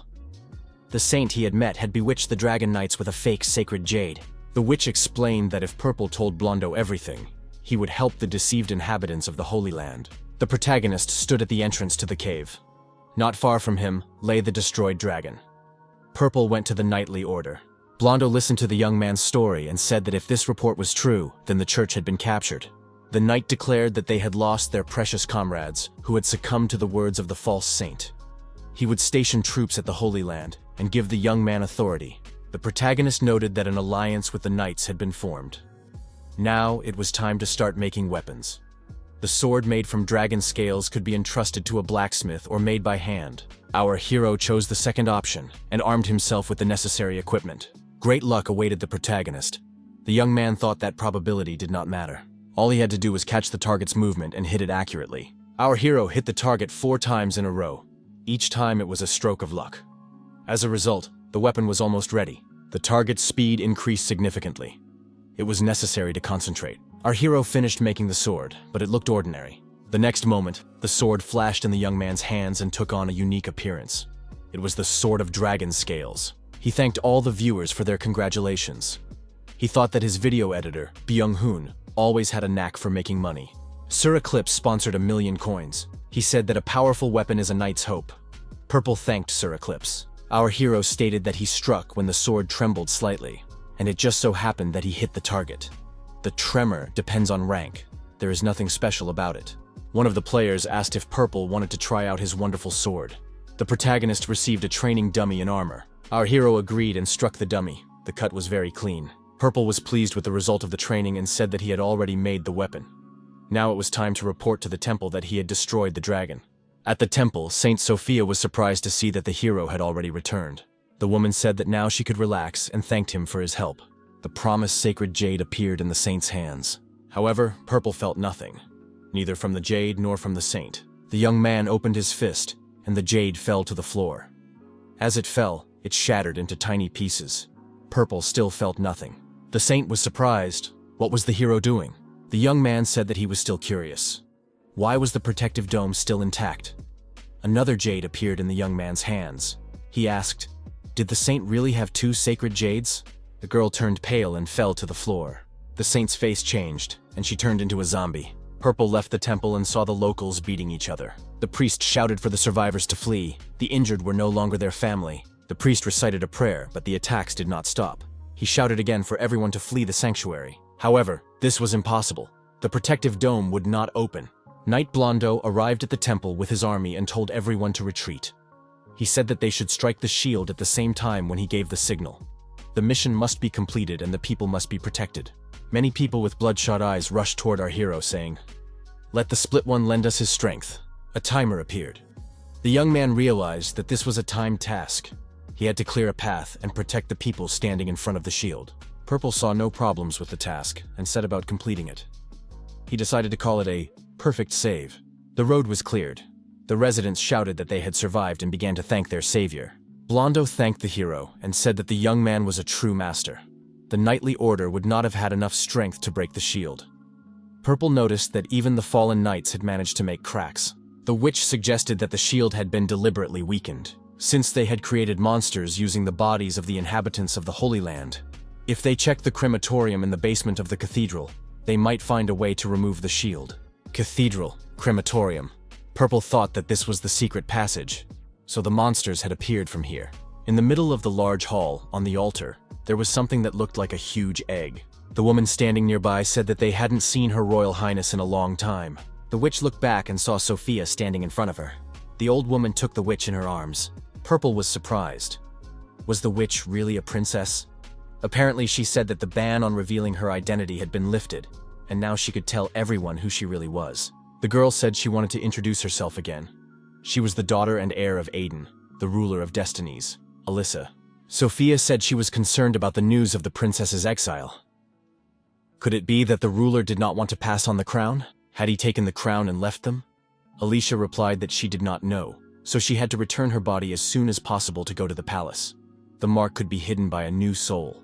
The old woman asked the princess if she had found her body. Alicia confirmed this. Alyssa said she wanted to ask about the fake sacred jade. Sophia replied, "The ancient knight, the eternal soul, the holy knight Eldon. Those who were consumed by greed became undead." The old woman laughed and said that the revelation about the knight Eldon had appeared again. Sophia raised her hands and said that greed comes from the flesh. The Holy Land is a vessel that holds the pitiful soul and the key to salvation. The old woman declared that it was necessary to gather the dead, kill their greed, and give them new bodies. The egg behaved unnaturally and aggressively. Purple shouted for Alicia to hide immediately. Various voices could be heard calling out their names. They became one on the Holy Land, the noble people he had tried to protect. A voice said, "Salvation will come." The egg began to summon the undead from all sides. Skeletons approached and attacked Purple. Our hero decided to follow the divine spirit and, using his abilities, counterattacked the undead. The undead were destroyed, leaving only wet spots behind. However, our hero suspected that this creature could transform and even regenerate endlessly. The spectators agreed that this thing was indestructible. What should be done now? Purple said that in that case, he had to get serious too. Our hero activated an ancient spell. The protagonist demonstrated the power of the sword he held in his hands. The egg opened and revealed its internal structure. The young man wondered at what temperature it would fry. The shell shrank, and now the contents were clearly visible. The weak spot was in the center of the egg. He moved close enough to strike with his sword. The audience noticed that the yolk of this egg was very large. Our hero knew that he had to hit the target precisely, and he would only have one chance. After the blow, Purple assumed he had hit the weak spot. The egg began to leak from the inside. This incredible being said that it would save them all. A glowing knight appeared. Our hero determined that the knight had a sacred jade in his chest. The opponents crossed swords, and a physical confrontation began. The knight proved invincible and easily absorbed Purple's magic. Purple saw no weaknesses except for the sacred jade, so he decided to target it. To fend off the knight's attack, he had to concentrate. The protagonist dodged, and the knight flew forward. The young man decided to use teleportation and began to instantly change his location. He was out of reach for his opponent. At one point, Purple was attacked and dropped his sword. Now our hero stood unarmed before his opponent. The protagonist turned around and rushed after his sword. The knight tried to stop him. However, the young man, having reached the sword, did not touch it and slipped past. His opponent was puzzled. The spectators were also confused. Our hero had a plan. Purple stopped and turned sharply to face his opponent. Our hero assumed a fighting stance, as if preparing for a fistfight. Purple decided to use magic, but his opponent realized this too late. Under the influence of the spell, our hero's sword flew into the air and pierced the knight's back, who, of course, had no idea what was happening. Purple said he had acted according to plan and everything had worked out. Our hero explained that the sacred jade had tried to absorb the dragon's ascent, so he couldn't miss using it. The knight said that was foolish. After all, he was the savior who would correct the universe. Purple and Alicia heard the sound of footsteps receding. Was the fake knight running away? However, our hero realized that the third phase was beginning. Now the knight was trying to return the souls that had escaped from the sacred jade. The people of the Holy Lands were in danger. A huge, multi-faced monster appeared before our hero. The monster said that it would save everyone. Purple decided to call Blondo the knight for help. He declared that the sacred jade had been destroyed and should have weakened. It was time for the knight to attack. The soul in the monster's palms was destroyed. He said that this couldn't be. How dare this man destroy the savior of the universe? The remains of the soul turned into golden dust, and our hero scattered it in the wind. People couldn't believe it. Was the monster really destroyed? The shield was indeed destroyed, which meant that everyone was saved. The knight held out the medal and reminded him of his promise to our hero. Blondo said that the young man had saved everyone, so he should accept his sincere gratitude. In this battle, our hero finally understood. It's not about completing missions, but about the knights behind them. Blondo said that the young man did not have to return the sacred jade and the medal. Now their beliefs were not tied to factions or missions. Purple approached the huge gates leading to the castle. The young man thought he just needed to insert the keys into the lock. But the sacred jade was broken, so he wasn't sure it would work. Our hero noticed that the sacred jade had been restored. Purple realized that since the sacred jade contained an immortal soul, it could regenerate thanks to its influence. Alyssa stood there, unsure of what to do. Was it because of who Sophia really was? Maybe it was all her father's fault, since she didn't get along with him. The gates were open and our hero entered. Purple waved to the audience and said they had a great time, and that time had flown by. The young man wished everyone a good night and said they would see each other tomorrow. Byung-hoon, as always, said that Gyeong-bok was a world-class genius. The young people had dinner together and talked. Byung-hoon asked what the raid on the final boss was all about. Gyeong-bok was in the capsule, so he didn't want to interrupt him, but they said that if you go through it solo, you can get a bad ending, even with the witch's support. You won't survive anyway. Gyeong-bok admitted that he almost got himself into trouble. Byung-hoon added that there might be stream snipers among the viewers who could join, so he thought they could invite Eclipse or Genome, or even take both of them. Park Ju doubted whether their teams would agree. If it meant suddenly rearranging their schedules, they might refuse. Gyeong-bok reminded him that stream snipers also need to prepare. Purple went live and greeted the viewers. The young man said that Madman sometimes helps him. The streamer said that he had to get down to business, otherwise editing this video would be too difficult.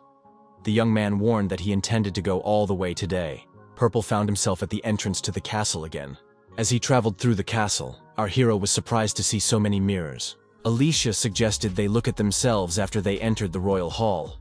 Such is the policy of the Arbiter of Fate. Purple said that it was impossible not to look in the mirror here. The protagonist sensed something was wrong and grabbed his sword.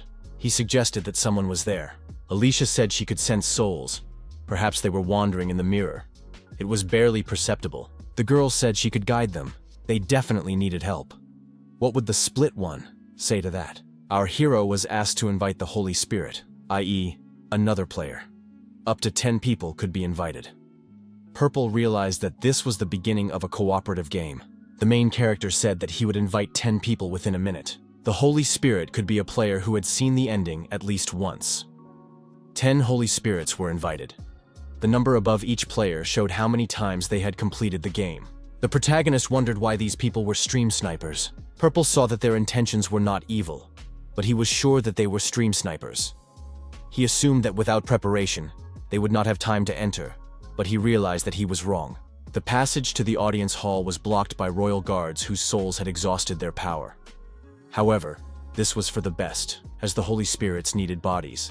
Alicia said she would guide the Holy Spirits. Each of the Holy Spirits received an energy connection with the witch. This was evident from the rays connecting them. The audience noted that they were ideal allies. One of the knights asked Purple if he knew what the phrase "hide up your sleeve" meant. The knight added that they enjoyed helping newcomers. At first, the knight was happy that there were so many newcomers, but they weren't ordinary noobs. Watching Purple play, they immediately moved up to the intermediate level. They treated him carelessly because he was bad with a sword. Even when he tried his best, they kept comparing him to Purple and then abandoned him. He lost his joy for life. Recently, a group of old-timers got together because of this problem, and they decided that they should neutralize Purple and attack the boss on their own to dispel the newbie's illusions. The protagonist acknowledged that this knight was in a difficult situation. The knight thanked our hero for his understanding. Purple asked if he would solve the knight's problem by showing a game that no one would dare to imitate. The audience noted that Purple had decided to play the game solo. The knights rushed after Purple to stop him. Our hero said that this wasn't just a solo run. He would deal with the final boss and the stream snipers at the same time. Our hero entered the audience hall.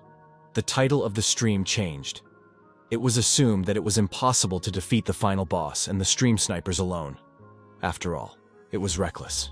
In the audience hall, Purple told the executioner that his daughter Alicia was there. Alicia approached the ruler.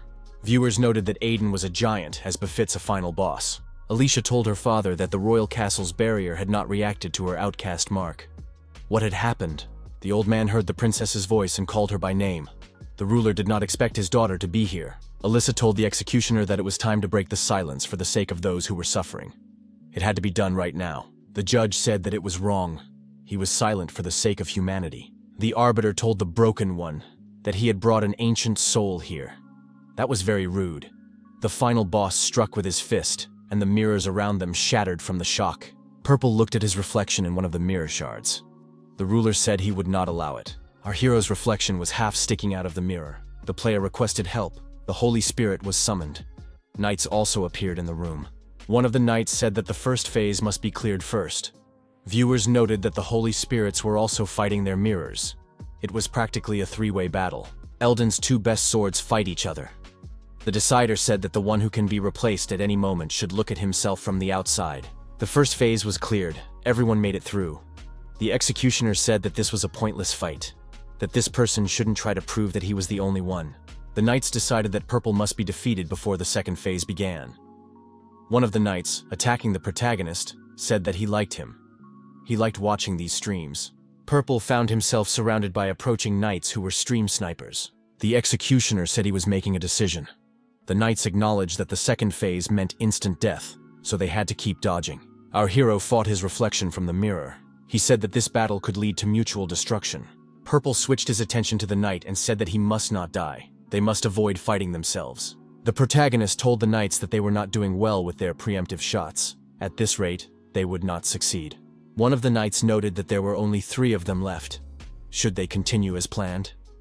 Another knight replied that they had conveyed their message to Purple.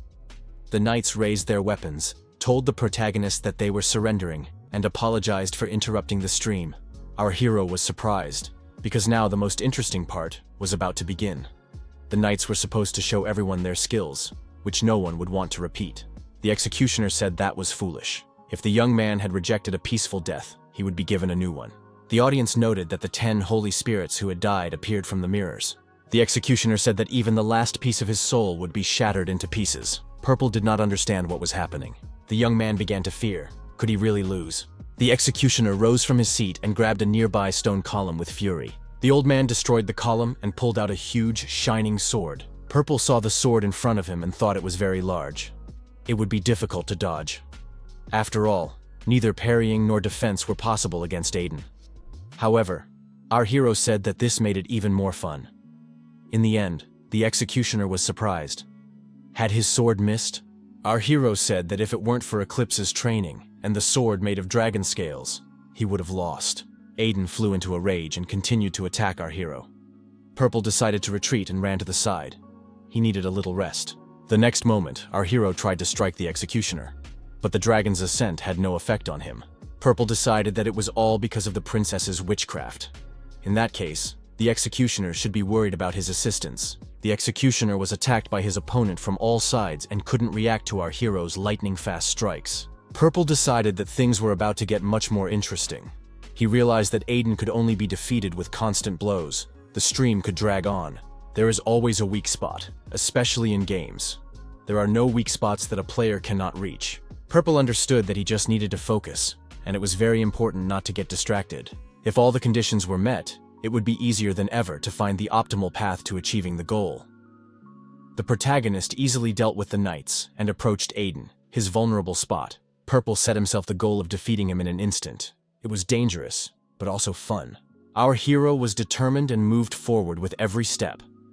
He made a crazy evasive maneuver and found himself on the executioner's throne. The audience was surprised. What kind of place was this to stop? Aiden was furious. He declared that no human had the right to sit on that throne. Purple said that what seems difficult at first is not difficult at all. The protagonist found himself on the executioner's body and moved his hand toward his opponent's head. The young man noted that the distance was now right. As a result of his successful advance, Purple found himself above his opponent's head and prepared to deliver the decisive blow to the most vulnerable spot. The protagonist swung and plunged his sword into the neck of the executioner, the final boss. Everything around them began to crumble. Aiden staggered, losing his balance. Aiden's body turned to stone and cracked. Someone in the audience suggested that he was a golem. That meant someone had been controlling him all this time. It turned out that Alicia was his adopted daughter. The audience assumed that the third phase was beginning. The executioner shouted for the man to disappear. A bright light burst from the final boss's body and shot upward. The executioner shouted loudly. Aiden pulled the sword out of the wound. He simply broke it. Purple realized that this attack wasn't enough. The executioner said that fate was unchangeable. His body was covered with strange inscriptions. The audience thought that this was the end. Purple held in his hands a fragment of a long sword with the highest durability. The protagonist said that he had previously destroyed the golem with this broken sword. The stone body of the executioner continued to crumble, and the final boss broke into pieces. Purple told the audience that the final boss had indeed been strong. After the game ended, Gyeong-bok left the capsule. Park Ju asked our hero if he was okay. Byung-hoon was barely coping with the chaos. Gyeong-bok noted that he had written many times in the group chat that he was fine. Park Ju said that he had reread the instructions and was ready to show what was wrong. Gyeong-bok was surprised. Had the manager already figured out the cause? Park Ju activated the system and said that this was the raw data measured by the capsule. It is distributed across games, and you can look at the part where the overload occurred. The situation changed every time Purple said he was concentrating. Our hero realized that using divine power caused a computational overload. And there had been many such situations. Gyeong-bok realized that the problem was that he was using divine power for too long. The protagonist shared his version with the manager, adding that he sees the problem precisely in this. Park Ju replied that he was not sure. There had not yet been any cases where the capsules themselves warned of danger. The same applies to products from other companies. Park Ju decided to contact capsule support first and check the documents more carefully. The manager said he had come to check on his friend's health and tell him what had happened. Now it was time for him to leave. A break was announced, so Gyeong-bok could rest. Park Ju ironically remarked that if Gyeong-bok behaved as irresponsibly as Byung-hoon, repressive measures would have to be taken against him. Gyeong-bok thought that at first he had used his divine power somewhat uncertainly. However, as soon as he got used to it, a warning appeared. He didn't feel anything sinister, so the support service was unlikely to say anything. Gyeong-bok wondered if he should hold back. If even in his free time he thought only about streaming, then he had become a real streamer. The main office of reality, the capsule manufacturer. The development manager reported that they were producing capsules with increased brain safety requirements. Therefore, he thought that a warning about computational overload would actually be useless. The amount of calculations performed by the client with the problem was more than 5 times higher than usual. This time, a warning was sent because the set limit was exceeded. It was more than 10 times the average value. Marketing and customer service managers were surprised by this figure. The development manager believes that this is a defect, but no problems have been found. The customer service manager was surprised. Why did the warning pop up only now? The interviewee replied that in other cases, the volume of calculations increases and then immediately decreases. So it seems that this was automatically identified as an error. However, this time the volume remained too high for too long. The specialist noted that if this was not a one-off case, then it was definitely not an error. But it was difficult to believe. The only explanation was that the customer had selected the information for processing themselves. Since this was not a device defect, it could not be repaired or replaced. Even high-quality products would not be able to fix this. The development manager said that the customer in question is a novice streamer, but already quite well known. He has even collaborated with the web magazine Metagamer. The specialist noted that due to the nature of the product, it is difficult to contact influencers. They need a quick response from customer support. What should be done? The customer service manager suggested a custom capsule that increases the computing limit. A colleague admitted that one line at the factory was idle due to the production of other devices. The employee added that they now have the opportunity to manufacture a custom-made high-end model because reality values every customer. The manager added that such custom advertising is only available to Purple. So this is their chance to emphasize how responsible a company they are. It was decided to sign a contract for a special custom model and sponsorship of the broadcast, with the first use. It all turned into an unexpected advertising project from the support service. At a meeting with representatives of Perfect Play, the manager of the development company reminded them that the young people had received an offer, but he wanted to clarify it once more. The offer was made with recognition, so the contract price was 15 million. The high-quality custom model would be provided free of charge. Gyeong-bok immediately thought that he was currently using a capsule worth 8 million, and 600,000 subscribers brought in about 13 million. The manager added that the custom model exceeds the average user's computing power by 50 times. Since the simulation increased the load more than actual use, it would be covered in this volume. If any problems arose, they would immediately update and replace the capsule. Gyeong-bok paid attention to the manager's word load. In the virtual world, our hero did not experience any recoil from using divine energy. Since the return always falls on the head, could it be that the capsule is receiving it? Gyeong-bok thought, if the limit is increased, he will be able to freely use divine power. Then it will be possible to expand the limits of perception or gather more specific information. The manager of the development company announced that the custom model would be released the next day. The man added that they highly valued the contribution of the player Purple's streams. The longer Purple delays his streams, the more he loses. They had planned to provide the capsule separately from the contract, so production began immediately after the request from customer support. The manager added that what the player requested separately would also be made free of charge. Our hero now understands why reality has the highest market share for capsules. Purple held his first offline stream. The streamer greeted the viewers. Purple said that reality had made a new capsule especially for him. Purple reiterated on camera that this elite capsule was created exclusively for perfect play by reality. Our hero decided to tell viewers why this capsule was created. He reminded them about the overload. After checking, it turned out that his capsule's calculations were slightly above average. Therefore, the new capsule was configured so that it could withstand approximately 50 times the average value. He told viewers that the technician had already installed the capsule. He had simply covered it with a box in preparation for the presentation. Purple said that even without its unique design, this capsule has many useful features: a water filter, massage, and even an automatic device for removing excrement. Comfort is guaranteed for up to half a day. The streamer promised that viewers would enjoy the game to the fullest. At least, that's what the instructions say. Purple said that he personally really appreciates reality. He was so afraid of going offline that his vision even darkened. Purple said on camera that 12 hours of continuous streaming is 30 times longer than usual. Viewers won't get bored. Purple admitted that there will be a second part of the stream.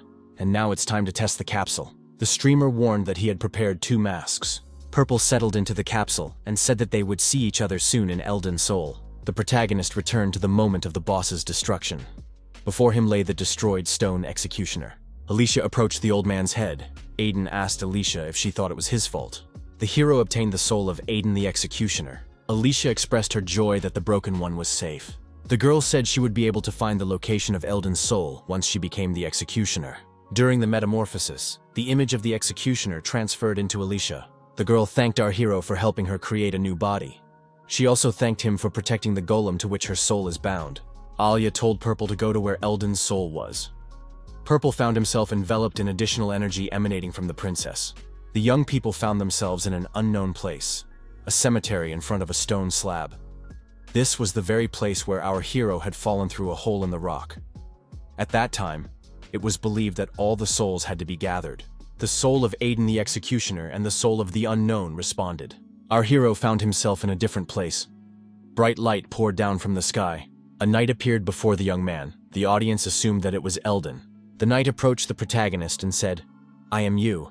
The knight added that the power of his soul, the soul of Elden, had been passed on to those who became saviors. The knight continued, "Those who had fragments of the savior's souls became the broken."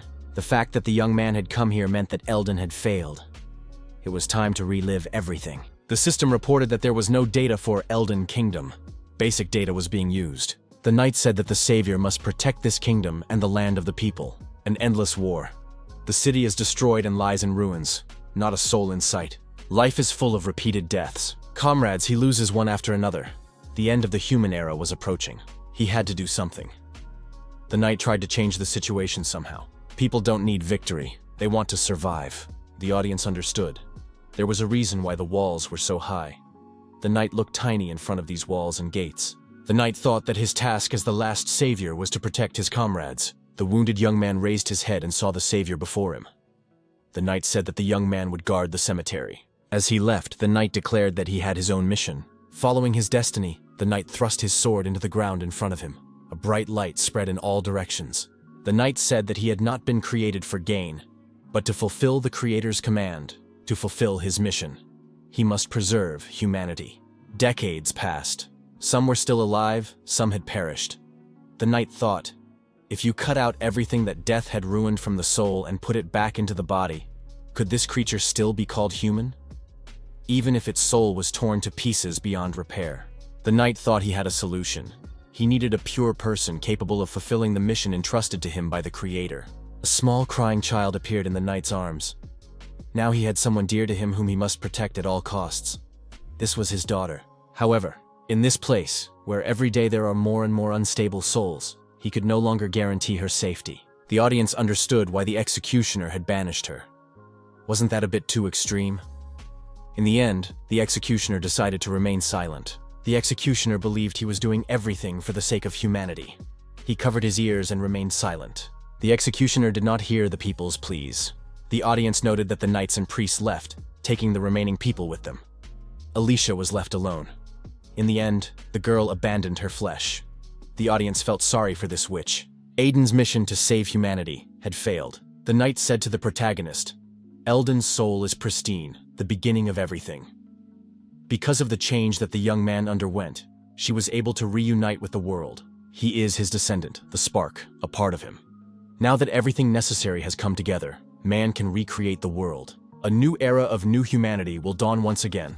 Someone once said to our hero, "A name is just a fragment of existence. Whatever name they are given, however they live, if their essence remains human, if they themselves want to remain human, then they can be called that." The protagonist declared that the era of humanity had never ended. The knight said that if a person decides to continue this world, he will follow him.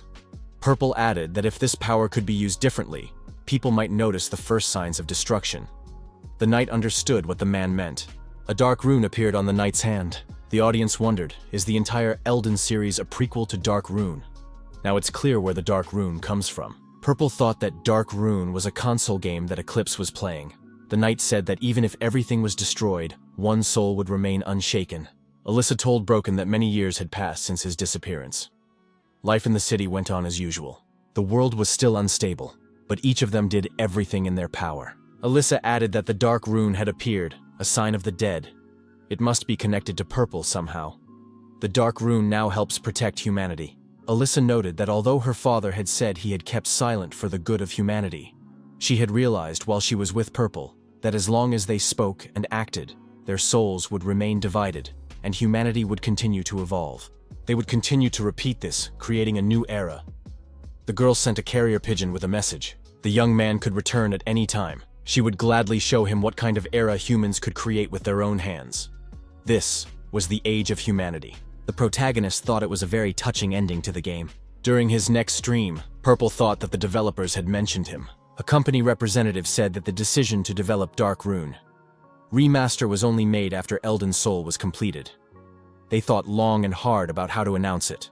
They decided that if players figured out on their own that Eldon Soul was a prequel to Dark Rune, they would announce it officially. To do this, they left a hint in Eldon Soul in each ending. The host added, "Finally, a streamer from Korea, Perfect Play, did it. Perfect Play took the most difficult route and was the first to figure it out. They had to record this video." The host thanked him for the opportunity to announce the remaster. They had something special prepared for Perfect Play. The stream host noted that, just as Eclipse had the Eclipse Knight in Elden Kingdom, in Elden Soul there will be an NPC inspired by Perfect Play. It will be the Knight of Perfection. The host added that if viewers try to talk to him, they will hear something interesting. Purple listened to this speech with interest and was pleased with these innovations. The host expressed special gratitude to those who implemented this NPC. For our hero, all of this was unexpected. He never thought that a character would be created based on him. Purple, leaving the hall, thanked the entire Elden Soul team for such an unforgettable historical experience. He added that he would also continue to improve his streams. Gyeong-bok noted that an article about these innovations had already been published. Immediately after that, our hero received a huge number of messages. A date for the event was also set. Ji-hwan called our hero and said that the young man was simply incredible. He was shocked when he heard the news at dawn. Gyeong-bok replied that he was confused. Ji-hwan decided that since the young man was calm, he must have nerves of steel. Gyeong-bok replied that he just didn't fully understand what had happened. He added that he had seen a letter from GGG. It seemed that the schedule had been changed. They said that it would take more time to set up the NPC. However, they also changed the content. Gyeong-bok thought that this was somehow related to the data he had sent them. Gyeong-bok contacted Byung-hoon and said that the video editor's content was explosive. This guy was like an open book. However, he didn't want to associate with him just for profit. The protagonist, with a sports bag on his shoulder, stopped in front of the entrance to the boxing club. Our hero changed his clothes and got ready for his workout. He needed to improve his hand-to-hand combat skills. During a break between fights, the young man looked at his smartphone screen and was surprised to see that he already had 3 million views. He also gained 70,000 subscribers. Previously, our hero used to relieve stress on a punching bag, but now it's just a refreshing workout. He needs to do one more round while he's still in the mood. Gyeong-bok took a boxing stance and began punching the heavy bag.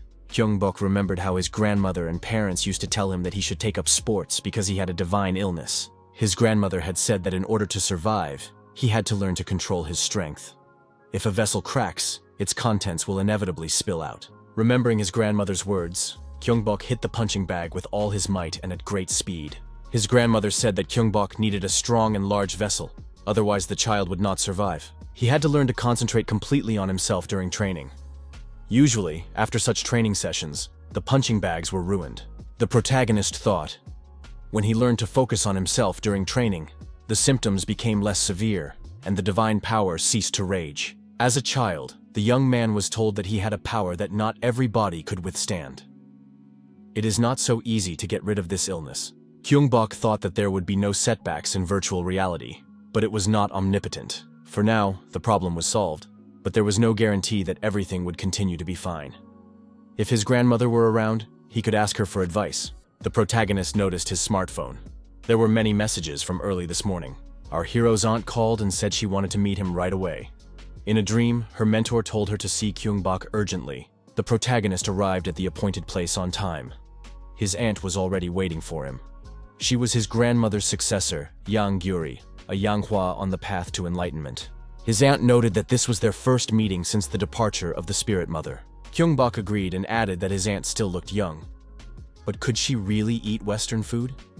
His grandmother had never even touched it before, afraid of offending the guardian spirit. Yang Gyuri noticed that she wasn't eating everything, but the young man's divine energy was suppressing even the guardian spirit. His aunt asked what Gyeong-bok was doing now. The young man replied that he was making good money streaming. Yang Gyuri said that in that case, he should stick with it. His mother said that Gyeong-bok was worried about a lot of things. The young man agreed. A few days ago, he had to stop streaming. His aunt reminded him that in life, it is more important to learn to recognize trouble and avoid it than to chase after luck and wealth. Had Gyeong-bok still not understood this? Yang Gyuri reminded him that the spirit mother had saved her. Before that, she was a shaman with a false spirit. An evil entity attached itself to her, pretending to be her protector and feeding on her desires. Yang Gyuri continued. When she received her true spirit, she realized that a guardian spirit does not bring suffering. It helps one learn exactly as much as one can bear. Since Gyeong-bok did not accept it, he does not know his limits. That is why he suffers, unable to handle divine power properly. This is divine illness. Gyeong-bok must not become a shaman, his grandmother said. Otherwise, he will be controlled by his power and lose his own eye. Yang Gyuri said that the young man's divine power is too strong, so a guardian spirit will soon come and lead him on the right path. A false spirit will not even be able to approach him. A shaman corrects problems. Gyeong-bok asked, "The right path is good, isn't it?" His aunt replied, "The false spirit is enslavement. The guardian spirit is acceptance." Whether the young man follows his desire or the right path, in both cases, if he loses his free will, it is the same thing. Yang Gyuri said, if Gyeong-bok is interested in free will, if that is really what he wants, she will help him. His life is not yet over, so he can return, but not to his ordinary life, for that is the right path. According to divine decree, one must follow the will of heaven. Gyeong-bok thought, what if he had simply followed his parents and crossed the border between life and death? Wouldn't that mean complete fusion? His aunt said that fate does not always bring good things. One should not look for the right answer in it. Following only what heaven approves is not always good. Yang Gyuri remarked that the most important thing was for Gyeong-bok to be happy. My aunt said that the young man had grown up a lot. In the old days, she would have started questioning him, but now she can see that he truly loves what he does. You can see it in his eyes. It is important to strengthen your vessel, but it is even more important to know how much strength it can hold. Then, Gyeong-bok will be able to use his abilities even better. She believed that the young man would succeed. If he loved his work so much, he shouldn't give it up. Her aunt reminded her that it was important to know one's limits. It was scary not to know where the line was. But if you knew your limits, there was nothing to fear. Yang Gyuri added that he would have to discover his limits on his own. However, she could give him a hint. His aunt said that his grandmother could see not only into the future, but also into people's souls. Gyeong-bok asked if it was something like foresight or mind reading. Gyeong-bok said that his aunt had calmed him down a lot and thanked her for that. Yang Gyuri noted that even though they were not related by blood, his grandmother had taken her in during a difficult time and replaced her mother. Gyeong-bok became her nephew. What aunt would remain indifferent when her nephew is lost on the path of life? His aunt noted that others couldn't get close to Gyeong-bok because of his strength. However, his grandmother always watched over him. Gyeong-bok once again thanked his aunt for her kind words and unconditional support. Yang Gyu-ri got behind the wheel of her personal car and offered to give the young man a ride. Gyeong-bok thanked her and added that he lived very close by. He also promised to call her more often. Gyeong-bok remembered his aunt's words. A guardian spirit does not bring suffering. He also remembered how Yang Gyu-ri had promised to help him if that was what he really wanted. The more he concentrated, the more his strength obeyed his will. The setbacks and illnesses were just warnings. However, the pain he felt was like a stop signal. It was like a capsule. When the limit was exceeded, overload began. Gyeong-bok thought that if he didn't go beyond what was allowed, everything would be fine. Gyeong-bok remembered how he had offered to help his grandmother because she needed to rest. His grandmother replied that he shouldn't rush into it. This was something that required faith and prayer so that the spirit could remain at peace. If you treat something with care, it becomes a conduit for faith. You have to imagine that you are sharing your soul with it. You can get to know people through such objects. It's like foresight or mind reading.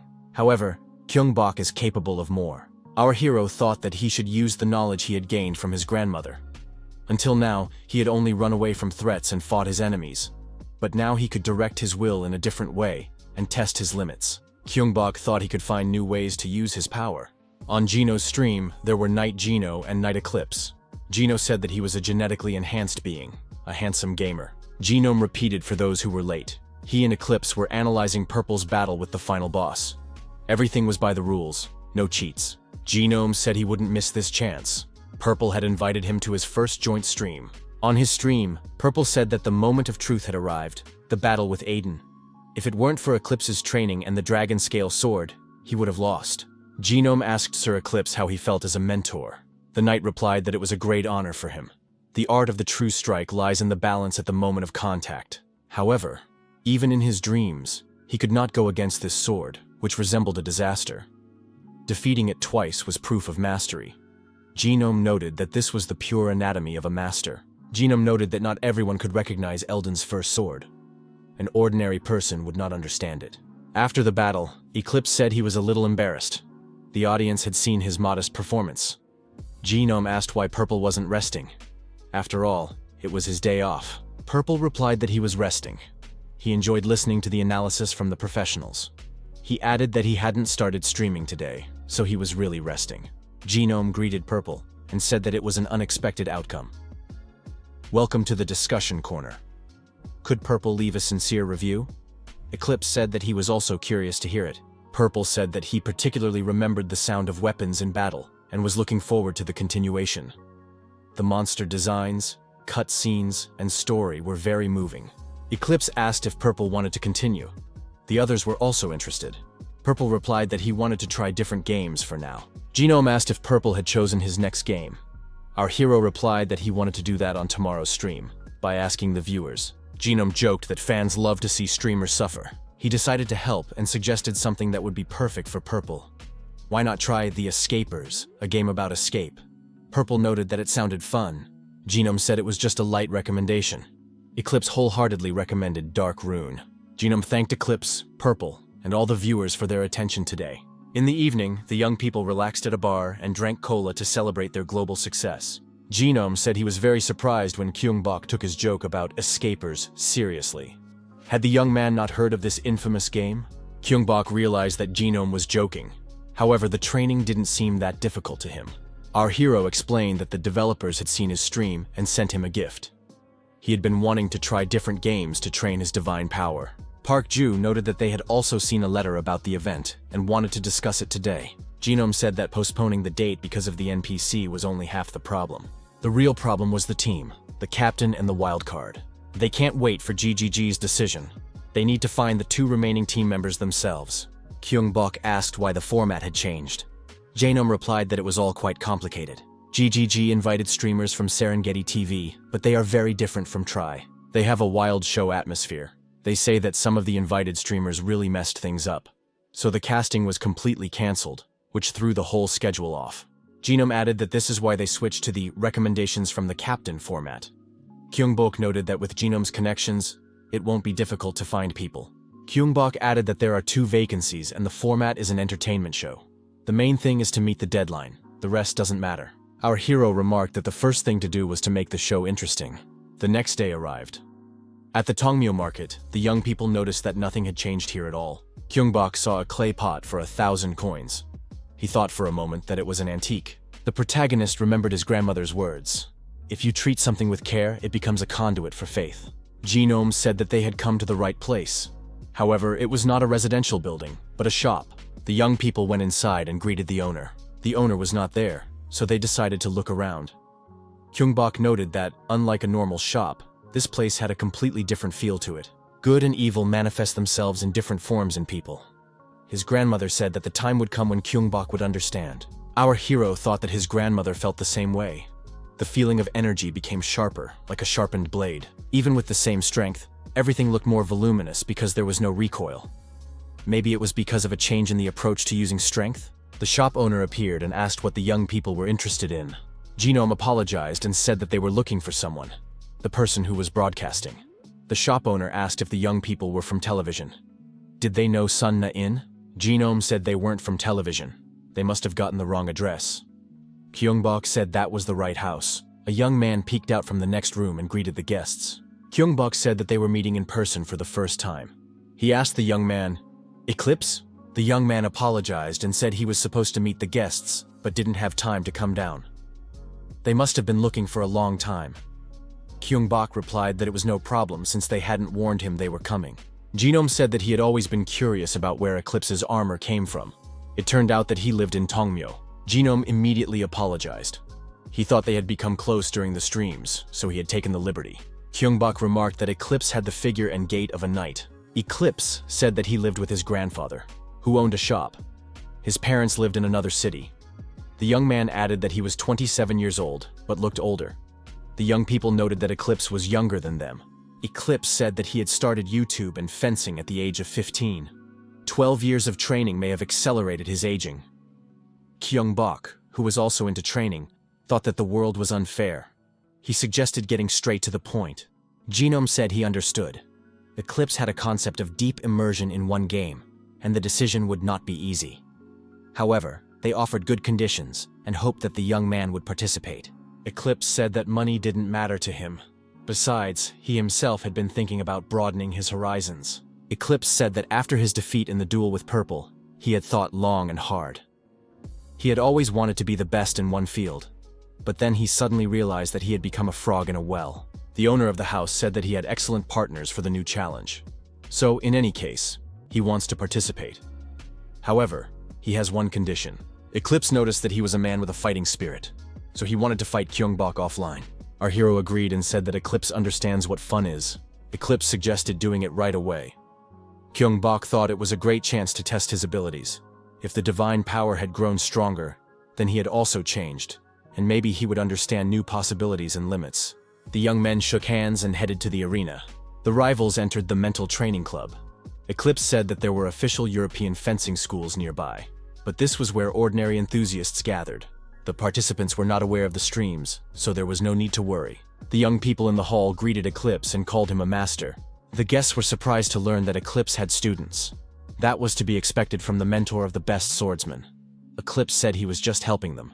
A sign reading Arsenal hung outside one of the rooms. The guests were amazed by what they saw. There were weapons and knight's armor. Eclipse said that only connoisseurs gathered here. He sets aside a little of his income from streaming for everything. They send the armor to be professionally cleaned, so there's no need to worry. Genome was surprised. Do they really fight in armor in this club? Isn't it just for streaming? Eclipse replied that to show real skills, you have to be fully prepared. Safety is a given. The students noted that the master was wearing heavy armor. But who was next to him? Maybe one of the association's strongest fighters? The students asked the master if they were new members of the club. Eclipse replied that they were his acquaintances. He wanted to show them around and practice a little. The students were delighted and said that this was a good opportunity to broaden their horizons. The master himself would participate in the sparring. Eclipse's students asked Gyeong-bok about his experience. Our hero replied that he had about 5 days of training. Eclipse suggested they warm up first. Gyeong-bok picked up a sword and said that the balance was different from the game. Eclipse explained that it was a replica with a blunt blade. Gyeong-bok decided that he would get used to it during the fight and said he was ready. Eclipse noted that any technique could be used with a sword. The students hoped that everything would be fine. After all, if he was a beginner, he probably didn't even know how to hold a sword. The young men noted that their master had struck first. Did he really consider his opponent more experienced? Gyeong-bok successfully parried Eclipse's attack. Our hero thought that the difference from the game was not only in the balance of the sword. In reality, access to divine power is limited, so perception is dulled. Fatigue from the heavy equipment also plays a role. However, the body gradually remembers, and even with limited abilities, it is still possible to use divine power. By mastering what was limited, and with enough of it, the young man gradually understood how to use it effectively. The disciples noted that their master was the first to increase the distance. Was it really only 5 days since the novice had first held a sword in his hands? Eclipse thought that the blitz had not worked. He had tried to play on the difference between virtuality and reality, but Purple's adaptation was simply phenomenal. The more aggressive the style, the more fatigue from heavy armor takes its toll. However, there was no time to think about that. Before Purple could fully adapt, he had to attack again. Gyeong-bok grabbed the sword by the blade and struck his opponent with the hilt. Eclipse lost his balance and fell. Our hero grabbed the sword correctly and pressed it against the chest of his armored opponent lying on the ground. Eclipse looked at his sword lying nearby and admitted defeat. The disciples were surprised. After all, a novice had defeated a master with the murder stroke technique.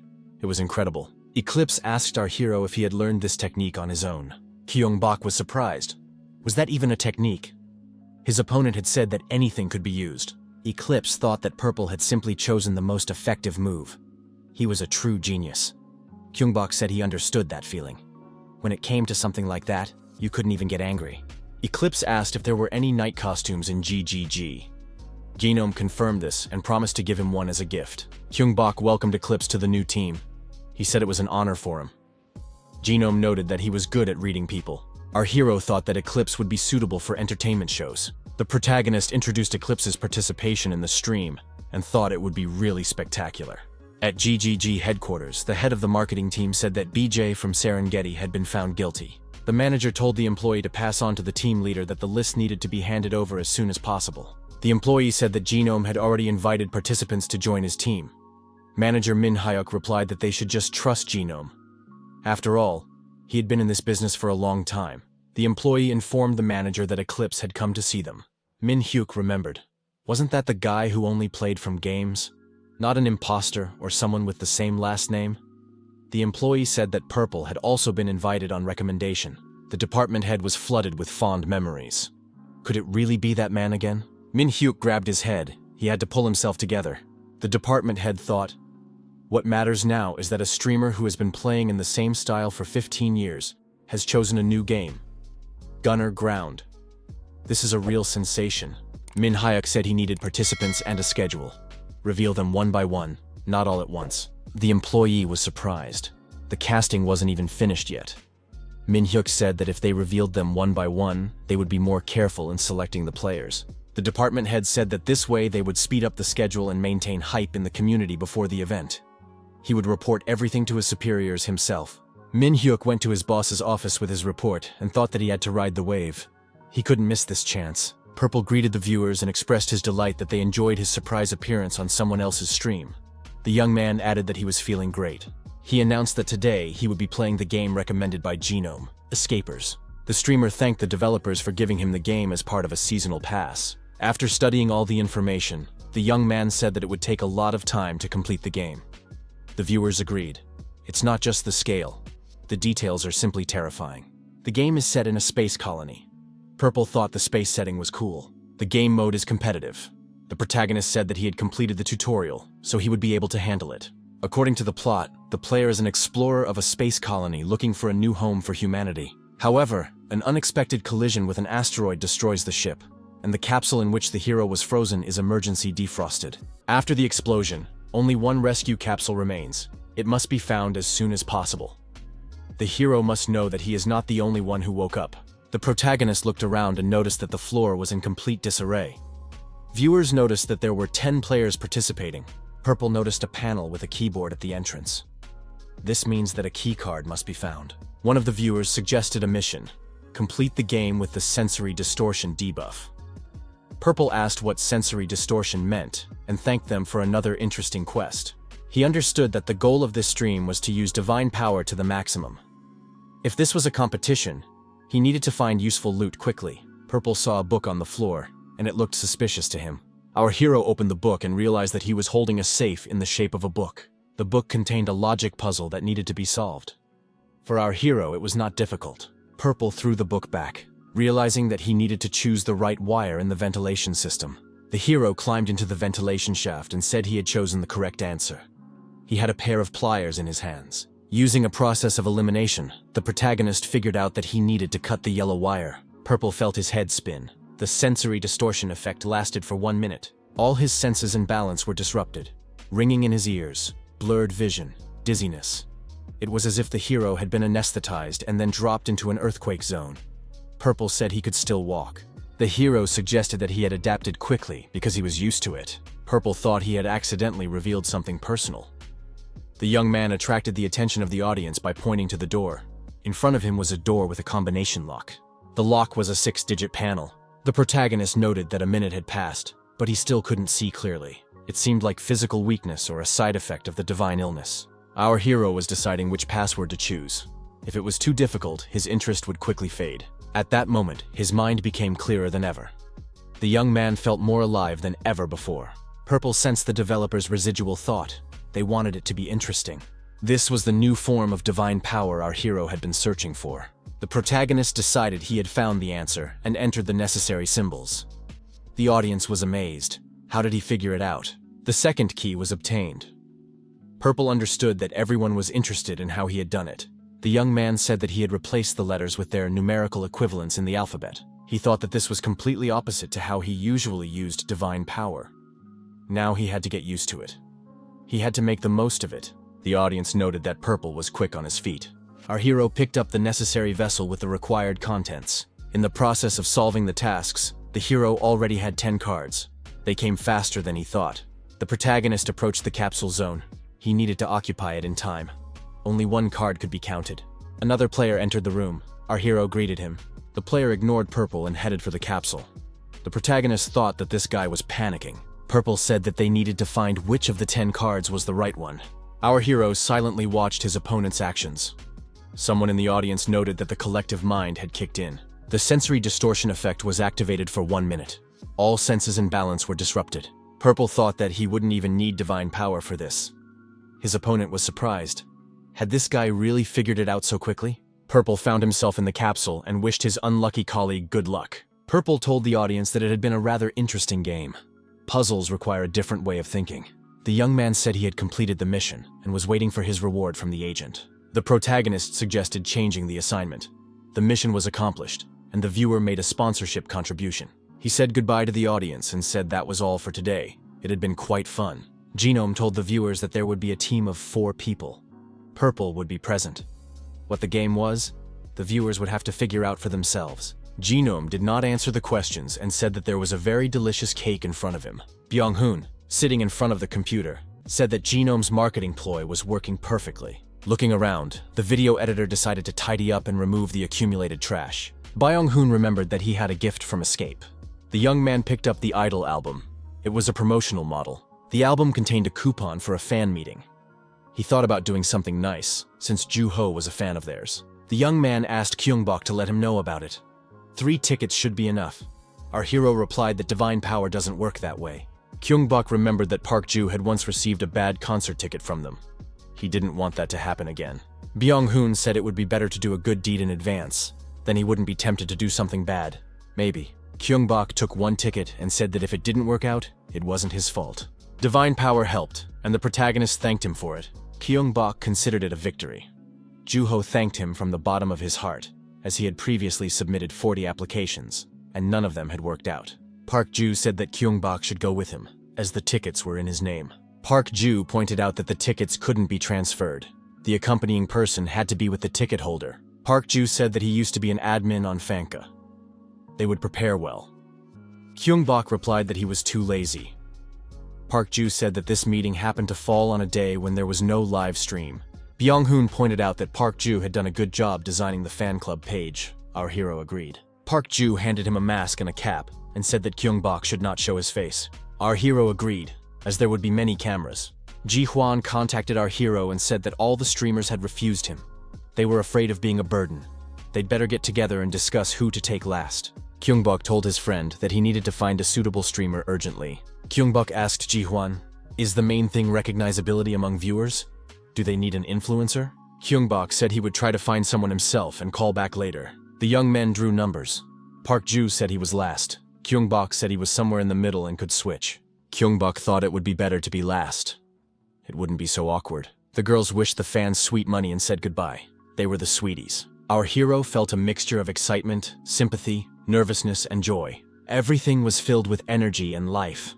The girls shared their happiness with the fans. Gyeong-bok understood what it meant to be an idol. Finally, the attendant told the last person to come to the table. The young man had to get his ID out in advance. Gyeong-bok decided to cover the note with his ID, as they might even check inside. The man in the mask and cap greeted the girls. They thanked him and invited him to sit down. The girl picked up a toy bear figure skater and said it was cute. The young man noticed that Nara was a professional figure skater. He had a hard time getting this limited edition toy. Nara smiled and thanked him. The girl said that the young man seemed to be at a fan meeting for the first time. "What's his name?" she asked. The young man replied that his name was Gyeong-bok, but asked that he sign his autograph for Park Ju. Nara thanked him for coming to the meeting. In the notebook was a card with a picture of Nara and the words Newton. It was fun. Gyeong-bok turned the card over and asked her to sign the back. Nara was very surprised to see this card in the young man's hands. Gyeong-bok took off his mask and said that now she knew him too. Everything was honest. Our hero said goodbye until the next day. Nara signed the photo book out of habit. Gyeong-bok stood up from the table and wished her a good evening. The young man in the mask and cap expressed his hope that they would definitely see each other again. Nara smiled after the departing young man and thanked him for his support. After the meeting, Park Ju thanked his friend and added that he was indebted to him. Gyeong-bok suggested that Park Ju had also felt the powerful energy. His friend confirmed this. Gyeong-bok thought that Newton had shown herself from an unexpected side. Our hero assumed that due to the dissonance between her virtual and real personalities, the girl might turn out to be fake. However, as it turned out, she did not emit any negative energy. It turns out that both sides of this girl are real. Nara, left alone, was furious. How did this guy really find out who she was? After the duel in Dun Eldon Seoul, he didn't do anything, and she thought it was just a fling. How did he find out? And how did he get to the fan meeting? Nara thought that this guy was nothing like their cute bricks. The girl tried to calm down. If he wanted to, he would have started with threats. They both know each other in real life. In that sense, they are truly equals. Nara remembered that Gyeong-bok had asked her to send him a message through the capsule.